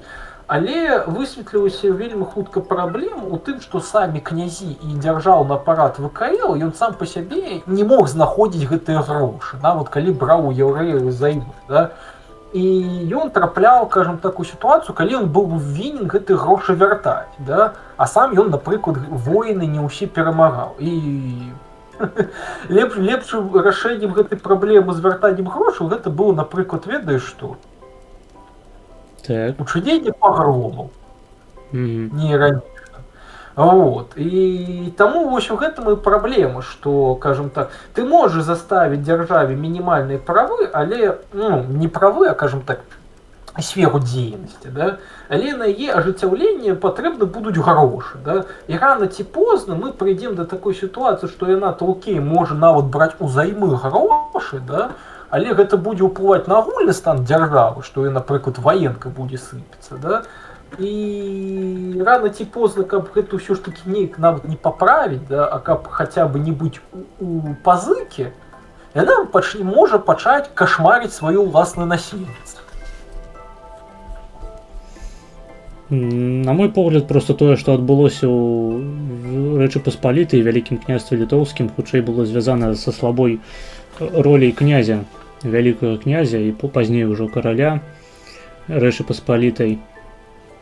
То бок, калі ў нас на тэрыторыі адной краіны існуе некалькі арміяў, гэта праблема. Вось. І калі арміі робяцца прыватнымі, у нас ствараецца рынак гвалту. А мне не падабаецца рынак гвалту. То бок, ёсць пэўныя рынкі, якія, ствараючыся, замінаюць стварэнню іншых рынкаў. І рынак гвалту акурат такі і ёсць. То бок, калі ў краіне існуе рынак гвалту, то бок існуе некалькі бандаў, некалькі арміяў прыватных, якія змагаюцца паміж сабой за ўвагу спажыўца, то такія рэчы, як, скажам, навука, як вялікія нейкія эканамічныя праекты, якія патрабуюць стабільнасці праз вельмі вялікую колькасць год, і проста не паўстануць. Ніводны бізнес, то бок пэўная эканамічная ініцыятыва, якая трывае праз пакаленне, вось, скажам, як некаторыя бізнесы, існуючыя ў заходняй Еўропе. Існуюць там яшчэ сярэднявечныя якія-небудзь піваварні. Таму што армія монарха, яна дазваляла ім мець такую стабільнасць праз стагоддзі, а рынак сілы, ён стварае нестабільнасць у горшым сэнсе гэтага слова. То бок, з цягам часу, канешне, паслугі арміі яны паляпшаюцца, але грамадству насамрэч гэтыя паслугі не патрэбныя. Вось. Таму лепей, калі перамагае проста адзін нейкі гулец, у нас ствараецца манаполія на сілу, але гэтая манаполія на сілу, яна дазваляе ствараць іншыя рынкі проста праз сваю наяўнасць. І ў дзяржаве павінна быць манаполія на сілу, павінна быць моцная роля монарха. Гэта тое, праз што, на мой погляд, развалілася ВКЛ і Рэч Паспалітая, праз вялікую вольнасць той самай шляхты, якая часамі магла прымаць рашэнне у абыход караля, якога яны яшчэ пры гэтым і абіралі. Поўны маразм, на мой погляд. Монарха ніхто не павінен абіраць. Монаршаскі тытул павінен перадавацца ў спадчыну. Ось. Ну, я-то могу принять ГТТ, просто аналогично з праблемай яна ж была не толькі, напрыклад, з Александром Ягеллончыкам, да, у якога ўлада была такая сабе, да, але ж яна ж існавала і ў французскіх каралей абсалютыстаў, там, ну, людовікаў усялякіх, да, таму што яны ж таксама, кажам так, жылі ў пазыку у пэўным сэнсе, да, для рэалізацыі сваіх, кажам так, знешнепалітычных яны сапраўды таксама бралі грошы, ну, у банкіраў. Ось, і часам, каб іх гэтыя грошы не вяртаць, да, які ўвесь час знікалі, таму што абсалютысцкая манархія, не гледзячы на працу цэнтралізаванага падаткавага апарата, да, яна, кажам так, не брала, ей трэба было ці ускручваць гэтыя падаткі і пачынаць браць падаткі за ўсё запар, да, так, дарэчы, мы прыходзім да сучаснай сацыялкі, да, ці пачынаць, кажам так, просто ліквідаваць... Не, секундачку, мы не прыходзім да сучаснай сацыялкі. Сацыялкі гэта калі дзяржава плоціць сваім грамадзянам бясплатныя грошы. У тым сэнсе то, што, можа быць, не так выказаўся, да, у тым сэнсе то, што незалежнасць эканамічная суб'екта ў краіне, да, яна падаецца, кажам так, вельмі такой сумнёвай пад пытаннем, да. То бок, калі просто банальна з-за таго, што рана ці позна у монарха, які ці каго заўгодна, там, дзяржаўнага апарата ёсць толькі войска, да, само па сябе войска, да, ці там паліцэйскі апарат і гэтак далей, сам па сябе грошы не ўтварае. Вось. Яму іх патрэбна аднекуль браць. Конечно, ну з падаткамі. Ну да, з падаткамі, да. Але развіццё гэтага, развіццё знешнепалітычных, яно, кажам так, патрабуе падвышэння гэтых, кажам так, укладанняў. А калі ў цябе і грошы пачынаюць ліцца, то ты пачынаеш уже, кажам так, пераходзіць трохі меру і пачынаеш уже банальна з-за таго, што ў цябе ёсць моцная дубінка, лезть у кішэні яшчэ больш, а разам з гэтым і пашыраць, кажам так, сферу сваіх, кажам так, кампетэнцыяў. Вось. А каб такога не было, каб, умоўна кажучы, ніякі монарх не лез, скажем так, у нейкі іншай сферы твайго жыцця, да, ну тут трэба мець нейкі контрмеханізм. Але наколькі я ведаю гісторыю, да, ну, прынамсі, гэта контрмеханізмаў выдумана не было адэкватна, да, таму што, ну, окей, у той жа Рэчы Паспалітай існавала гэта, кажам так, практыка канфедэрацыі. Але практыка канфедэрацыі прывяла да таго, што краіна развалілася ў рэшце рэшт, таму што яны апынуліся, кажам так, агентамі знешнепалітычнага ўплыву. Так. Ну, насамрэч, мне здаецца, што аргумент пра задоўжанасць дзяржавы не мае... Ён нерэлевантны проста таму, што сучасныя дзяржавы, яны таксама, большасць з іх маюць велізарнейшыя даўгі перад іншымі дзяржавамі, перад сваім насельніцтвам. Ось знешні доўг Польшчы велізарнейшы, знешні доўг ЗША велізарнейшы. Ніхто нават не збіраецца ніколі гэтыя грошы плаціць. Ось. А людзі...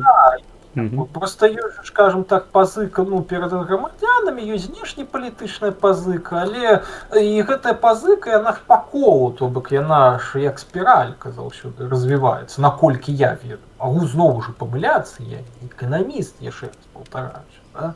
А ось яна, як мне здаецца, яна падвышаецца па гэтай спіралі, ўсё вышэй, вышэй, вышэй і так далей. Да? Просто рана ці позна ўсё ж такі ўклады камусьці ты і трэба вяртаць паступова. Да?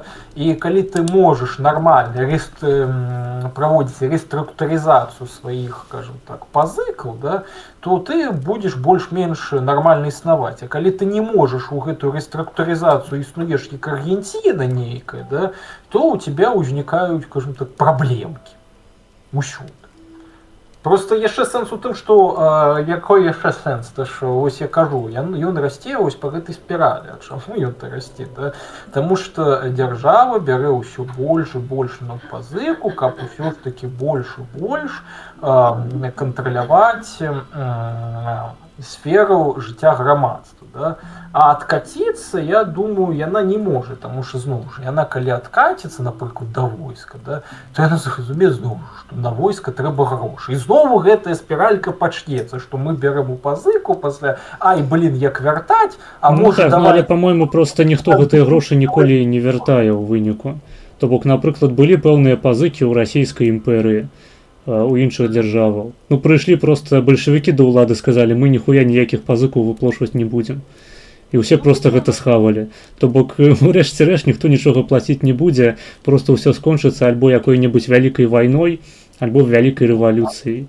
І... Ну, вайна, так, ну, просто звычайна, як вяртаць грошы? Менавіта інструментам гвалта, да, просто ці нейкімі, кажам так, прыціскамі, судамі і гэтак далей. Вось, ну, з Аргентыны, як з Аргентыны ж ніхто не ваюе, па факту, не ваюе. Але грошы яна вяртае, і ад таго яна, кажам так, не самая багатая краіна. А чаму яна вяртае? Таму што калі яна не будзе іх вяртаць нават так, кажам так, па-крывому, як яна іх вяртае, да? Просто прыйдуць людзі, які гэтыя бабкі забяруць. Ну так. Ну, то бок, праблема яна застаецца і ў сучаснасці, то бок гэта не нейкая не нейкі спецыфічны кейс монархіяў. Я просто да чаго гэта ўсё, кажам так, прамову пачаў, да? Просто, як мне здаецца, да, працэс падвышэння сферы, на якія ўплывае дзяржава, банальна з-за таго, што ў яго ёсць дубінка, якая фінансуецца, ён трохі непазбежны. І то бок мы наўрад ці зможам адкаціць сітуацыю да стану нейкіх там, напрыклад, феадальных княстваў, калі, умоўна кажучы, уладальнік княства, ён адказваў толькі за, кажам так, вайсковую частку. Наўрад ці атрымаецца, таму што зноў жа памкненне людзей да ўлады, яно і, кажам так, яно будзе аб сябе даваць ведаць, як і палітычна, так і эканамічна. Ну, адна справа памкнення да ўлады, а іншая справа звычайная чалавечая лянота. Мне здаецца, ну і мы ў гісторыі гэта бачым. Я проста не бачу, каб монархія, вось скажем, каб Рэч Паспалітая якая-небудзь імкнулася да пашырэння ўлады дзяржавы, у прынцыпе, на сваёй тэрыторыі. Яна развалілася проста з прычыны знешніх усялякіх уплываў, з прычыны пастаяннай вайны з суседзямі, з 3 найвялікшымі імперыямі еўрапейскімі таго часу.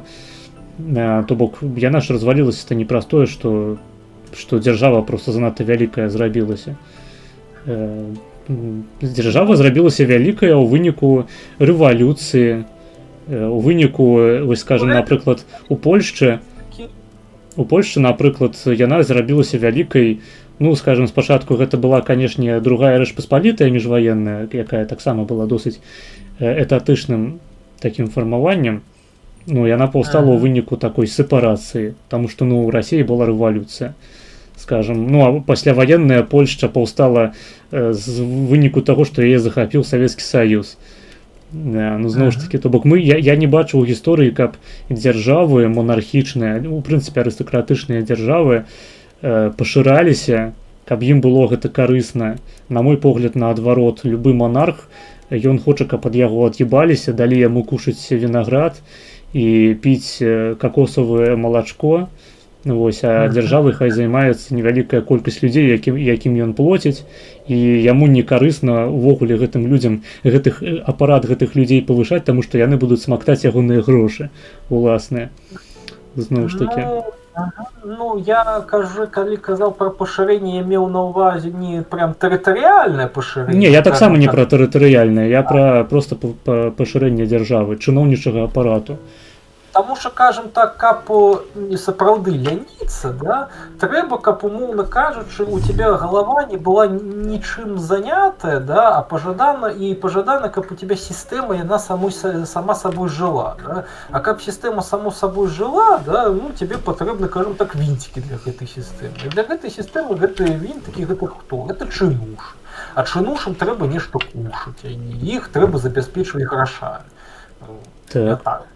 Таму што калі ты, умоўна кажучы, нейкі феадал, да, усё ж такі у цябе ў галаве, кажам так, ну, ёсць пэўныя задачы і пэўнае разуменне таго, што некаторыя працэсы яны самі сабой не будуць рабіцца, і цябе трэба іх, кажам так, трохі кантраляваць. Ну, як мінімум, ехаць да сяляну, збіраць грошы. Да? Ты ж не пайшлеш нейкага, там, кажам, чынушу, каб ён за цябе грошы паслаў. Да?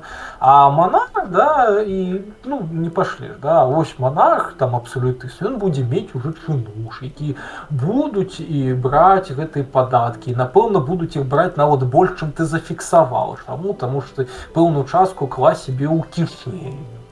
Ось. І прыносіць табе, і ты залез больш у кішэню людзей, а ў людзі яшчэ больш заплацілі, таму што чынушам трэба таксама кушаць, ну і ўсё. Ты сядзіш, тебе-то пофіг, да? Бабкі ты атрымаў і не асабліва пра гэта думаў. А гэта, скажем так, а эканамічная цяжба людзей, яна падвысілася. Ну так, але тут просто ўжо дадатковыя механізмы патрэбныя. То бок, напрыклад, народу не падабаецца, што ў іх занадта шмат падатку бяруць. Ну, будуць бунты. Адпаведна, калі манарх бачыць, што нейкі хуйсос, якога ён паставіў збіраць падаткі, не можа супакоіць сваё ўласнае насельніцтва, якое ты яму паручыў, ну, значыць, ты ідзеш нахуй проста. Ось. Ну, гэта ў выпадку, калі гэта проста чыноўнік назначаны зверху, гэта можа быць і не чыноўнік. Хаця не, ну, ў выпадку, калі грошы збіраюцца для манарха, то, канешне, так. Проста калі чыноўнік не спраўляецца са сваёй задачай збору падатку, а у гэта таксама можа быць уключанае тое, што супраць яго бунтуе сялянства, супраць яго бунтуе мяшчанства, а сялянства і мяшчанства яно ў монархіях яшчэ дадаткова і ўзброенае, нашмат больш узброеныя, чым сучасныя сяляне, ну, скажем, сяляне, такія жыхары якой-небудзь субурбіі ці такой сельскай мясцовасці. Я пра мяшчану ўвогуле не кажу. У горадзе ніхто зброю пры сабе звычайна не мае. Гэта небяспечна проста браць і драць людзей такія вялікія падаткі. Ну і адпаведна будуць альбо паўстанні, у выніку якіх яны беспасрэдна заб'юць гэтага чыноўніка, альбо будуць паўстанні, якія не заб'юць чыноўніка, але прывабяць увагу монарха, які вырашыць адаслаць чыноўніка, павесіць яго на бліжэйшым слупе і назначыць новага, які будзе мець прыклад папярэдняга чыноўніка, якога ўздзёрнулі проста на слупе, і ён не будзе бардзець занадта. Ну так, таму што чыноўнікі, дарэчы, і гэта яшчэ як такой грамаадвод адказнасці. Можна не несці адказнасць, да, як дзяржава, можна сказаць, што гэта ўсё эксцэсы на месцы. Узяць, кажам так, рэпрэсаваць свой грош. Зручна. Менш думаць. Ну так. Пры захаванні, кажам так, наяўнасці кантролю за пэўнай сферай. Вось такі монархічны лад мыслення, мне здаецца, у прынцыпе быў характэрны таму ж Пілсудскаму, які прыйшоў да ўлады проста на сацыялістычным папулізме, ну, фактычна прыйшоў да ўлады такім сілавым метадам. І ён, у прынцыпе, вось калі людзі вельмі шмат разважаюць наконт таго, ці быў Пілсудскі сацыялістам, ён жа паходзіць з польскай сацыялістычнай партыі, з якой, у прынцыпе, пачалася ягоная палітычная кар'ера. Ну, напэўна, ён быў сацыялістам, таму што, ну, гэта было б дзіўна, і тады модна было быць сацыялістам, і, у прынцыпе-то, ну, сацыялістычная партыя, ё-маё. Хаця, насамрэч, Пілсудскі, калі прыйшоў да ўлады, ён эканамічнымі пытаннямі, у прынцыпе, не цікавіўся. Яму было цікава там вайсковае жыццё краіны, яму было цікава там дыпламатычныя стасункі, а вось гэтая ўся рынкавая хуйня, вось гэта прадажніцтва, гэта гандлярства, гэта ўсё давайце вы самі як-небудзь вырашыце паміж сабой. А я, ну, тыпу, я не буду туды нос суваць, мне не цікава. Просто не цікава, таму што я, блядь, вайсковы чалавек, мне падабаецца біцца. А лічыць грошы мне не падабаецца. Я і лічыць-то не ўмею. Я, блядь, у школе хуёва вучыўся, як Пілсудскі. Вось. Ну, канешне, Пілсудскі гэта не монарх па той простай прычыне, што ён не перадаў сваю ўладу ў спадчыну. Але гэта такі досыць цікавы прыклад мыслення менавіта што монархічнага, абсалютысцкага. Таму што, ну, Пілсудскі, канешне, быў дыктатарам. Ну, Ну, дарэчы, цікавы прыклад. Ну, я прям так падрабязна, скажем так, пра жытуху Пілсудскага не ведаў, хаця, здаецца, нядаўна нейкую такой, типа, дакументальны фільмік на Ютубе глядзеў, але ўжо яго і змест трохі забыў. А так, ну, так, боже, то, што тады сацыялізм быў модны, але ён быў такім модным, хутчэй, як такой гуманітарная філасофія, назовем гэта так, філасофія жытухі, да? Ну, давайте прыгадаем, кім быў спачатку Мусаліні тады. Так, Мусаліні. Ну, тут, дарэчы, няма супярэчнасці нават, таму што фашызм, ён выцякае проста з перагляду марксізму. Я б тут прывёў іншы прыклад Лі Куан Ю, які стартаваў на камуністычнай пляцоўцы, абяцаў, што ў Сінгапуры будзе пабудаваны камунізм, што ўсё будзе ахуенна і не трэба будзе паміраць, а потым, калі прыйшоў да ўлады, сказаў, ніякага камунізму нахуй, будзем вас, камуністаў, усіх знішчаць, у вас ёсць 3 дні на тое, каб з'ебацца з моей краіны. Бывае і такое, канешне. І Пілсудскі, дарэчы, у гэтым жа шэрагу знаходзіцца, таму што яму прыпісваюць звычайна, я не ведаю, наколькі гэта праўдзівая цытата, яму прыпісваюць выраз, што на шляху да сацыялізму я выйду на прыпынку незалежнасць. Ну, чалавек просто папуліст, такі папуліст здаровага чалавека. Канешне, я крытычна стаўлюся да Пілсудскага, на мой погляд, фігура Лі Куан Ю нашмат больш прывабная для таго, каб браць з яе прыклад. Вось, але, ну, прынамсі, ва ўсходняй Еўропе я магу сказаць, што Пілсудскі быў хіба што найбольш паспяховым кіраўніком краіны. Я не магу прыгадаць, хто ў міжваенны час быў бы на такім жа ўзроўні незалежнасці і вайсковых поспехаў, акрамя Польшчы. Мабыць, я, канешне, не валодаю кампетэнцыямі тут дастатковымі, я не гісторык. Ну, я б, канешне, пажартаваў бы, але... Ну, і зноў ж такі, я казаў пра ўсходнюю Еўропу. Што было на ўсходзе, каля Польшы, Румыніі і Саўка? Ну, Літва, Латвія, Эстонія. Ну, мы бачылі, што Польшча зрабіла з Літвой. Пра Румынію я не ведаю, на жаль, нічога. Але дапускаю, што ў Румыніі жылося ўсё ж такі горш, чым у Польшчы. Усё адносна магло быць нармальна, таму што ўсё ж такі па вынікам першай сусветкі яна была ў дастаткова такім выйгрышным стане, ну, то бок яна ж там атрымала вельмі шмат тэрыторыяў, але, скажем так, перад салковымі, скажем так, танчыкамі ў Бессарабіі яна ўжо не магла нічога зрабіць. І таму яна прыядналася да краіны Ласіі банальна з-за таго, што трэба было вяртаць, скажем так, Бессарабію і, можа быць, патэнцыйна там дайсці і замацаваць сябе, скажем так, паўдзённую заходнюю Украіну ажно да Адэсы. Типа ж, у часы другой сусветнай, я наколькі ведаю, увогуле ж адміністрацыю ў Адэсе, калі была нямецкая акупацыя, там была адміністрацыя не нямецкая, там была адміністрацыя ў Адэсе, здаецца, першапачаткова увогуле гэта румынская, там румыны сядзелі. І яны б увогуле, і у іх быў варыянт так-то, ну, спыніць сваю, скажем так, дапамогу Трэцяму рэйху, вось, калі яны дайшлі да Адэсы і ўсё. То бок у іх быў варыянт не ісці далей, просто там сядзець і ўсё, і далей просто лутаць нямецкую нафту, падымаць сябе эканоміку, падымаць войска, каб уже калі там што, можна было там сваю, скажем так, тэрыторыю з улікам Бессарабіі абараняць. Але яны прагарэлі, калі ўжо пайшлі далей, дзе быў, скажем так, Волгаград і гэтак далей, таму што вельмі шмат румынаў палягло.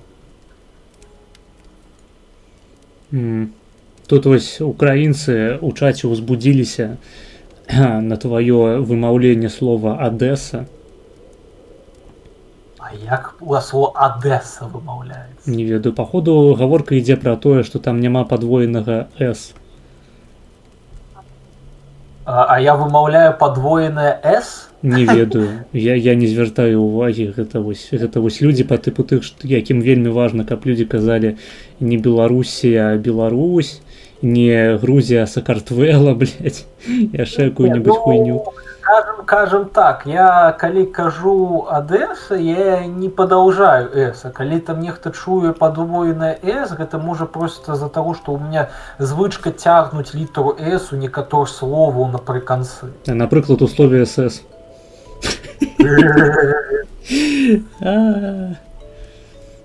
Нахуенны жарт.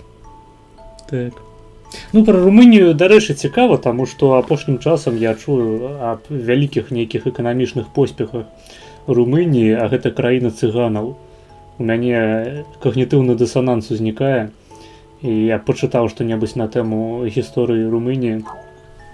Боже, румыны, калі так браць, гэта хто? Румыны? Гэта, скажем так, жыхары колішні там рымскай імперіі, прытым лацінамоўныя, да, якія просто за кантакту за славянамі перайнялі вельмі шмат ад славянскай культуры.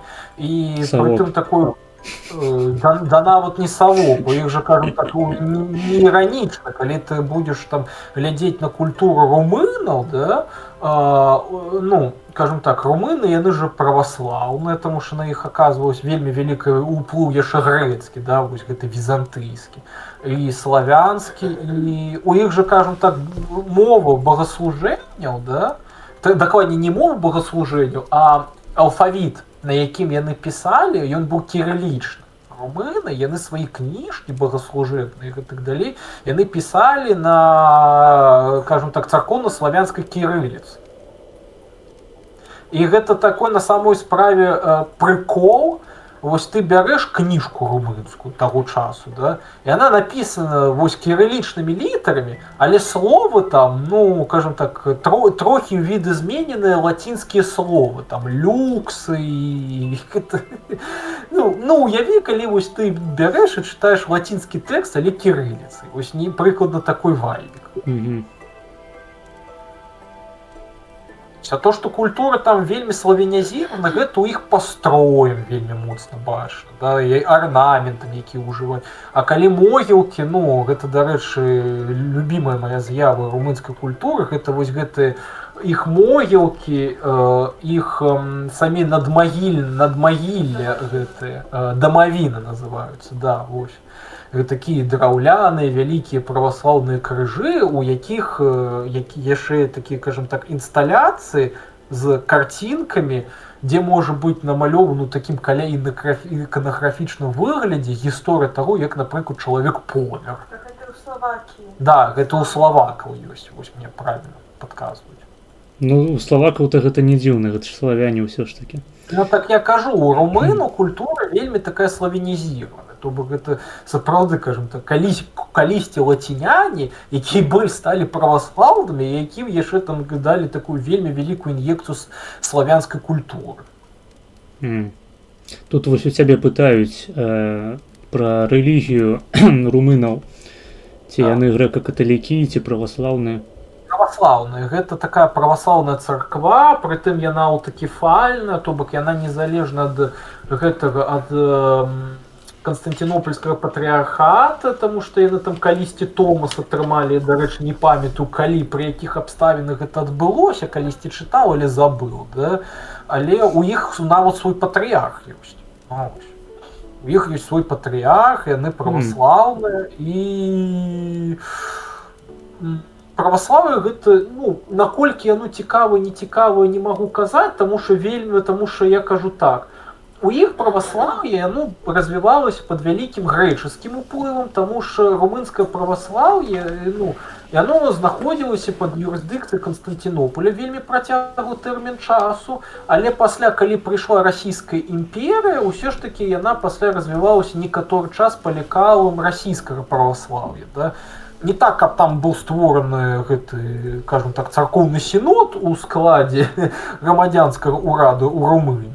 Не, до такой ступені, здаецца, не даходзіла. Але вось гэта, кажам так, змяшэнне больш позняга рускага ўплыва і больш ранішняга грэчаскага, да, ён сфармаваў такое цікавае румынскае праваслаўе, якое мы маем сёння.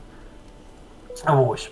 І з такіх праяў прям нейкай духоўнасці румынскай па сённяшні дзень я магу сказаць на прыкладзе таго, што я вывучаю. Менавіта румынскі праваслаўны геймдэв. Гучыць, канешне, смешна, але ёсць две такія гульні, якія прадаюцца ў стыме. Гэта такія два псіхалагічныя хорары, я б назваў бы іх нават так, да? Яны гугляцца ў стиме, гэта адзін гэта Grey Dawn, то бок шэры світанак, а другая гульня ад таго ж распрацоўшчыка гэта The Last Day of the Lazarus, то бок апошні дні Лазаря. І гэта такія гульні, ну, першая гульня, ты ўвогуле там гуляеш як бы за англіканскага святара, у Англіі паміж там 19-20 стагоддзя на мяжы стагоддзяў, да, у якога, кажам так, ён узяў румынскага хлопчыка праваслаўнага сябе, як бы, кажам так, у алтарыкі. І там усе, да, гучыць, правда, уже так хі-хі-ха-хашычна, да.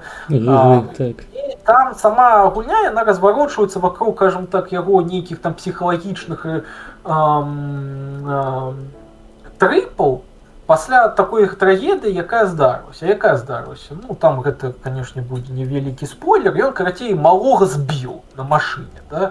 І ён гэта перажываў. А там перажыванні, паколькі яны псіхалагічны характар маюць, яны маюць такой характар змяшання такой заходняй эзотэрыкі з праваслаўнай эзотэрыкай і тэалогіяй Рыгора Паламы.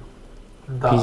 Там у трэпах, там у яго гэтых псіхалагічных трыпах мы там, і там вельмі гэта, ведаеш, такой кантраст, што вось ёсць гэта англіканскае, кажам так, цэлібатнае святарства, якое там пакутвае ў нейкай, кажам так, такой дэманалагічнай карцінкі рэчаіснасці, у гэтай дэманалагічнай эзотэрыцы, і ёсць румынская эзотэрыка, якая пазіцыянуе, праваслаўная, якая пазіцыянуецца як такая, ведаеш, тру рэлігія. То бок, я ўсім раю калісьці ў гэта пагуляцца, хаця, кажам так, геймплей там не прям ахці, але візуальна і як гэта подана, гэта вельмі цікава. А The Last Day of the Lazarus гэта ўвогуле нейкі, таксама нейкі, кажам так, трохі трэшачок у пэўным сэнсе, кажам так, у саўковай Румыніі ці постсаўковай Румыніі, то бок пасля Чаўшэску, нейкі, кажам так, генерал рускі, Зотаў, і ён знайшоў ж нейкі крыніцу бясконцай энергіі, якая заключаецца ў выкарыстанні боскіх энергіяў, зноў жа канцэпт Рыгора Паламы, знайшоў нейкі механізм пітае сілкавання роботаў, да, і ён, дзякуючы гэтым роботам, там захоплівае паступова гэтую, постсаўковую Румынію, у якой там, кажам так, яна ўпаў у грэх, а грэх там, дарэчы, гэта вельмі модны такі матыв у сучасных праваслаўных відэагульняў, ілюстраваць грэх, як вось гэтыя, кажам так, мясападобныя соплі. Можа быць, гэта звязана, і, ну, дарэчы, такой матыў у гэтай, у амнезіі, типа The Dark Essence, ён ёсць, да, то бок The Dark Essence, так, ведаю. Тень вось гэта, у выглядзе вось гэтых біялагічных саплей, да. У гэтых гульнях, дарэчы, гэта таксама вельмі такая, кажам так, папулярны вобраз, то што грэх гэта ён ілюструецца праз захоп тваёй жыццёвай прасторы вось гэтымі біялагічнымі саплямі. Таму што ёсць расійская праваслаўная гульня, браузерка была у Контакце, мытарства, дзе ты, карацей, ну, там гэта такое, типа, лічы анкеты пытальныя, ты, типа, паміраеш і трапляеш на гэты самыя мытарства, дарэчы, які не з'яўляецца дагматам праваслаўнай царквы, гэта, кажам так, народны фальклор. Вось, я на гэтую тэму рабіў у Кракаве, у гэтым Ягелонскім універсітэце невялічкі выклад. Жаль, відэа няма гэта. І вось, і там, калі ў цябе пытае гэта, кажам так, браузерка, вось ты рабіў нейкі грэх ці не рабіў, ён там так ілюстраваны, вось менавіта гэтым, типа, боді-хоррор-артам, таксама нейкі там пашкоджаныя людзі, нейкія вось гэтыя біялагічныя соплі мяса і так далей. Гэта вельмі забаўная рыса. Мне чамусьці пры згадцы пра біялагічныя нейкія соплі узгадваецца гульня Prototype. Магчыма, тут можна нейкую аналогію правесці. Ну, аналогію з прототипом, блин, на самой справе мне вельмі цяжка, чаму? Таму што лор прототипа я вельмі кепска ведаю, да? Усе людзі, якія гуляліся ў прототип, да, пры мне, і калі я сам клікаўся, ён уяўляўся, ведаеш, як такая, скажем так, спінна-мозговая забівалка часу, где ты просто бегаешь, да, і учиняешь, скажем так, слэшер. Ну, просто мясное месиво. Ну, з пункту гледжання геймплею, так, але пункт на тым, што галоўны герой, напрыклад, пачынае ўсё больш мутаваць праз тое, што больш граху здзяйсняе, таму што ён людзей забівае перыядычна. Мог бы тут таксама быць, мог бы таксама мець месца, на мой погляд. Правесці нейкую паралель, але я кажу, для гэтага мне трэба просто, скажем так, лор прототипа прыгадаць, да? Але я лор вельмі кепска памятаю, і можа быць нехта, хто з гледачоў зараз глядзіць мяне паправіць, але наколькі я памятаю, там сэнс у тым, што гэты сам прототип, гэта ж нейкая такая а-ля біялагічная зброя, без памяці, якая просто спрабуе паступова прыгадаць, што з ёй сталася. Ну, гэта ў першай частцы, так. Да, у першай. Лор прототипа 2 я не ведаю ад слова зусім. Акрамя таго, што там галоўны герой, скажем так, прадстаўнік афрыканскіх этнос. Так, прямо як у GTA San Andreas. Тут у цябе пытаюць у чаце, што думаеш пра Pathologic?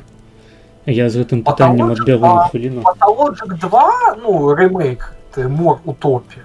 Гэта адна з маіх улюбёных гульняў, і я кажу, за апошнія 5 год гэта лепшая гульня, у якую я гуляў.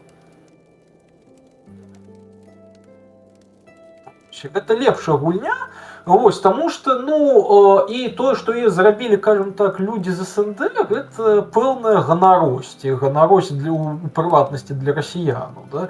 Таму што, ну, як яна тэкстуальна напісана, ну, для меня гэта прям натхня.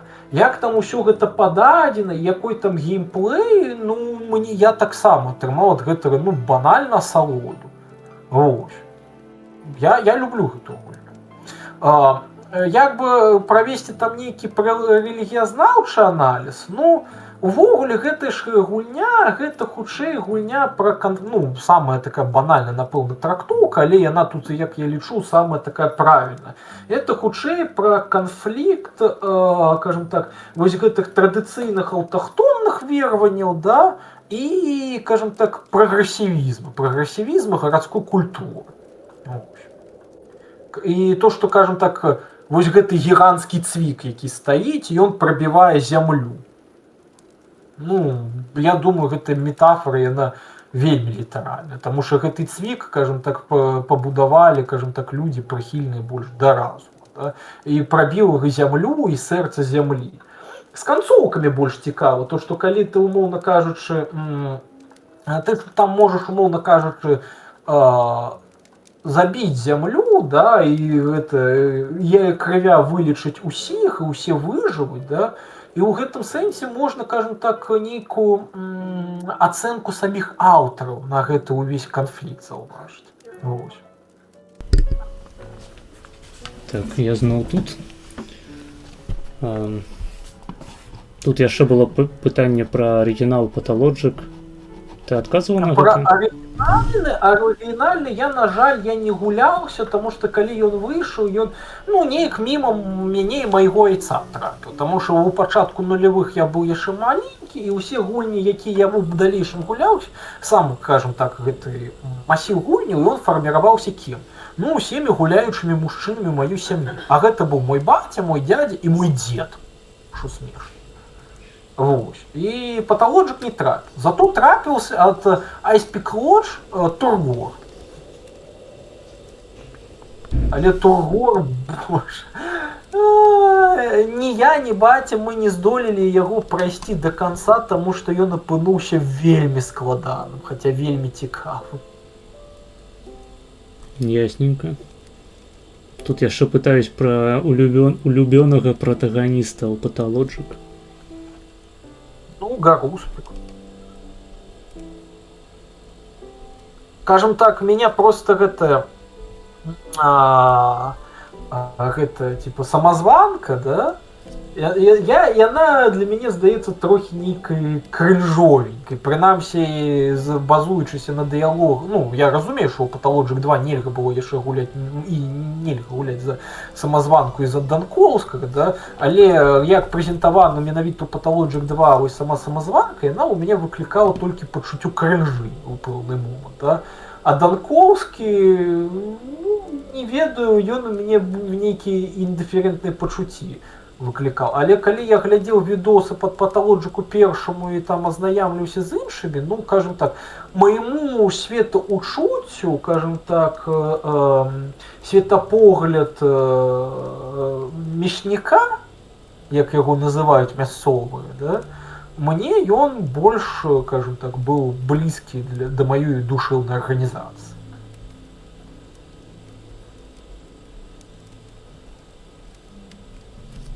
Тэкс. Я, мабыць, буду чытаць паведамленні, якія задавалі яшчэ раней. Дакладней, якія пісалі яшчэ раней у чаце. Тэкс. Пытаюсь, Маргінес, дык ты за аборты? Нагадай, чым скончылася спрэчка пра тое, ці могуць бацькі закопваць жыўцом дзяцей. Моя позиция по абортах такая, что у нас, ну гэта дарэчы позиция маргінала літаральная, я просто перакажу яе зараз, что у нас можа быць две позиции по абортах. Першая, гэта что аборты, дакладней, па-першае, трэба выходзіць з таго, што аборт гэта забойства, таму што іначай гэта проста немагчыма разглядаць. То бок эмбрыён гэта чалавек, таму аборт гэта забойства чалавека. Ну і далей мы ўжо ад гэтага сцверджання ідзем. То бок у нас альбо людзей нельга забіваць, тады аборты павінны быць забароненыя. Альбо у нас людзей можна забіваць у пэўных абставінах, і тады аборты павінны быць дазволеныя, але пры гэтым павінны быць дазволеныя, так бы мовіць, і постнатальныя аборты. Таму што, ну, розніцы, на якім этапе чалавека ты заб'еш, няма, гэта застаецца забойствам. Вось. І я тут знаходжуся на другой развілцы гэтага відэльцу, то бок я за постнатальныя аборты. Я лічу, што дзеці гэта ўласнасць бацькоў, і дзеці могуць рабіць са сваімі бацькамі, што захочуць. Гэта іхнія дзеці. Я супраць ювенальнай юстыцыі, супраць умешвання дзяржавы ў сямейнае жыццё. Цікава. Ну, таму що уласнасці. Я ўсё ж такі, кажам так, тут, напэўна, па іншы бок, просто таму, што я не ўспрымаю дзяцей як уласнасць. Ну так, но гэта было б дзіўна, улічваючы, што ты хрысціянін. Ну так, ну хаця у меня, кажам так, я просто ведаю аргументацыю гэтага маргінала, да, дакладней, як ён тлумачыў, да, і я банальна, ну, сыходжу з таго, што, умоўна кажучы, калі мы выступаем супраць забойства чалавека, а, кажам так, мікрачелік, ён уже, кажам так, на ўзроўні ДНК з'яўляецца чалавекам, то бок прадстаўніком рода Homo, да. Homo sapiens, нават. Да, не просто Homo. Да. Ну да, то яго як бы не вельмі этычна забіваць, і таму мне гэта больш пасу, калі зноў жа спасылацца на яго. Ну так, ну пра этычна, не этычна гэта ўжо не пазіцыя маргінала. Пазіцыя маргінала галоўным чынам палягае ў тым, што аборт гэта забойства. Ну гэта не толькі прама пазіцыя маргінала, зноў ж такі, гэта мы абмяркоўвалі на папярэднім стрыме, пазіцыя гэтая, старэйшая за маргінала і за нас усіх разам узятых. Вось, то бок, так, аборт гэта забойства, проста пытанне ў тым, як мы да гэтага забойства будзем ставіцца. Хрысціяне, для якіх кожнае жыццё мае сэнс, мае каштоўнасць, у пэўным сэнсе яно, мабыць, бескаштоўна, як бы гэта не гучала дзіўна у гэтым сэнсе у гэтым кейсе. Значыць, людзей нельга забіваць у прынцыпе. Але ў нас тады атрымліваецца, што нельга забіваць і дзіцяці, якое паўстала ў выніку гвалту. Ну так. Так, ну гэта, дарэчы, пазіцыя такая мейнстрымная польскіх правых, польскіх такіх каталікоў, што там узяць права і справядлівасць, што канфедэрацыя ва ўсіх пазіцыя такая, што нават у выніку гвалту дзяўчына не павінна мець права на аборт, таму што гэтае дзіцяці таксама каштоўнае, яно мае душу, вось, і нельга забіваць нявіннае дзіцё.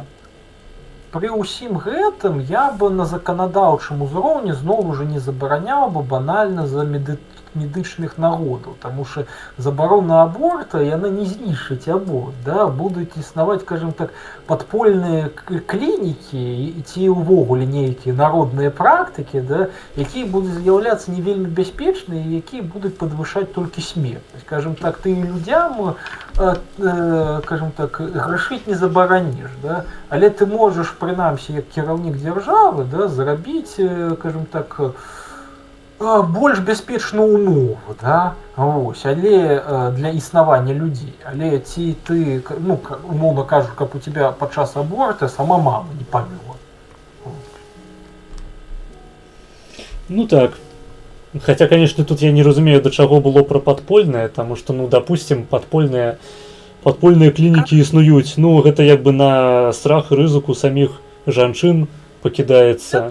На страх і рызыку, але зноў... І мы за гэта не плацім падаткі. З пазіцыі нейкага кіраўніка, да, то, ну, такога, то этычнее было бы, каб усё ж такі паміж выбарам, ці жанчына пойдзе у падпольную і, там, кажам, з пэўным шансам на летальны вынік, да, зрабіла гэта, ці пайшла ў нармальную клініку і зрабіла гэта самае, але выжыла бы хаця бы, ну, разумела, што лепей, каб выжыла. Ну, то бок ты за аборты атрымліваецца такім чынам.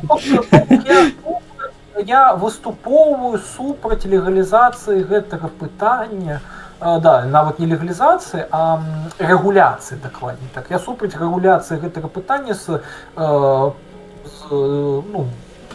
ад дзяржавы, да, то бок дзяржава не павінна гэтым займацца ўвогуле. Так. Пытанне дзетанараджэння гэта выключна пытанне, скажем так, асабістае бацькоў, да? Але у межах маёй этычнай сістэмы, якой я прытрымліваюся, я гэта не прымаю, да? І калі нейкія бацькі на падставе свайго уласнага рашэння будуць гэта рабіць, да, ну, я не буду прямо бегаць і казаць, што гэта, скажем так, кепскія людзі, трэба іх там спальваць. Не, просто буду ставіцца да гэтага рашэння, ну, кепска, ну, навошта вы забілі кагось? Ну, то бок у цябе пазіцыя моя па тым, што дзеці гэта ўласнасць бацькоў. Ну, кажам так, іх выбар. Ну так, ну, то бок, ну, яны вырашаюць, таму што гэта іхняя ўласнасць. Ну, то бок, праблема толькі са словам уласнасць. Ну да, тому що слово уласності, ну, скажімо так, ведаєш, коли ми просто інтерпретуємо мікрочеліка як уласності, хто має уладу над гэту уласністю держави ці сім'я, для мене гэта уже загадзя проіграшная позиція. Ніхто над мікрочеліками улады не мае. Не, ну, у сучаснасці уладу над мікрачэлікамі мае акурат дзяржава, а не бацькі. Я выступаю за сістэму, у якой бацькі маюць уладу над сваім дзіцяці. Прычым дзяржава на сённяшнім узроўні яна мае такую уладу над гэтымі мікрачалікамі настолькі вялікую, што яна можа іх забіваць. На мой погляд, лепей гэтую уладу пакінуць у руках бацькоў, таму што досыць невялікая частка людзей... Я бы сказал уладу, а калі так уже прям для мяне карэктна выказвацца, права, да? Права, то бок, ведаеш, гэта як, ну, кажем так, Бог стварыў чалавека вольным, і таму мы пакідаем чалавеку правы. Але, ну, кажем так, сферу пэўнай дзейнасці, да? Але ці будзе грашыць ці не грашыць у межах гэтай сферы дзейнасці чалавек, ну мы гэта ўжо пакідаем на сумленне асобнага чалавека. Ну так. Ну то бок з боку дзяржавы ніякага ўмяшальніцтва быць не павінна, па-твойму. Я кажу, то бок рэгуляцыя дзяржаўнага гэтага нет. Я лічу, што нет. Яна не павінна быць, і таму я, скажем так, не вельмі вітаю, скажем так, польскае заканадаўства ў гэтай галіне. Окей, а чаму тады іх забіваць можна? То бок, ну у нас забаронена у Польшчы той же самый по законодаўстве. Я не кажу, што забіваць можна. Да? Так. Я кажу, што я не кажу, што забіваць дзяцей можна. Да? Забіваць дзяцей, ну, як мінімум гэта амаральна. Да? Просто я кажу аб тым, што адказнасць яна павінна быць не нейкай там крымінальнай ці нешта гэтак далей. Да? Гэта адказнасць яна павінна быць прадметам сумлення дзяцей, ну, гэтых бацькоў. Вось пра што. Так. Так а ў чым субстанцыяльная розніца паміж гэтымі дзецьмі і іншымі любымі людзьмі? Чаму, напрыклад, калі я забіваю людзей у сваім падвале, ты не проста мяне асуджаеш, ты хочаш, каб я патрапіў у турму, у вязніцу. Ці у цябе да звычайных забойстваў таксама такое стаўленне, што я асуджаю, канешне, але ведаеш, калі так казаць, да, і калі быць максімальна паслядоўным, я напэўна павінен быў бы сказаць таксама, то што, умоўна кажучы, мы гэта павінны пакінуць на, скажем так, на суд Божы, да, то бок Бог рассудзіць, да. Ось, але разумееш, що такое, скажем так, фінт вушамі ён быў бы максімальна дзіўны, да? Вот, банальна. Паслядоўная пазіцыя, я не маю ніякіх прэтэнзій абсалютна. Ён быў бы просто банальна гэта дзіўны, да? Ну, тыпу, так працуе права пры хрысціянстве, што сказаць.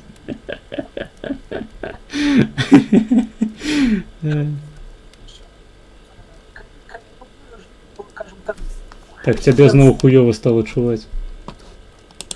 Калі б мы жылі б у хрысціянстве, да, то мы, напэўна, цалкам бы спадзявались бы, скажем так, на нормы царкоўнага права, хаця, скажем так, гэта вельмі было бы незручна, да, таму што царкоўнае права вельмі якія шмат рэчаў, якіх не рэгулюе ад слова зусім, да. І у такой бы сістэме, напэўна бы, і разумеў, пакаралася бы само права аборта і гэтак далей, да. Але паколькі мы жывём у сусвеце, дзе царква ўсё ж такі не з'яўляецца, скажем так, дзяржавабудуючым органам, да, і мы ўсё ж такі павінны сыходзіць з таго, вось калі мы разглядваем выключна пазіцыю царквы, да, а не пазіцыю царкоўнай дзяржавы, да, то у межах гэтай сістэмы, мы не павінны, скажем так, увогуле кагосьці як кагосьці за завяршэнне граха біць камянямі.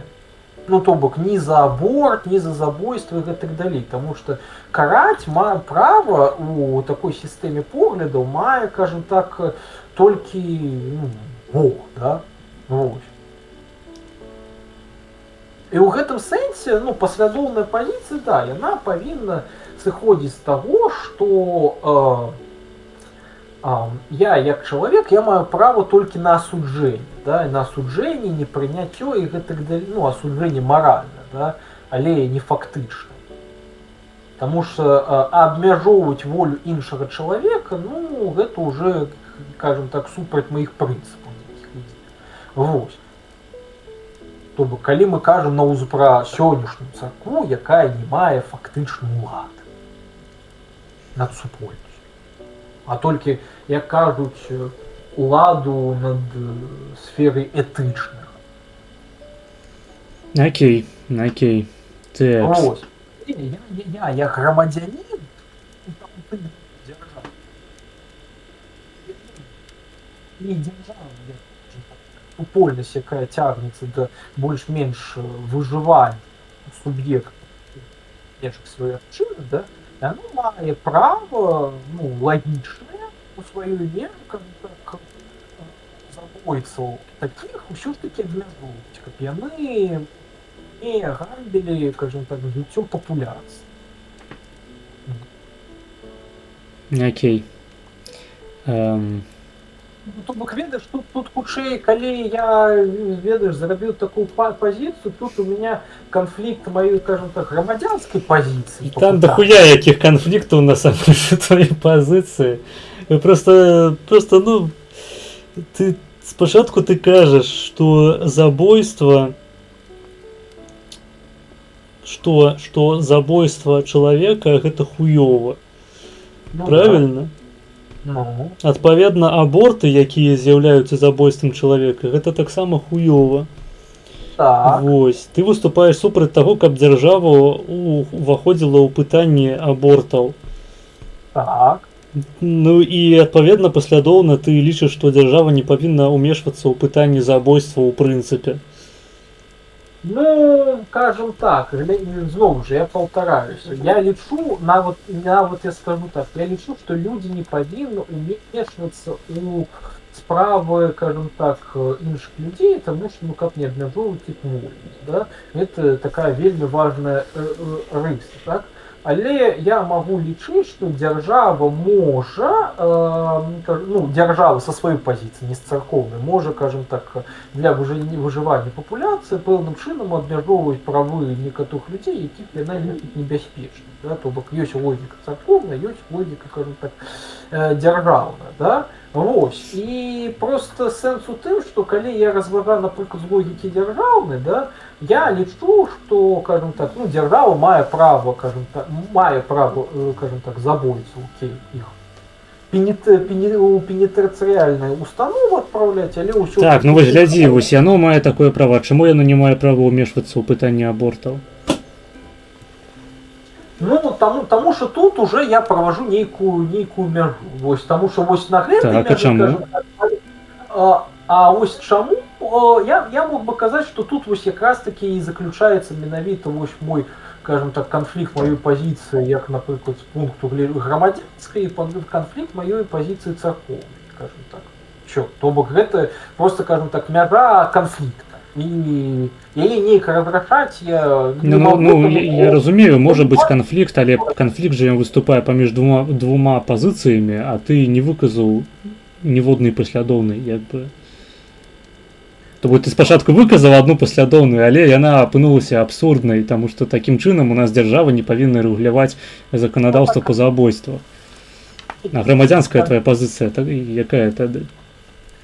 Ёсць пазіцыя адзін, што пэўных асобаў, якія перашкаджаюць адэкватна жыць папуляцыі, да, мы іх будзем абмяжоўваць, да, абмяжоўваць і ўсё. І, ну, абмяжоўваць, да, каб папуляцыя далей жыла і квітнела, да. Ну, гэта шырокае, ў прынцыпе, паняцце, адэкватнасць. Пад адэкватнасцю можна што заўгодна разумець.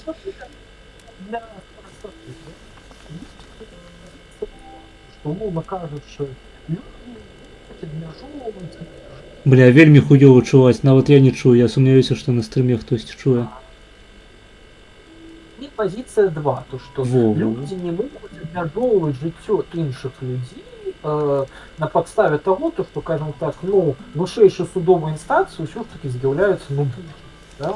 Вось. Ёсць гэтыя две пазіцыі, да? І адпаведна, і, кажам так, такая не ўмяшаецца, да? Ну, гэта ясна, а рабіць-то што? Рабіць, скажем так, комфортное, принамсі для цябе, для твоего пачуцця, скажем так, распазнавання людей, дзе ты пазіцыі, дзе у іх, скажем так, праходзіць, вот ты рэгулюеш, скажем так, свою, скажем так, позицию, что ты регулируешь свою позицию 2, да? Вось. Конечно, тут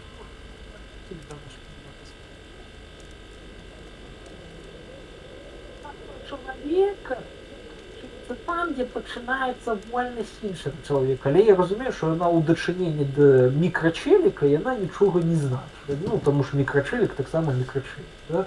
Вось. І я просто, кажам так, на ўзроўні нейкіх пачуццёў, да, праважу гэтую мяжу. Тобто, умоўна кажучы, пытанне, скажем так, аборцыі, да, яго трэба не рэгуліраваць. Вось. А пакінуць усё ж такі на прыватную адказнасць людзей перад Божым судом, да, а пытанне забойцаў фактычных, да, забойцаў людзей, да, яго пакінуць не толькі на Божы суд, а яшчэ на суд і грамадзянскі. Вось. Ну, окей. Ну, з майго пункту гледжання гэта пазіцыя непаслядоўная, але на здароўе. Ранейшай гісторыі судамі магіі, вона адносна феномена магіі. Да? Усё ж такі не заўсёды дзяржава, да, і нават зараз яна не займаецца, скажем так, магічнымі, скажем так, прыколамі насельніцтва, пакуль гэтыя магічныя прыколы не пагражаюць так званай бяспекі дзяржавы. Да? І у меня тут падобная пазіцыя, што, умоўна кажучы, ось, скажем так, справу забойствам я пакідаю светскаму суду і пасля толькі боскаму суду, а справу аборту я пакідаю толькі боскаму суду. Ось. Окей. Так, што тут яшчэ ў чаце пісалі? Палякі павінны зачыніць межы для беларусаў. Яны ж таксама гатовы працаваць, калі не за ежу, то за меншыя грошы ў параўнанні да палякаў. Пачакай, а дзе я казаў, што палякі павінны зачыніць межы для беларусаў? Не вельмі зразумела.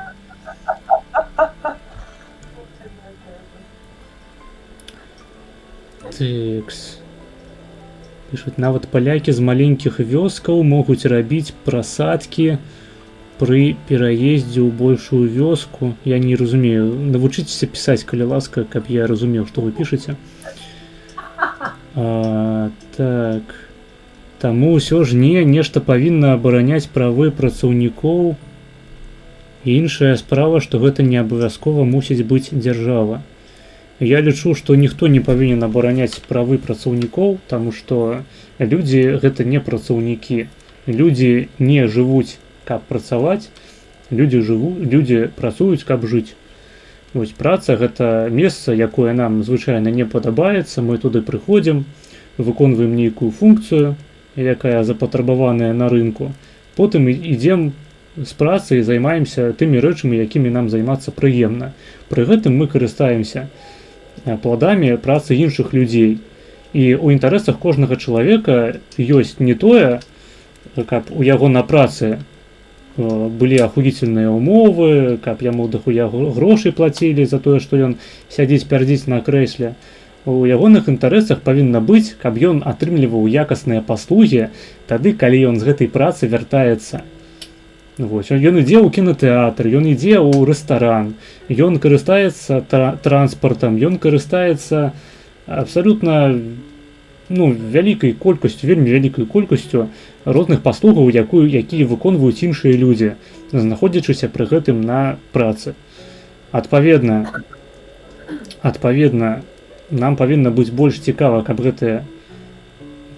кожны чалавек, не кожны чалавек, дарэчы, з'яўляецца працаўніком, але кожны чалавек з'яўляецца спажыўцом. І ў першую чаргу павінны быць выкананыя правы, павінны быць пільнаваныя правы спажыўца, таму што спажыўцамі з'яўляемся мы ўсе. Вось. І правы спажыўца выконваюцца тады, калі ён атрымлівае якасныя паслугі. Калі мы арыентуемся на правы працаўніка, то паслугі могуць быць не абавязкова якаснымі. То бок мы можам сядзець, проста пярдзець на працы за... Так, секундачку.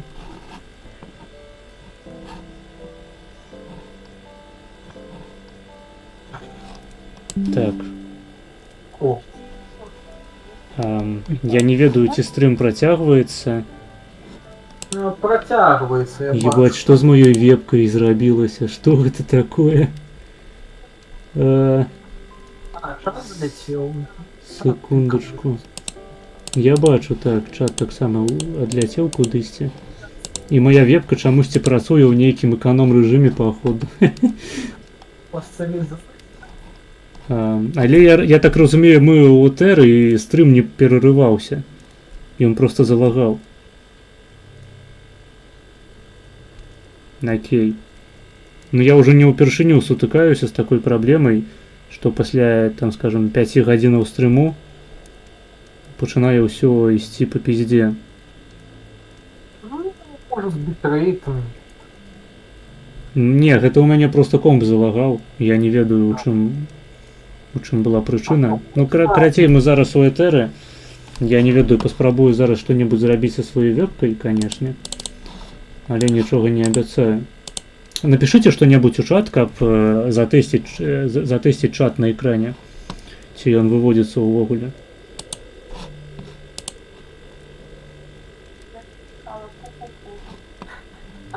Так, але я гэтага не бачу чамусьці. О, все, чат на экране. Цудоўна. Ура! Перамога! Так, толькі перамога з вебкай не атрымалася, але это, я спадзяюся, нас нармальна чуваць на стрыме. Давайте тады, не ведаю, мабыць, мне музыку просто выключыць і закрыць гэтую укладку. З музыкай пасядзім гадзінку яшчэ у цішыні. Так, пра што я казаў-то ўвогуле? Пра правы працоўных нешта. Так, то бок карацей, калі мы пільнуем правоў працоўных, то ў нашых інтарэсах становіцца, што каб працоўныя, ніхуя не працавалі, сядзелі, просто атрымлівалі грошы за тое, што яны такія прыгожыя. А калі мы арыентуемся на правы спажыўцоў, то спажыўцы атрымліваюць якасныя паслугі, якасную прадукцыю. Ну, я хочу дадаць толькі такі мікрамомант, што мы пільнуемся, кажам так, аб правах працоўных толькі тады, калі мы пераўтвараем пэўныя, кажам так, працоўныя клакі, прадпрыемствы, да, у кармушкі, да, у якіх іх просто, кажам так, выгадна трымаць за лаяльнасць. І, напрыклад, хі-хі-ха-ха, але ж у Беларусі у сэнсе абароны правоў працоўных лічыцца вельмі добрае заканадаўства, да? І там до такой ступені, що там же ж ты, як, напрыклад, уладальнік прыватнай нейкай канторы, фіг звольніш працоўнага, калі там нейкі прям жорсткай прычыны. Вось. І гэта, праўда, і ўплывае на то, што сам рынок працы, кажам так, такой не вельмі рухомы, да? Але гэта дазваляе людзей трымаць на адным месцы, асабліва на прадпрыемствах, якія там даюць фіксіраваную кажам так, колькасць грошаў, каб людзі не бухцелі. Ну так, людзі ў выніку не бухцяць, але прадукцыя робіцца менш якаснай, паслугі робяцца менш якаснымі. Убыткавыя. Ўсё ж такі я прыгадаю прыклад нашага улюбёнага МТЗ. Там зараз людзі, нават дэфолтныя працоўныя, ну я не ведаю, у меня адзін знаёмы, там, здаецца, быў электрыкам, атрымліваў 2500 рублёў, да? І наколькі прыбыткавы МТЗ сёння, вельмі сумнеў. Пры тым, што людзі працягваюць заробак атрымліваць ахуительны, просто каб заставацца на сваім працоўным месцы. Карацей, камунізм, блядь. Вось. Я супраць прафсаюзаў усялякіх. Я лічу, што калі табе не падабаецца твоё месца працы, то ты просто ідзеш шукаць іншую працу. Тут пытанне менавіта збалансаванасці гэтага самога заканадаўства, да, таму што, кажам так, ніхто не хоча апынуцца ў Вялікай Брытаніі 19 стагоддзя. Ну, як сказаць? Ну, у стане працоўнага, таму што, кажам так, быць працоўным лонданскай фабрыкі ў той час з іх рэжымам працы нет. Дзякуй, я не хачу. Ну, не ведаю, там, прынамсі, дэфляцыя была валюты. Ну, я кажу пра умовы, там, ты ж начлёг... Ну, умовы, канешне, хуёвыя, але пры гэтым будуецца эфектыўная эканоміка. І потым, калі ты назбіраў дастаткова грошай, каб перастаць быць працоўным, можаш там бізнес які-небудзь адкрываць, усё такое, я не ведаю. Пытанне у тым, што калі ты ў тых умовах нават бы назбіраў бы на будову бізнеса, ты бы цябе бы так бы здароўе пафігачыў бы, да, што пытанне, ці быў бы ты ў стане ўжо фізічным гэты бізнес весці, ці ў цябе б усе гэты грошы... Ну, магчыма, твае дзеці былі б тады ў стане. Ну, гэта ўжо іншае, таму што тут, ведаеш, пытанне, ці ты аддаш грошы дзецям, да, разумеючы, кажам так, сваю тленнасць, да, що ты ўсё сольёш па выніку, кажам так, на сваё лячэнне і застанешся з тым самым, чым быў. Ну, гэта проста ўжо справа асабістая. Ну, да. Не, ну просто ведаеш, пра такую, кажам так, пра умовы працы і гэтак далей, правда, гэта гульня не зусім пра гэта, да, але я чамусьці прям гэты фростпанк прыгадваю. Яна не зусім пра, кажам так, пра эканамічнае забяспечанне умовамі працы, да, там усё ж такі другое, пра заканадаўчае і ці нават рэлігійнае, кажам так, забеспячэнне серады, да. Але чамусьці асацыяцыя адразу такая. Не ведаю, ці гуляў, ці ведаеш? Не, я не гуляў. Які кіберпанк, ці што ты сказаў? Фростпанк. Фростпанк? Не. Таксама не. Ну, типа, там гульня якая? Вось якраз таки Великобританія, да, конец 19 стагоддзя, але там адбылася нейкая экалагічная катастрофа, што карацей сонца адэкватна грэць перастала, і карацей наступіў нейкая ультразіма на ўсей планеце мінус 70 градусаў, але да гэтага, типа, брытошкі, яны пабудавалі, типа, нейкі тепловы генератор, спрабуюць вакол яго пабудаваць нейкае новае грамадства, да? І ў першым фростпанку у тебя было два варыянта, як яго будаваць і арганізоўваць, скажем так, саму працу, да? Ці праз пабудову, кажам так, жорсткага заканадаўчай сістэмы, да, якая можа эволюцыянаваць у таталітарную дыктатуру, да? Ці праз рэгуляцыю, кажам так, такую надаццё надзей рэлігійнымі інстытутамі, да? Якія таксама могуць скаціцца ў нейкую таталітарную тэакратыю. Ну, ну і там, карацей, ты ці, кажам так, прававымі, кажам так, кнутамі вымушаеш людзей працаваць па 16 гадзін і капаць вугаль, каб яны не померлі ад холаду, да?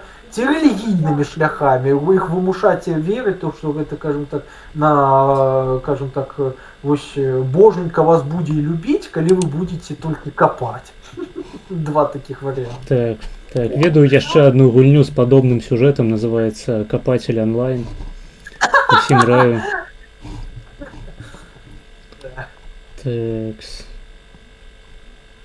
Так, пишут.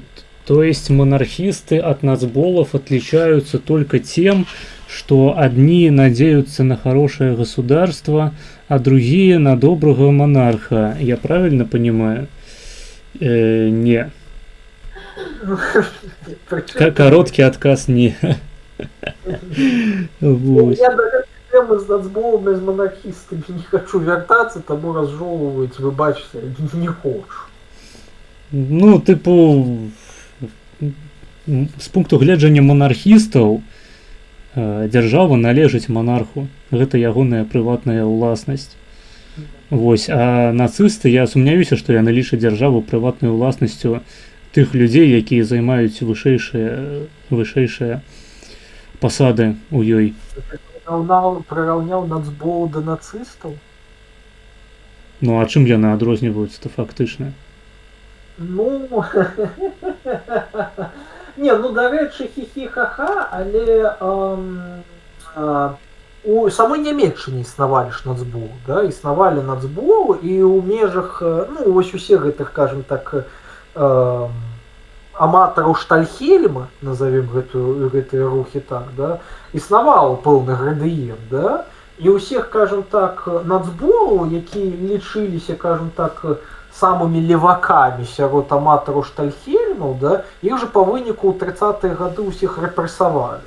Ну, і там розніца не казаць, што прям крытычная была сярод нямецкіх нацбол, але нейкая была. Уже не памятаю, калі хочаце мінімальна з гэтым азнаёміцца, да, то можаце там пачытаць пра нямецкіх нацбол, там, здаецца, у іх нават партыя нейкая была, у якой знак быў сімвал, здаецца, меч і шестерёнка. Так, ну як у руху беларускіх нацыяналістаў карацей. Боже. Так. Ну я асабіста не хачу бачыць розніцы паміж нацболамі і нацыстамі. Вось. Ну, Тым больш, што але- чалавек у рамках свайго пытання хутчэй за ўсё іх таксама прыраўнівае адно да аднога. Параўноўваць, кажам так, прынамсі ідэолагаў нацысцкай нямецчыны з нейкімі, кажам так, СНДшнымі прыкладамі ў выглядзе Дугіна і Лімонова. Ну, Лімона, ладно, Лімонов гэта чалавек без ідэалогіі, гэта чалавек андэграунднага супраціву, то бок, кажам так... Я б сказаў, аральнага. Ну да, ну таму што, ну боже, калі ж пачытаць... Добры аратар, таму што. Так. Ну да. Ну, не, просто калі паглядзець стаўленне Лімонова да самого нацбалізма, ну, сапраўды, кажам так, гучыць максімальна эпатажна, а ўсё гэту, кажам так, ідэалагічную нейкую базу, там ж у іх Александр Гевіч распрацоўваў. А Лімонов, ён быў просто такой, гучыць і выглядае радыкальна, значыць прикольно, давайте гэта і прытрымліваць. Правда, ён, походу, сам пасля стаміўся ад дугінскіх тэйкаў з-за таго, што Дугін вельмі моцна любіў гуляцца з эзотэрыкай. Типа, ёсць відос жа, называецца Ангел 97 ці нешта такое, уже кепска памятаю, да? Там, карацей, гэта было ў межах перадвыбарчай праграмы Дугіна на выбары ў дэпутаты у Петербургу, да? І гэта ж было вельмі смешна. Там же спачатку выходзіць Лімонов на сцэну, і он такі пералічвае ўсіх заняпалых анёлаў з гэтых юдэйскага фальклора, а пасля кажа, што а разам з німі была ўся нацыянал-бальшавіцкая партія. І мы, і то бы гэта мы. То бок Лімонов не іранічна пралічыў цябе заняпалых анёл. Пасля там Дугін чытаў нейкую там гэта пераклады Кроўлі. Пасля яны там просто выходзіў Курёхін, нешта гуляўся на піяніна, пакуль там на сцэне просто бралі і рабілі нейкую сцэнку з укрыжаваннем Ісуса Хрыста. Боже, гэта такой контент. Ну, так бы мовіць, калі ваша тусовка не падобная на нешта такое, то нават не запрашайце. Ну так, таму я думаю, што калі параўноўваць, кажам так, нямецкіх НС з гэтым, там яшчэ большая розніца. Нават не гледзячы на тое, што спадары, як гэты... Боже, я забыў прозвішча кіраўніка СС. Гімлер, Гімлер, да?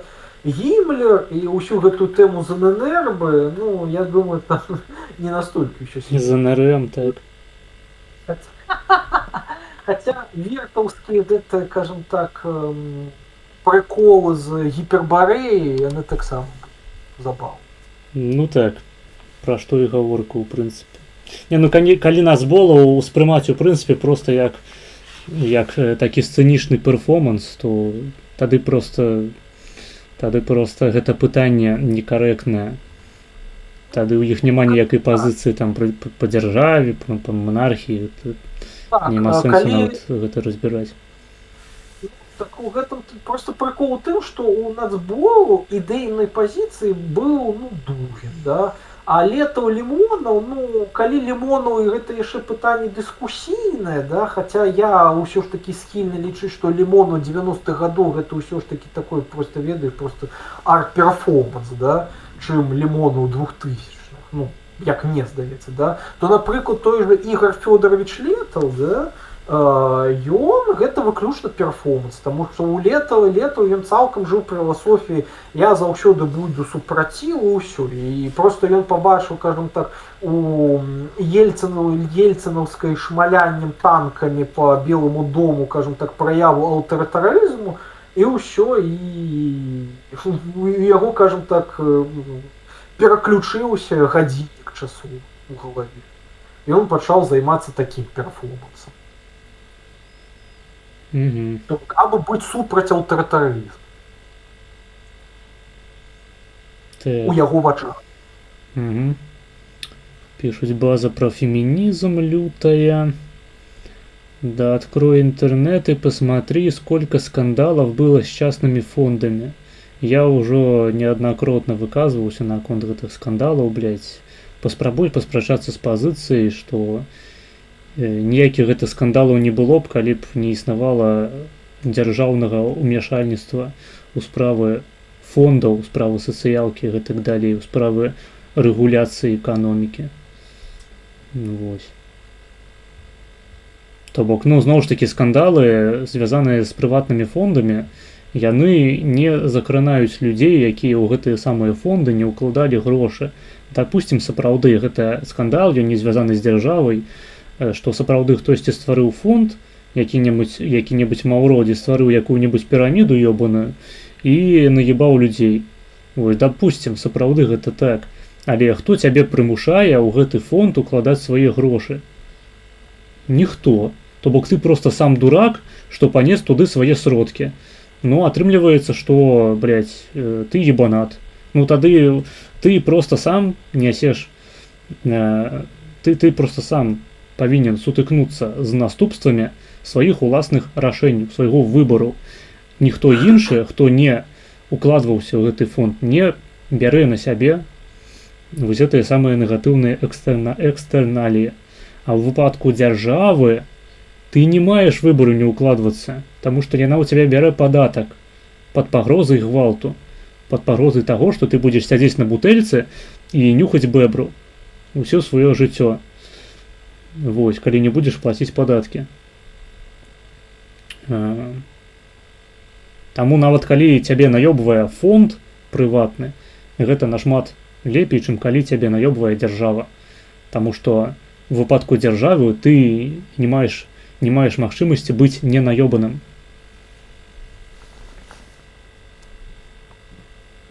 Ты по-любому наёбаны.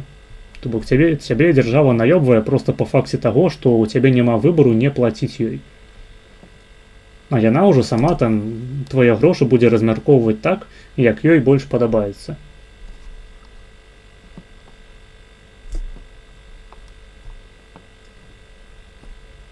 Ну, я уже выказывался на эту тему, что тут, скажем так, ну, не гэта так-то ўсё, я разумею, ўсё правильно, просто зноў же тут пытанне менавіта з арганізацыйнага пункту гледжання. Але праганяць тую самую пасту я пакуль зараз не хочу. Добра. Так, пишуць, дык а дзе альтруізм у тваім прыкладзе? Ты ж сам сказаў, што браты дзейнічаюць на ўласны інтарэс, перадачу сваіх генаў далей. Ну, залежыць ад таго, што ты лічыш альтруізмам проста. То бок я акурат і прыводзіў гэты прыклад як такую дылему у рамках эвалюцыйнай біялогіі і, ў прынцыпе, у рамках, не ведаю, разумення таго, што такое альтруізм у іншых дысцыплінах. Ці з'яўляецца альтруізм братоў у стасунку да сваіх сіблінгаў, ну, карацей, ці з'яўляецца альтруізм сіблінгам у дачыненні адно да аднога альтруізмам, улічваючы, што яны з вельмі высокай верагоднасцю нясуць агульныя гены. І калі яны будуць адно аднаму дапамагаць, то гэтыя самыя гены апынецца ў наступным пакаленні з большай верагоднасцю. Ты можаш не лічыць гэта альтруізмам. Тады проста пытанне ў тым, што такое ў прынцыпе альтруізм і ці ён увогуле існуе. На мой погляд, існуе. То бок, адпаведна, якое-небудзь дзеянне, якое прыводзіць да таго, што твае гены не перадаюцца ў наступнае пакаленне, можа з'яўляцца альтруізмам. Проста гэта такі альтруізм, які не выжывае доўга, не выжывае у маштабах эвалюцыйных зменаў. Гэта альтруізм, які скончваецца на тым, што ты не перадаў свае гены. Ну, у такім радыкальным фармаце. То бок, умоўна кажучы, напрыклад, які-небудзь чалавек з хваробай прыроджанай прынцыпова вырашае не працягваць сваё існаванне ў выглядзе сваіх дзяцей, То бок ён адмаўляецца, ён становіцца child-free. Вось child-free які-небудзь інвалід альбо просто чалавек з парушэннямі пэўнымі псіхалагічнымі ці фізіялагічнымі. А ён вось прынцыпова вырашае не перадаваць свае гены наступнае пакаленне. І, магчыма, з гэтага пункту гледжання ён здзяйсняе альтруістычны ўчынак. Вось, то бок ён не павялічвае верагоднасць перадачы сваіх уласных генаў, лічыць, што праз гэта ён павялічвае узровень жыцця сваёй папуляцыі, таму што ў гэтай папуляцыі будзе менш хворых, менш інвалідаў, і такім чынам вось гэта з'яўлялася б сапраўдным альтруізмам. Вось, з майго пункту гледжання, напрыклад, гэта можна лічыць альтруізмам. Залежыць ад дэфініцыі. Ну, логічна. Я просто прыводзіў прыклад, мы размаўлялі пра альтруізм, і хтосьці сказаў, што Магдалена Радзівіл, якая займалася мецэнацтвам, яна займалася вось усялякімі дабрачыннымі арганізацыямі, таму што ёй хацелася набраць палітычны капітал. То бок яна рабіла гэта з карысных мэтаў, з такіх матывацый у карысці. І я прывёў прыклад такую дылему у эвалюцыйнай біялогіі, што калі, напрыклад, у сям'і адзін з яе чальцоў мае дзяцей, але не мае часу, каб за імі даглядаць, але ён мае пры гэтым яшчэ сіблінгаў, якія не маюць дзяцей. І вось гэтыя самыя сіблінгі, калі яны будуць дапамагаць даглядаць не сваіх дзяцей, але дзяцей сваіх братоў альбо сёстраў, яны такім чынам падвышаюць перадачу сваіх уласных генаў у наступнае пакаленне. І вось ці з'яўляецца гэта сапраўдным альтруізмам, улічваючы, што яны дзейнічаюць фактычна на карысць уласных генаў. Пытанне дэфініцыі фактычна. То бок ці лічым мы тады гэта ў такім выпадку альтруізмам? Выбачай, што пераб'ю, просто тут заўсёды пытанне, ну, калі кажуць пра альтруізм, звычайна маюць на ўвазе увогуле дзеянні, якія ты робіш для іншых, увогуле без усялякай на той, кажам так, без разумення того, што нават на гіпатэтычным узроўні ты атрымаеш плюсік, там, на ўзроўні, ну, нейкая там карысць, да, там, для гену, не гену, увогуле, то бок... Ну, конечно, не, у маёй мадэлі, якую я праілюстраваў зараз, браты і сёстры, яны не ведаюць, што яны будуць перадаваць, што яны дзеляць агульныя гены, і таму яны павінны дапамагаць. Не, яны дапамагаюць таму, што гэта іхныя браты і сёстры. Дзейнічае на абсалютна іншых узроўнях, то бок людзі, якія не ведаюць пра гены, пра эвалюцыйную біялогію, яны ўсё роўна дзейнічаюць менавіта так. Просто калі улічыць, што калі яны не ведаюць пра гэта, але ўсё ж такі дзейнічаюць у плюсік, да, то гэта значыць, гэта не нейкі альтруізм, гэта, кажам так, нейкі біялагічна закладзены механізм, які мае нейкія выгады. Ну так, ну гэтым акурат і дылема. Ты механізм ламаеш, адмаўляешся цалкам ад выгады сабе і, карацей, кажам так, заўсёды дзейнічаеш у сябе ў мінус, каб іншыя атрымлівалі плюсы. Але уявіць такое дзеянне нават увогуле гіпатэтычна, ну, вельмі цяжка, таму што, ну, разумела, што ты, калі нават камусьці зробіш дабро нават у татальны мінус, ты ўсё роўна будзеш з мікраплюсам у выглядзе чаго? У выглядзе стаўлення да сябе. Ну, вось у прыкладзе, які я прывёў, там асабліва ніякага стаўлення не будзе. Ты, вось, напрыклад, ты здзяйсняеш суіцыд. Ну, я асуджаю, канешне, але вось ты дысфункцыйная такая асоба, мабыць, ты не проста інвалід, мабыць, ты які-небудзь сексуальны маньяк. І ты думаеш, блядь, я ў сваім жыцці не здолею нічога зрабіць, акрамя таго, што я пайду і захуярую некалькі дзесяткаў чалавек. Давайте я проста сам сябе адразу хуйну. Вось. Ну, наўрад ці пра такога чалавека хтосьці падумае, бля, ён сябе хуйнуў, ніхуя ён альтруіста. Але фактычна ён вывеў свае гены з таго пулу генаў сваёй папуляцыі, і ў наступным пакаленні будзе менш сексуальных маньякаў. Ну, і адпаведна, гэта альтруістычны ўчынак. Ну, просто калі лічыць альтруістычным то, што карысна для людзей, да, і ў мінус яму, ну тут напэўна яшчэ трэба крытэр асэнсаванасці гэта. Ну, я асэнсаванасць у рот ебаў, таму што гэта праверыць нельга. Ну просто ведаеш, некаторыя людзі, ну ведаеш, наколькі ты з'яўляешся альтруістам, калі ты аб гэтым не задумляешся. Ну, таму што маюць на ўвазе, што альтруізм гэта нейкая установка твоя ідэалагічная, да, ідэйная, што трэба жыць у мінус сабе, але усім у плюс. Ну так, але установку ніяк праверыць нельга. Таму. Ну, тым-то і праблема. Так. Чи подобаються маргінезу цибулеві кільця в клярі? Ну, в принципі, нічого супроть немає.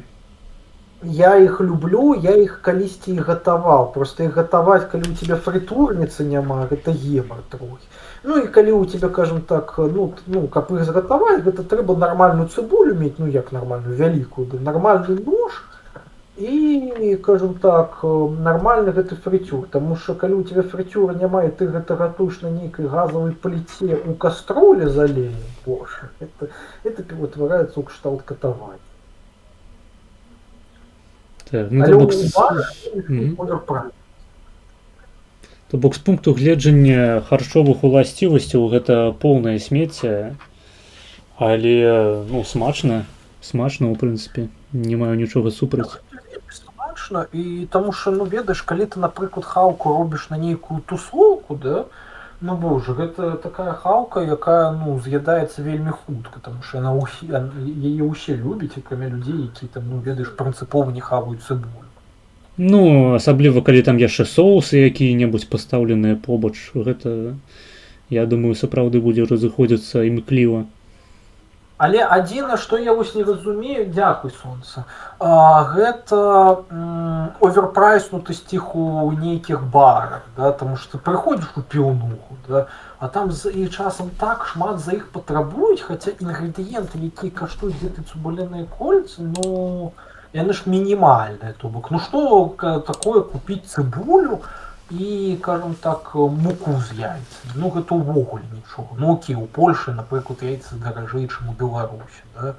Але ўсё роўна гэта лічы бясплатны снэк, да? Але ў барах часам адносна кошт, себекошт і кошт прапановы, ён так моцна адрозніваецца, што здаецца, кажам так, маржынальнасць вырабу гэтых цыбуліных кольцаў, яна здаецца нейкай гіганцкай. Ведаеш, каля, кажам так, неўзораўскага ўяўлення гэтай рэнтабельнасці царкоўных свечак. Ну, фактычна так яно і працуе. Магчыма, з дапамогай гэтых самых кольцаў цэны на іншыя прадукты не настолькі высокія, зноў ж такі. То бок грошы грэюцца на гоях, якія замаўляюць кольцы, проста лукавыя, блядь, у паніроўцы. Пра што можна, напрыклад? Асноўныя, дарэчы, гэты, кажам так, артыкул заробкаў усіх гэтых, ну, бараў, рэстаранаў і гэтак далей, гэта менавіта алкаголь, таму што, ну... Не, ну у Маку-то алкаголь не прадаецца, напрыклад. Дзе не прадаецца? У Макдональдсе. Ну у Макдональдсе разумела, але, скажем так, у Макдональдс не ідуць, скажем так, за бульбянымі гэтымі цыбулінымі кольцамі. Ну так, але яны там таксама оверпрайс. Да. То бок я сабе, напрыклад, не купляю гэтыя самыя кольцы, я не настолькі заможны чалавек. Не магу сабе дазволіць з'есці нешта такое, што не будзе несці ў сябе проста ніякіх калорыяў, ніякіх бялкоў, тлушчаў, вугляводаў, просто, блядь, вода з яйкам, карацей, з цестам, блядь, з сухарамі. Ну, кажам так, агулам, ну, калі забыцца, кажам так, пра бялкі, трушы, вуглеводы, то бок гэта рускі тэрмін БЖУ, па-беларускі будзе БТВ, забаўна. Ну так. калі адрывацца ад БТВ, да, то БТВ гэта мой канал, так. БТВ. Могу просто, скажем так, кошты фастфудніц вось гэтых самых вядомых, там KFC, Бургер Кинг, Макдак, у Польшы той же нейкі занадта вялікі. А ў Нямецчыне он увогуле нейкія ляснутыя грошы. Не. Ну, то бок ты купляеш гэтыя кольцы па цане пару бургераў. Па-мойму, лепей з'есці бургеры, там мяса прынамсі ёсць. Купляеш гэтыя кольцы по цане, скажем так, ты купляешь 6 колец по цане такой, за якой ты там мог бы зарабіць себе гэтых колец дома килограмм при великім жаданні. Ну так.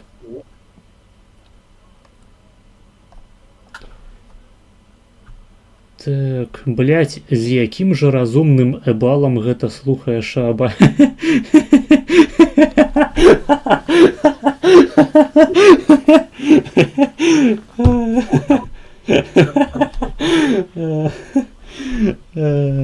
Ну, да мы просто відос Шабуцкага глядзелі, і потым у пэўны момант я на паузу паставіў і пиздзеў з чатам. Вось, а Шабуцкі быў на экране. Ну, правильно, ён чалавек усё ж такі развіты рознастаронне, рознабакова развіты чалавек, яму ўсё цікава, у тым ліку мой пиздеж про альтруизм, про добрачыннасць, про рынок і гэтак далей.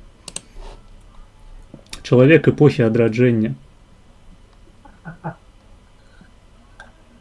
Ой, сёння на Рэдруме глядзеў відос про гэта. Не доглядел, правда, трэба будзе доглядзець.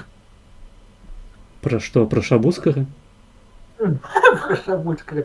Не, про типа про у яго відос новы выйшаў про гэта, про то, ну, як канструіраваўся канструкт сярэднявечча, да, ну, які там уплыў. А, я бачыў, здаецца, гэты відос, але не глядзеў. Я, ў прынцыпе, не гляджу гэты канал, просто мне ў рэкамендацыі прыляцеў, я бачу.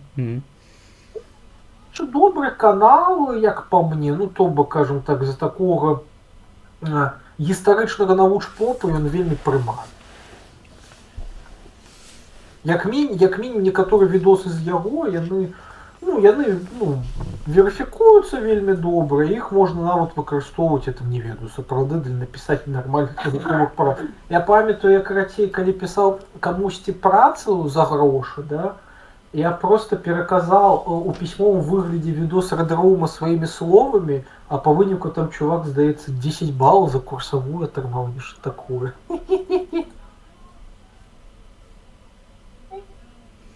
Ясненько. Так.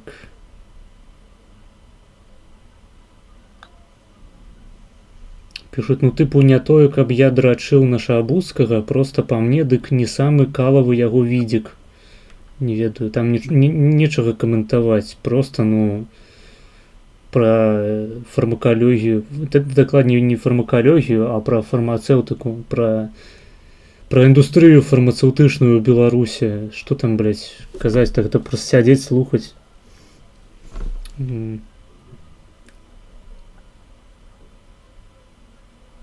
Так, яка прырода польскага антысемітызму?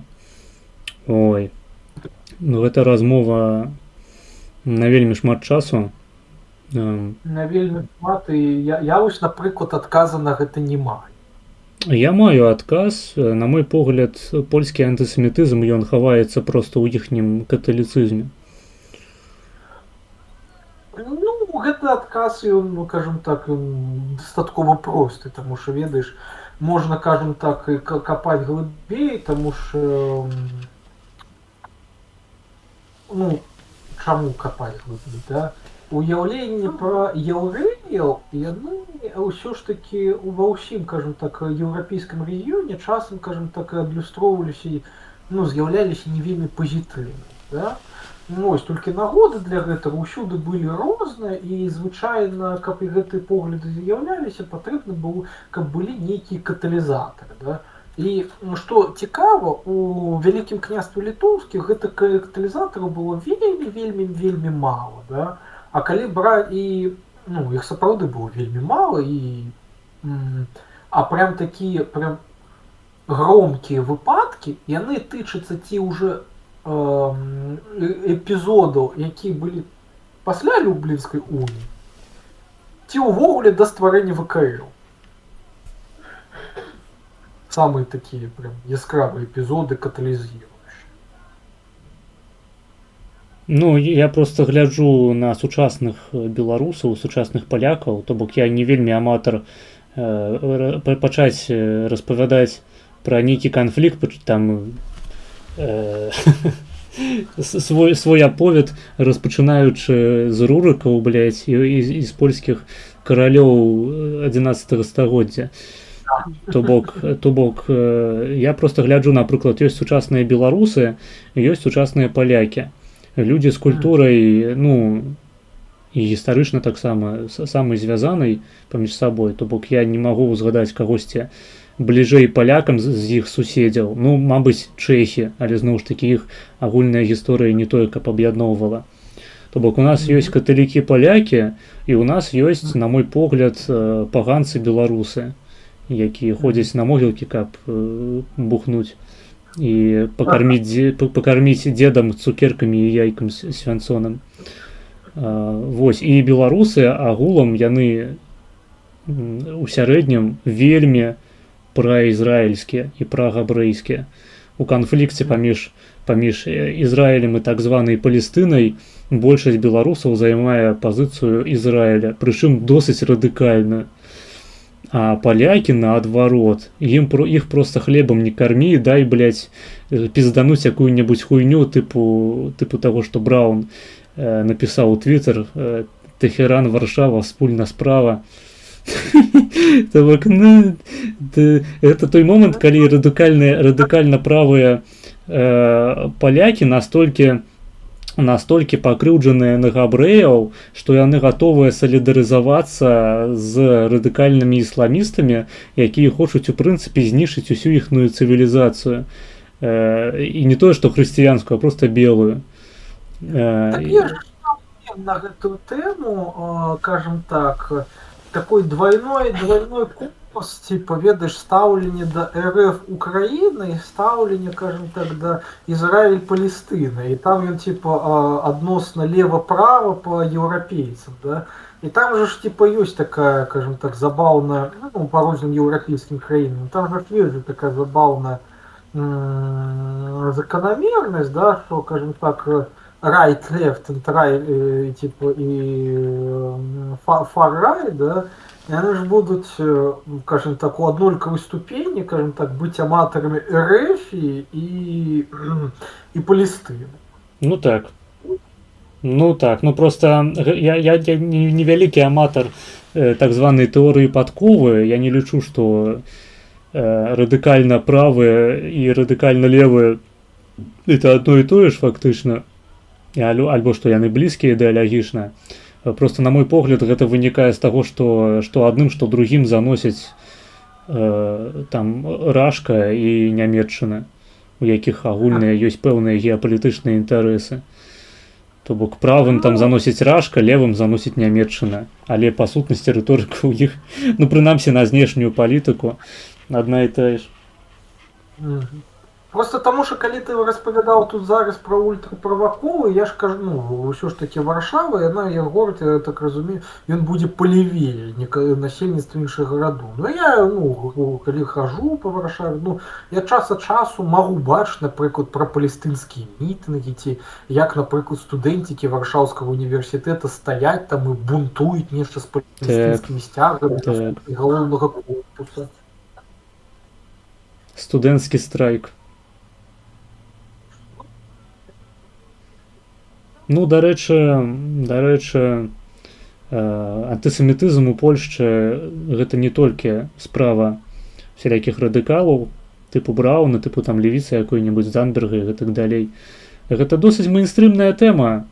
То бок, агулам людзі нармальна ставяцца да габрэяў, але калі ты пачынаеш распавядаць пра Ізраіль, яны вось пастаянна, ну, кожны абсалютна табе піздане, што Нетаньяху вайсковы злачынца, што там вайна у Газе гэта пиздец, гэта геноцид, людобуйство і гэтак далей. Пра ізраільскіх спікераў у Польшчы фактычна не існуе. То бок ёсць пазапалітычныя якія-небудзь спікеры тыпу Цейроўскага, прафесара хлопскага розуму, вось хлопскага разумізму. Вось, але ў палітычным мейнстрыме іх няма фактычна. Ну там ёсць Дуда, былы прэзідэнт Польшчы, які выказваўся на тэму таго, што Ізраіль у прынцыпе адказваў на дзеянне Хамасу, што яны не проста так пайшлі туды, каб генацыдзіць арабаў, што гэта ўсё ў прынцыпе мела сваё абгрунтаванне, але таксама вельмі асцярожна ён гэта прасоўваў. Ну і можна сказаць, што Туск, то бок калі Нетаньяху прыязджаў на гадавіну там звязаную, я ўжо не памятаю з чым, з нейкім, па-мойму ён прыязджаў у Асвенцым, ну карацей, гадавіна адкрыцця Асвенцыму, нешта такое. Вось, хаця па міжнародным заканадаўстве Нетаньяху павінны затрымліваць на тэрыторыі Польшчы. Ну, карацей, прэм'ер Туск і прэзідэнт Дуда, яны падпісалі такое пагадненне, што нам, карацей, насраць на міжнароднае заканадаўства, хай прыязджае, і ўсё будзе з ім нармальна. Вось. Але, зноў ж такі, гэта было зроблена ўсё так паціху, і польскае грамадства вельмі было незадаволенае такім рашэннем. Дарэчы ж, нядаўна быў выпадак, здаецца, у Варшаўскім універсітэце. Там быў Сікорскі, і он там нейкую лекцыю чытаў ці нешта такое, да? І у нас быў у будынку старой бібліятэкі. І пасля туды нешта убежала пару нейкіх дзевак, да, з палестынскім сцягам, і пачалі там араць, то што людабойства і гэтак далей, да? І што? Ну і яе хацелі там скруціць ахову Сікорскага, але ён пасля такой: стоп, нет, вы яе пакіньце, хай яна типа гэта пастаіць, выкажыць пазіцыю. Яна там нешта прааралась, то што типа як вы, пан, можаце падтрымліваць людабойства і гэтак далей. Ну і Сікорскі там нешта такое адказаў: ну давайте будем пачынаць з таго, што ну да, кажам так, ёсць пэўныя эксцэсы, да, трохі палку перагінае пан Нетаньяху і гэтак далей, але яны адказваюць на дзеі Хамаса, і іх дзеі з'яўляюцца адэкватнымі. Ну і яна там опять зноў, гэтая дзяўчына пачала нешта там слюнямі аблівацца, крычаць, то што ай-яй-яй, падтрымлівайце злачынцаў, гэтак далей. Ну, а Сікорскі там просто стаяў, на яе шапяліў хвілін 5 і ўсё. Карацей, гігачэт Сікорскі паставіў на месца варшаўскую фему. Ну, насамрэч, ну, Сікорскі, ну, магчыма, Сікорскі таксама. Магчыма, але мейнстрым польскі, ён антысемітычны. Не ведаю, як это карэктна сказаць. Карацей, не трэба, вось, будучы у якой-небудзь кампаніі ў Польшчы, ну, кампаніі людзей, скажам, вось вы працуеце дзе-небудзь і сутыкаецеся са сваімі калегамі, вучыцеся вы ва ўніверсітэце, там, не ведаю, карацей, не варта падымаць тэму Ізраілю, вось менавіта з таго пункту гледжання, што нібыта Ізраіль усё робіць правільна. Нетаньяху did nothing wrong. Вось гэтага лепей не казаць у Польшчы, таму што вас усе будуць лічыць мудаком. На жаль. Вось, і я звязваю гэта менавіта з каталіцызмам, таму што іншых прычынаў, якія радыкальна адрознівалі тых жа беларусаў ад палякаў, я не бачу. Хіба што у мяне ёсць яшчэ дадатковае тлумачэнне. Прычына заключаецца ў тым, што ёсць моцная прапаганда левацкая, якая накіраваная на палякаў, таму што палякі ўваходзяць у склад еўразвязу. Вось, адпаведна, на іх трэба весці гэтую прапаганду, каб яны правільна галасавалі, як у сваёй краіне, так і на ўзроўні еўразвязу, каб яны правільных усялякіх дэпутатаў еўрапарламентаў абіралі левакоў. Вось, трэба на іх весці гэтую прапалестынскую, праарабскую прапаганду. А на беларусаў гэтая прапаганда не накіраваная, таму што на меркаванне беларусаў усім насраць. То бок беларусы, яны праз свой палітычны рэжым пазбегнулі, ну, яны, канешне, апынуліся пад шквалам расійскай прапаганды, але, зноў ж такі, на мой погляд, расійская прапаганда, яна таксама не накіраваная ніколі не была менавіта на беларусаў, Магчыма, апошнім часам вось пасля 22-го году альбо там, ну скажем, пасля 20-го пачаліся нейкія спробы такую прарасійскую прапаганду на беларусаў, але праз 30 год ніхто гэтым пытаннем сур'ёзна не займаўся, ніхто не заняўся, ніхто не пабудаваў праект беларускага нейкага прарасійскага тэлебачання, напрыклад, які эфектыўна бы прасоўваў прарасійскія наратывы на беларускую аўдыторыю. Ну просто не было такога. Пытанне навошта, калі ў Беларусі так круціць расійскае ТБ і хапае банальна, кажем так, за агульнасці моўнай прасторы, ну калі быць, скажем так, максімальна аб'ектыўным, да, нейкую спецыфічную, кажем так, прапаганду менавіта для жыхароў РБ. Гэта першае, да, то бок нафіга. Яны і так глядзяць там Россия 24 і Россия НТВ, ОНТ, дзе круціць гэтых салав'ёваў без нейкіх абмежаванняў і ўсё. Яны глядзяць, ну, просто тому что, да, потому что я ось колькі памятаю людей, да, скажем так, такого ватнага светапогляду, якія фармавалі свой светапогляд на подставе того ж телевизора, да, ніхто з них не глядзеў БТ, тому что на БТ сумна, да, на БТ, СТВ не цікавыя телеканалы і неякасны контент, і таму яны глядзяць расійскі, ўсё. А расійскому контенту не трэба быць арыентаваным на гэта спецыфічна на беларуса, тому что, ну, ему дастаткова быць рускамоўным, каб яго глядзець, ўсё. А прыклады таго, што і не было, кажем так, нейкай спецыялізаванай прапаганды, кажем так, я думаю, што яна з'яўляецца толькі тады, калі, кажем так, трэба нейкія наратывы прасунуць, і зноў жа не праз нейкія спецыяльныя, кажем так, рускамірныя каналы ў Беларусі, да, а пра дэфолтныя рускія каналы, якія круцяць па беларускаму ТБ. Я ўсё ж такі нагадаю, як у 10-е годы круцілі вось гэтае кінцо на НТВ «Крёстный отец». Так. Было вось гэтае кіно, якое, кажем так, выстаўляла Рыгорыча не ў лепшым свеце, але з пазіцыі, кажем так, РФ. Яго пакруцілі, але калі зразумелі, што, кажем так, не асабліва шмат гэта мае сэнс, забілі круціць. Ну, таму што гэта была сітуацыйная досыць такая прапаганда. І яны, дарэчы, падобную прапаганду круцілі ў 20-м годзе. Вось, але пра 20-й год мы, мабыць, як-небудзь іншым разам паразмаўляем, таму што ў мяне пазіцыя, зноў ж такі, непапулярная па гэтаму пытанню там.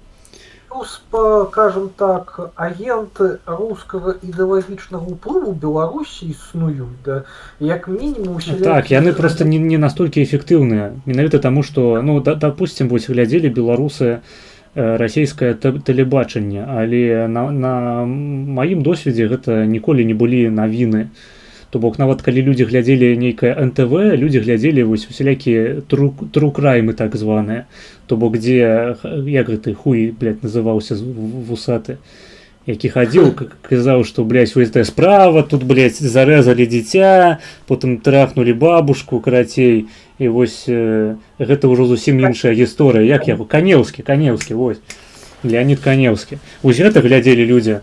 Альбо там, не ведаю, якія-небудзь серыялы расійскія, прычым самыя розныя. Там людзі глядзелі ТНТ, хуйню яшчэ якую-небудзь там, тыпу, сватоў.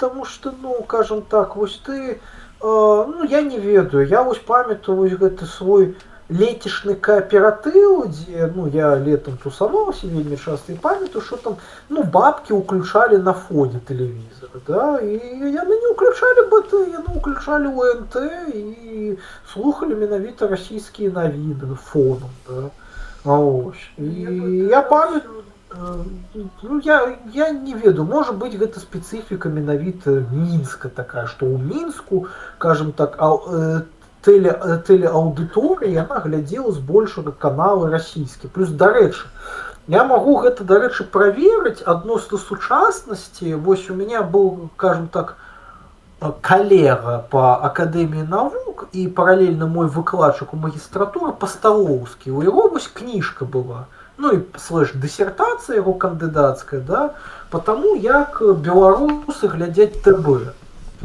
Ён, дарэчы, пасля за гэтага сённяшняму міністру інфармацыі Маркаву ездзіў па вушам, то што Маркаў не разумее, што тэлебачанне нікому у РБ не цікава, акрамя бабак. Таму што там сапраўды па сацдадзеным атрымліваецца, што сярэдні ўзрост аўдыторыі, скажем так, беларускага тэлебачання гэта жанчына 55 год.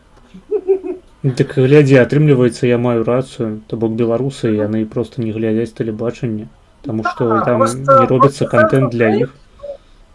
Просто там сэнс у тым, што, здаецца, самыя папулярныя каналы гэта менавіта былі вось гэты ОНТ. Ну так, але яны самыя папулярныя сярод каго? Сярод бабак, блядь. Можна пакласці хуй на гэтых бабак. То бок, зноў ж такі, я кажу пра масу насельніцтва. Яно было менш прарасейскі, яно было і ёсць менш пра скажем, вось удачыненне да вайны ва ўкраіне. Беларускае насельніцтва нашмат менш падвержанае ў прынцыпе такой прапагандзе мілітарысцкай супраць Украіны, таму што, ну, для беларусаў яны, канешне, ведаюць там пра Бандеру, пра тое, што нацысты ва ўкраіне, але воеваць яны б ніколі, блядь, туды не пайшлі. Ну, прынамсі, так было, калі я яшчэ жыў у Беларусі. Зараз, мабыць, ужо прамылі людзей, яны гатовыя рэальна воеваць з праклятымі хахламі. Вось. Але прынамсі раней такога антыукраінскага дыскурсу, антыукраінскай рыторыкі ад беларусаў было складана пачуць. Вось. Я гэта звязваю з тым, што проста прапаганда расійская не працавала на беларусаў канкрэтна. Так жа сама, як прапаганда левацкая не працавала па беларусах канкрэтна па пытанні Палестыны, таму яны з'яўляюцца больш праізраільскімі, чым палякі. О, я, дарэчы, знайшоў яго артыкул гэтага пасталоўскага, праўда, па гэтаму, па дэмаграфічнаму партрэту гледача беларускага ТБ, да, карацей, глядяць большага, ну, суадношанне мужыкі, бабы, карацей, типа, 60/40, то бок большага глядяць жанчыны, да, нават 61 да 41, да, а па полуузростным групам 50% людзей, ну, 47 у сярэднім, да, гэта аўдыторыя 55+, а з 35 до 54 гэта яшчэ 30%.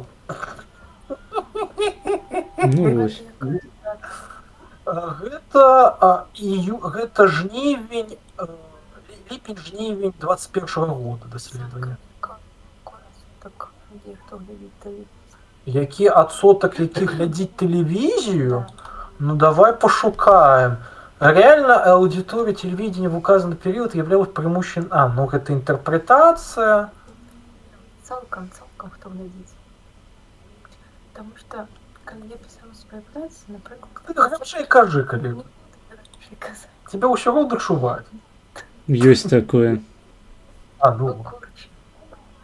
Когда я писала свою працу, например, у меня показчик такой, что люди глядят телевизор, и он значна падал с каждым годом. И когда ты хочешь его поравнать, наколькі пропаганда телевизионная працавала на людей, глядзі, калі гэта люди формовались в тыя часы, то бок старые эфиры. А не то, что Пасталовский пишет. Он пишет херню зараз. Никому не цікаво. Вось так, разъёбаны, блядь, без права на жыццё, размазаны по стенце. Блядь, без блядь, американской адукации, так бы мовить. Тут ён агульны адсотак не бачыць, але недзе у яго быў. Я просто не памятаю, ну, гэта у яго ў дысере было, но ў гэтым артыкуле агулам няма. Тут ён хутчэй кажа пра гэта, пра колькі агулам, типа, гэта, па часу глядзець тыльнік. Той дэпутаты дзеля сацдадзеных? Ну ладно. На Белстаце ёсць? Ну ладно. Якія каналы глядзелі больш, але ўсё астатняе. Так, гэта метадалагічны артыкул. Центр основы тенденции телесмотрения. Может тут основные тенденции телесмотрения. Зараз глянем. Может быть, Да господи, дайте мне PDF-ку глянуть. Не дают мне PDF-ку глянуть. А коли я загуглю так? Пачалі, Ладно, блин. ты там пакуль гуглі, я паадказваю яшчэ на пытанне ў чаце. Окей. Так, Нацбол пишет, схерали государство, этим не должно заниматься. Государство — это люди, это и есть общество. Я объясняю тебе, что частная инициатива по инвалидам без государства не существует как явление. Паважаны Нацбол, тлумачыць ты можаш сваёй маці, блядь, як правильно табе закручваць пеленки и памперсы. На моем стриме ты можешь приводить некие аргументы и паспрабаваць давесці свою позицию. Вось, а калі ты собрался мне нешта тлумачыць, то походу ты помыліўся з адресом, блядь, и павінен быў спачатку нешта патлумачыць сваёй маці шлюхі нахуй. Вось. А потым ужо вось пасля таго, калі ты патлумачыш ёй, што трэба было ўсё ж таки зрабіць аборт, можаш звярнуцца, вось зноў павярнуцца на мой стрым і паспрабаваць у аргументацыю. Вось. Так, тут не по лічбам, але зачитаю. Наиболее высокие показатели телесмотрения имеет телеканал ОНТ. С 16 по 2 августа доли ОНТ несколько снизились, однако данный факт является фрагментарным. Канал ОНТ занимал ведущие позиции практически весь период исследований. Для телеканала «Беларусь-5» характерна скачкообразная кривая динамики. Блять, сколько воды нахуй, сколько человек телебачення глядел это, ёб вашу мать. Окей, по данным исследований... Ёб твою... Блять, калі гэта ўся кніга, то мне шкада людзей, якія гэта чыталі, ў прынцыпе. По 22 году по одному, и тут по информации, якую потребляют люди, 31 суток. 31, окей. 30% насельніцтва глядзіць тэлек. Ну вось. Ну а про інтэрнэт, у прынцыпе, ніхто не ведае ў Беларусі, таму як бы і похуй. У интернета покашики побу. Ну во, из каких источников вы обычно получаете информацию? 70% респондентов отметили интернет-порталы. Ну окей. 70% людей юзают для атрымання інфы каламтор /интернет, и только 30 тэлек. Ну, зноў ж таки, там, калі па інтэрнэце паглядзець, то хутчэй за ўсё апынецца, што людзі чытаюць якое-небудзь зеркало, яшчэ якія-небудзь тэлеграм-каналы. Ну, карацей, гэта, канешне, так сабе СМІ, але пад расійскую прапаганду не падпадае. Ну, так. Да, Сашка, ты просто не про артикул Постоловского отчинила. Посылка на правильно.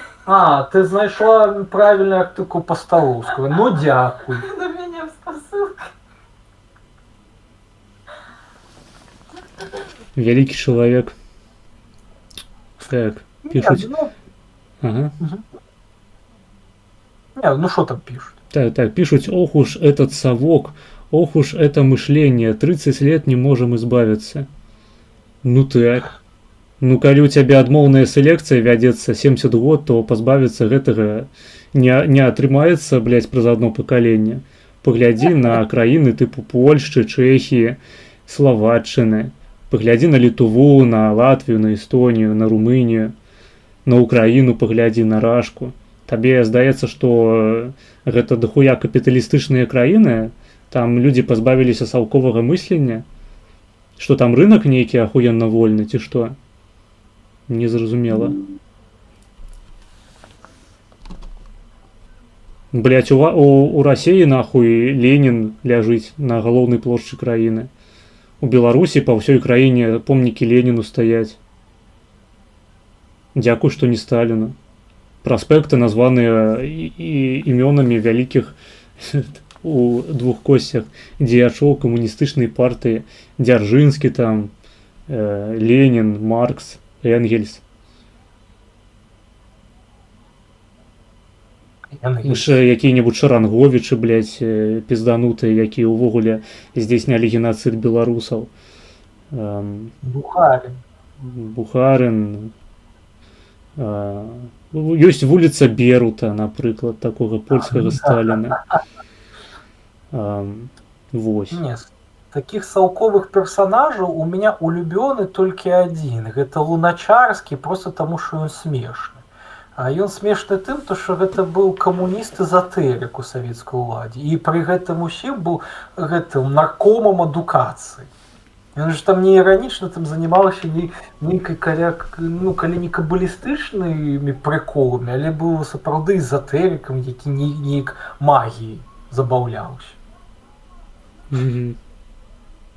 Ну, Ён ж таму быў аматарам аднаўлення, будавання па ўсей гэтай савецкай Расіі тэатраў. Типа, ведаеш, гэта праз тэатр ажыццяўляць містэрыі.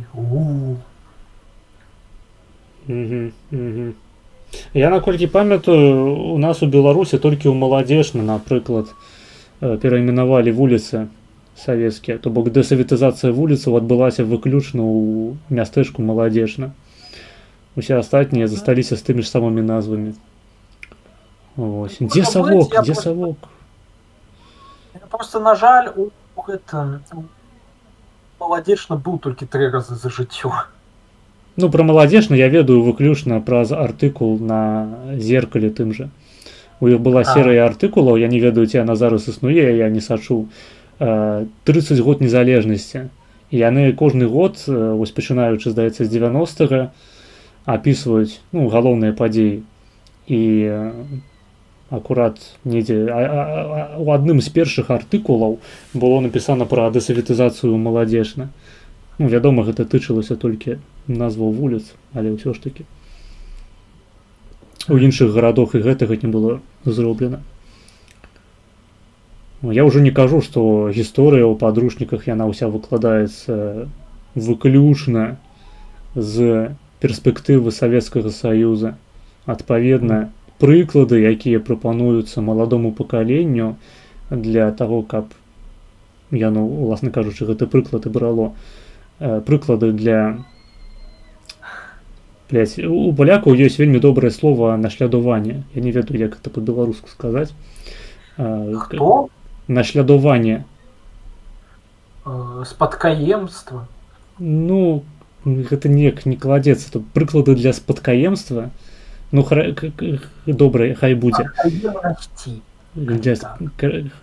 Ладно, хай будзе так. Карацей, прыклады, якія прапануюцца для спадкаемнасці для маладога пакалення у Беларусі, гэта усялякія салковыя дзеячы, усялякія абасраныя, партызаны, іхнія абасраныя, цёлкі з камуністычнай партыі.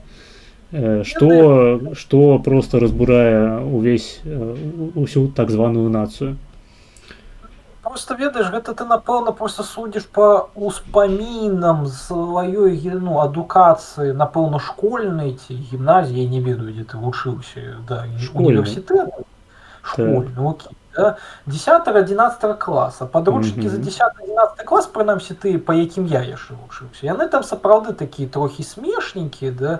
Асабліва, калі па Другую сусветную вайну, калі там, кажам так, былі напісаны што дзяцей у акупаваных школах вымушалі араць, там, кажам так, ХГ, ЖБ. Не буду трансліціріваць цалкам, але разумееш. Да? Я гэта сам вельмі добра памятаю, але ўсё ж такі, кажам так, я вельмі добра памятаю і падручнікі, кажам так, па гісторыі Беларусі за 7-8 клас, да?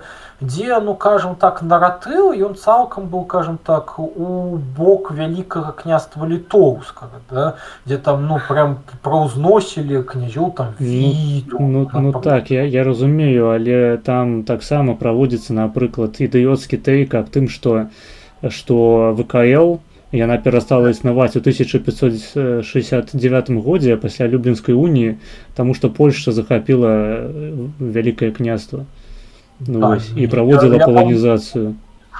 Там ужо падручнік быў нейкі іншы, з улікам таго, што... Магчыма, але я навучаўся яшчэ па досыць такіх лагодных падручніках, і нам яшчэ распавядалі на нашых занятках пра БНР, пра тое, што гэта была такая першая спроба ў незалежнасць беларускую, распавядалі нам пра рэпрэсіі сталінскія, не толькі сталінскія. Гэта ў нас яшчэ было, але пасля таго як я навучаўся ў школе, падручнікі яшчэ раз, а мабыць нават і не раз перапісалі. Цяпер пра рэпрэсіі савецкія там у прынцыпе нічога няма. Я сумняюся, што там ёсць нешта пра БНР, акрамя таго, што гэта былі нямецкія агенты, якія стваралі беларускую мову на грошы аўстрыйскага генштабу. Вось. Таму ж наконт не, я просто памятаю, што вось падручнік мой, які ў мяне быў, да, ён правакарыў то, што яно знікла, не, ён прям падкрэсліў, што яно працягвае існаваць як частка канфедэрацыі, і там нават была таблічка, што было агульнага, а што было рознага з каронай польскай у межах Рэчы Паспалітай вакарыў. То, што там было там пэўныя свае сістэмы ўлады, да. Вось, я гэта прям добра памятаю, і мы гэта ж яшчэ завучвалі там. Окей, ну я хутчэй за ўсё навучаўся значна пазней, калі падручнікі прайшлі савецкую эвалюцыю такую больш дасканальную. Калі тебе зараз 24, мне 26, то я не думаю, што за 2 гады там нейкая рэвалюцыя ў падручніках адбылася. Хаця я вось нават зараз, калі з дзяўчыны часам абмяркоўваю нейкія там школьныя праграмы з улікам таго, што яна мяне на 3,5 гады маладзейшая, да, я часам таксама лаўлю нейкі прыкол, таму што быццам, розніца-то невялікая, да, а быццам падручнікі зусім розныя былі, зусім розны контенту іх быў. Быццам у меня он быў, ведаеш, нейкі сапраўды такі больш пра беларускі. Не, ну я калі з людзьмі просто стасуюся і усплывае тэма суадносінаў кароны польскай і вялікага княства літоўскага, усе пачынаюць заганяць гэтую шизофрэнію пра тое, што Польшча акупавала ВКЛ, блядь, і навязвала там сваю мову. Адкуль яны маглі яшчэ гэта ўзяць, акрамя таго, што просто прачыталі, блядь, школьным падручніку? Пра навязванне такое было, але такое, памятаю, у мяне было ўжо за спецыфікі адукацыі ў тэалагічным факультэце, ну, інстытут тэалогіі, да, чаму? У нас беларускую мову і гісторыю фармавання беларускай мовы выкладаў такой перакладчык Евангелия на белорусскую мову, уже ныне помер, Сергій Гордон, да? Скажем так, особо трикстер у некоторым сэнсе, могу яе так описать, да? І у яго быў такі вось адносна перыяда Рэчы Паспалітай, гісторыя фармавання мовы тады, вельмі такі, скажем так, дзіўны погляд, ну не то каб дзіўны погляд, да? А такой, скажем так, вельмі антыпольскі, назовем гэта так, да? Таму што ён прям любіў казаць, што там пасля сейма 1694 года ці якога там года, карацей, беларускую мову ў Рэчы Паспалітай забаранілі, ну, маецца на ўвазе тую, типа, рускую мову, якая тады была, типа, забаранілі і вывелі цалкам, типа, з ужытка і гэтак далей. Вось. Але гэта ў яго тлумачылася не тым, што ён типа там нейкі прадзяржаўны, да, а тым, што ён, скажем так, быў вельмі вялікім антыкатолікам, ён католікаў не пераносіў, а яшчэ больш ён не пераносіў уніятаў. У яго на уніятаў была, я не ведаю, нейкая алергія паталагічная. Конечно, здраднікі перайшлі пад каталіцкага клапу. Іранічна называл здраднікамі веры. А у мяне аднакласнік быў, які зараз у Дойчланде жыве, ён, карацей, калісьці з атэізма перайшоў ва уніяцтва менавіта, да? І ён і паступіў пасля. Год адвучыўся на гісфакі, пасля пайшоў да мяне. Дык ён пасля з гэтым Гардуном, ну, з аднаго боку, ведаеш, размаўляў вельмі шмат, а з іншага было бачыш, што ў дзеда зубы скрипелі ад аднаго факта, што, скажем так, спадар, скажем так, быў уніятам. Не, магу сабе ўявіць.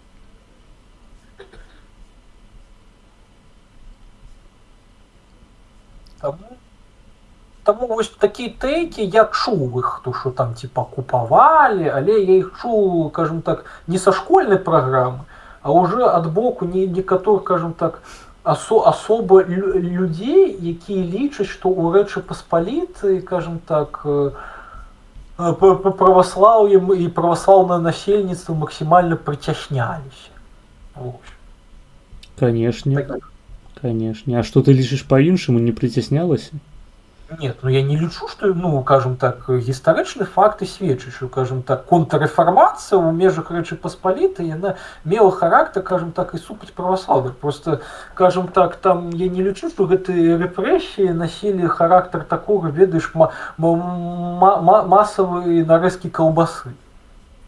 Прававыя, да, абмежаванні былі. Да, былі нейкія эксцэсы, там, асабліва я памятаю, ну, калі чытаць крыніцы, там, то, што там хаваць людзей на могілках забаранялі, там, кажам так, супольна-хрысціянскі, то, што ай-яй, не гожа, типа, гэтых фацыян хаваць за людзьмі, да? То, што там нейкія паганыя штрафы былі. У мяне ўвогуле ў інстытуце быў спецкурс, на які я спецыяльна хадзіў. І я ўсю гэтую гісторыю з рэпрэсіямі, ну, более-менее уяўляю. Окей, я думаю, я задам апошняе пытанне менавіта да цябе з чату. Пыталі: вось Аляксандр усведамляе, што ён зараз стаіць ля вытокаў Белніжнета. Гэта можа дрэнна паўплываць на ягоную кар'еру і будучыню. Ну, боже, кажем так, Белніжнет, ну, я не ведаю, наколькі мы тут займаемся вытоками Белніжнета, да, банально за того, что, кажем так... Беларусі не існуе, так. Ну, не то, каб ён не існуе. Ён, напэўна, існуе, але ён настолькі мізерны, да, тут я думаю, што нейкія персонажы і дагэтуль існаваць. Усё ж таки я нагадаю, ну, не то, каб нагадаю, просто из уласнага досведа, да, у Беларусі нейкіх, кажам так, андэграунд контент-мейкераў вельмі шмат і вельмі хапала. Просто за таго, што, кажам так, Беларусь не вельмі вялікая краіна і аўдыторыя спажывання гэтага контента таксама не вельмі вялікая, да? Інтэрнэт беларускі, да, і аўтары не вельмі папулярныя, яны ўвогуле не вылазяць за гэтага, кажам так, парога, калі яны хаця б апынаюцца вядомымі ў вузкіх колах людзей, як там, я не ведаю, расійскі там, хто там, Эльдар Багуноў, Озон, ну ладно, Озон гэта ўсё ж таки асоба ад пачатка інтэрнэта расійскага, да? Ну як Эльдар Багуноў, да? Ось, то бок, яны просто не заўважна. А я там ведаю, ну, шмат іншых нейкіх контент-мейкераў, якія рабілі там яшчэ да 20-го года нейкі там фільмікі, напрыклад, да? Ось. Я сам быў такім, які рабіў нейкія фільмікі. Але, кажем так, нехта нешта ведае пра такое? Нет. Тому що супольнасці былі замкнутыя, вельмі замкнутыя, вельмі непапулярныя. А каб з'явіўся сапраўды такой, кажам так, Белніжнет нейкі, у такім сэнсе, як мы разумеем, напрыклад, расійскі, ну то гэта трэба сапраўды перакрочыць нейкую вось такую планку, каб і стаць хаця бы вядомым па ўзроўню аўдыторыі, па ўзроўні нейкага Озона. А нават калі ты такім будзеш, ну то што, гэта ці, ну, гэта, і калі ты умоўна, я умоўна кажучы, буду тусавацца сярод такіх людзей, быццам гэта кепска. Да нет, просто галоўнае, кажам так, не быць звязаным зусім з нейкімі крынжамі, як, напрыклад, гэты стрымхата была. Ну, як было ў расійскім гэтым ніжнім інтэрнэце стрымхата з гэтымі выжылінкамі і гэтак далей. І ў такім лайне не ўдзельнічаць, да? Калі ты, умоўна кажаш, удзельнічаеш у адносна інтэлектуальных конфах з прыемнымі людзьмі, да, то нічога кепскага я ў гэтым не бачу. Я так само. Ну, потому что я не ведаю, типа, сама паняццё, то, что ты тусуешься в андэграўндзе, и оно тебе ніяк не афарбоўвае, и не робіць тебе ни лепей, ни кепска, да? За выключением того, что некаторымі людьми может быть, скажем так, кепска ўспрымацца сам факт з размовы з нейкімі людьми, да палітычных поглядаў якіх у кагосьці может быть нейкія пытанні, да? Я там не ведаю. Может быть, некаторыя людзі, як Наста Базар, могуць крытычна ставіцца, напрыклад, то, што ў нашай тут, напрыклад, супольнай тусоўкі, калі гэта так можна назваць, тусуюцца, скажем так, беларусіяны, да? Напрыклад, да? Але, ну, але гэта ж такая, скажем так, вельмі, скажем так, не мэтавасць, а асобныя выпадкі, скажем так. Да? Вот. Сапсаваць рэпутацыю удзел у нейкім андэграўндзе можа масава, так ведаеш, для ўсіх людзей. Можа толькі тады, калі ты будзеш удзельнічаць, ну, сапраўды ў нейкай крынжэ, дзе, кажам так, людзі адзін аднаго, напрыклад, мачой пугаюць. Ну, Так. тут, здаецца, такім не займаецца. Але такім-то не, у нас такім не займаюцца. Гэта вось толькі на канале правы угол, там вось так рэгулярна. А у нас ні за што, не, я на такое ніколі не пайду. Пішуць, вось Мікола дзядок праводзіў рэпрэсіі супраць праваслаўных дзяцей. Жиза. Я быў гэтымі праваслаўнымі дзяцьмі. Ось, таму я не ведаю, мне то агулам сюды часам, так калі час ёсць, прыемна заляцець, таму што, ну, просто прыемна паразмаўляць часам, гэта, ведаеш, рэлаксіруючы, разгружае. Так, гэта файна. Я спадзяюся, што далей у нас у конфах будзе нашмат больш цікавых асобаў. Вось. Канал будзе расці. І, адпаведна, кам'юніці ягонае таксама. Ну што ж, я думаю, на гэтым моманце я пакладу канфу карацей. Там яшчэ ёсць адзін відосік, які мне трэба паглядзець. Вось. Але дзякуй, што зайшоў. А няма за што. Было прыемна пабалакаць. Так, узаемна. Давай, дабраныш. Добра.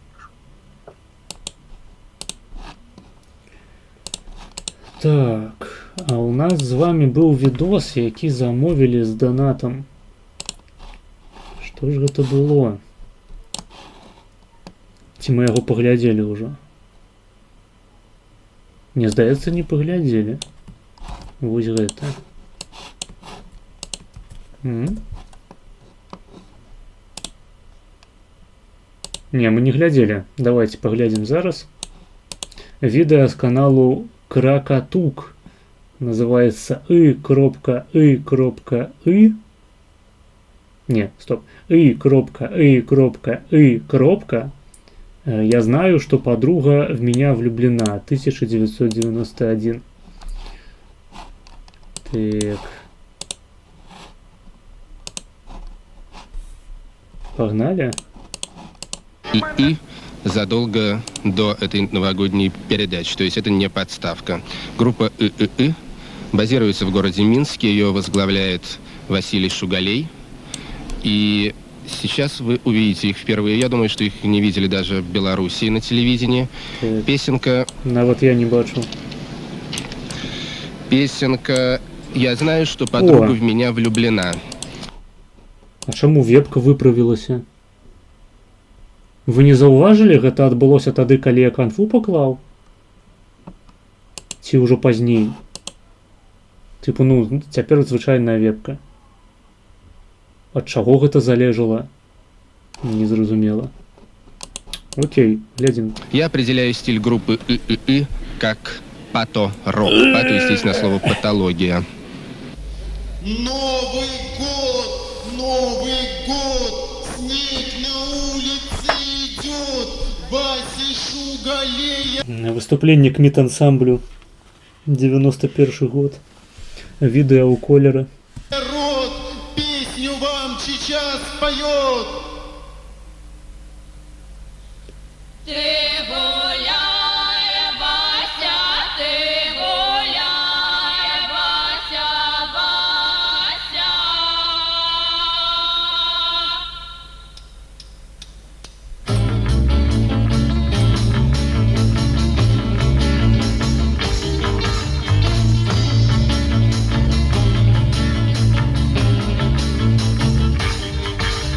Я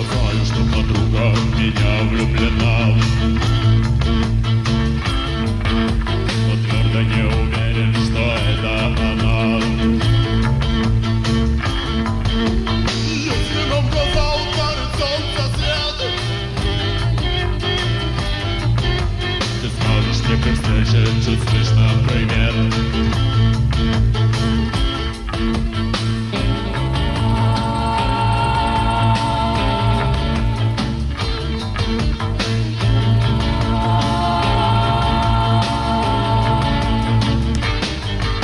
Дворец наполнен тобою дневной.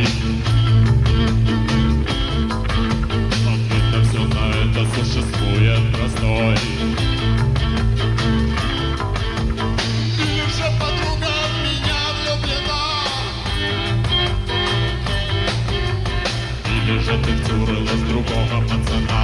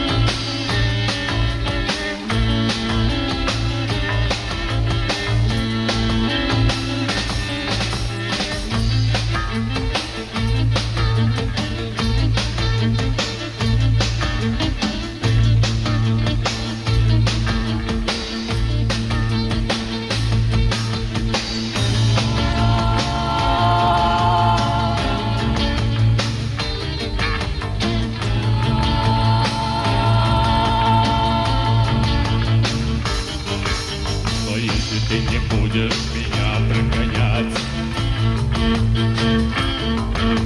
я буду за тебя на гроб жизни стоять. Но если ты не станешь меня прогонять, будет у меня на гроб жизни любовь. Будет у тебя на гроб жизни любовь. Будет у вас на гроб жизни любовь. Будет у нас на гроб жизни любовь. Будет во всем доме на гроб жизни любовь. Стоять, любовь, стоять, любовь, стоять. Блять, ну и хуйня. Кал. Лепей уже реально слухать песняры, блять. Ці яшчэ якую-небудзь савецкую хуету. Аж просто немагчыма слухаць. Просто, ну, это не слухабельна. Я не ведаю, я за бясплатна нават хвіліну б не вытрымаў гэтай хуйні.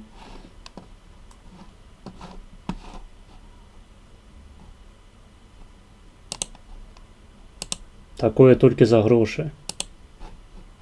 Толькі за грошы. Толькі і выключна.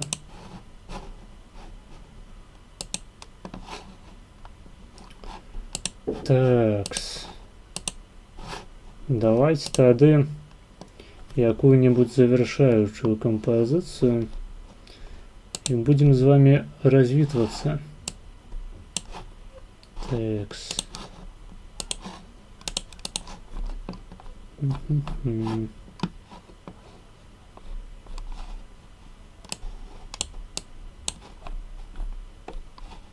Не люблю я так званую авангардную музыку, блять. Это все кал. Калі люди спрабуюць стварыць не музыкальную музыку, то у іх атрымліваецца не музыка. І слухаць гэта добраахвотна, я лічу, павінна быць каральна законам.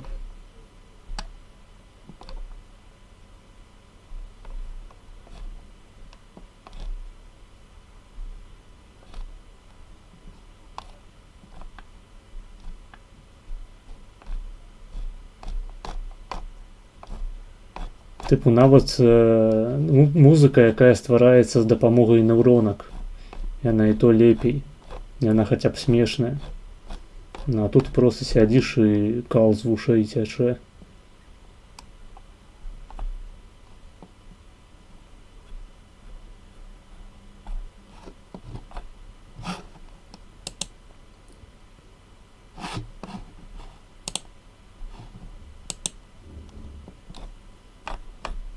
Так, что б такое поставить-то? Я ничего не подрыхтовал загодя.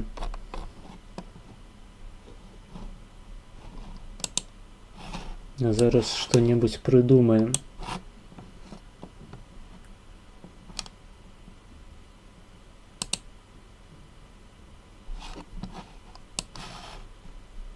Нават вось той польскі рэп, на які я гнаў, калі мы глядзелі відос пра Дзень незалежнасці, пра марш, ён і то лепей, чым гэтая хуета. Хаця вельмі складана быць горш за пацанскі польскі рэп, але ў групы i.i. гэта нейкім чынам ўсё ж такі атрымалася.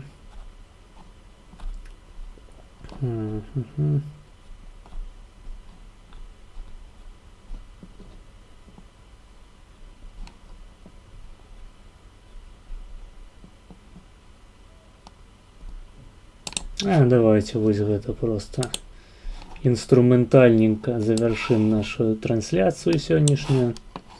Дзякую усім тым, хто прысутнічаў, дзякую усім асабліва, хто данаціў.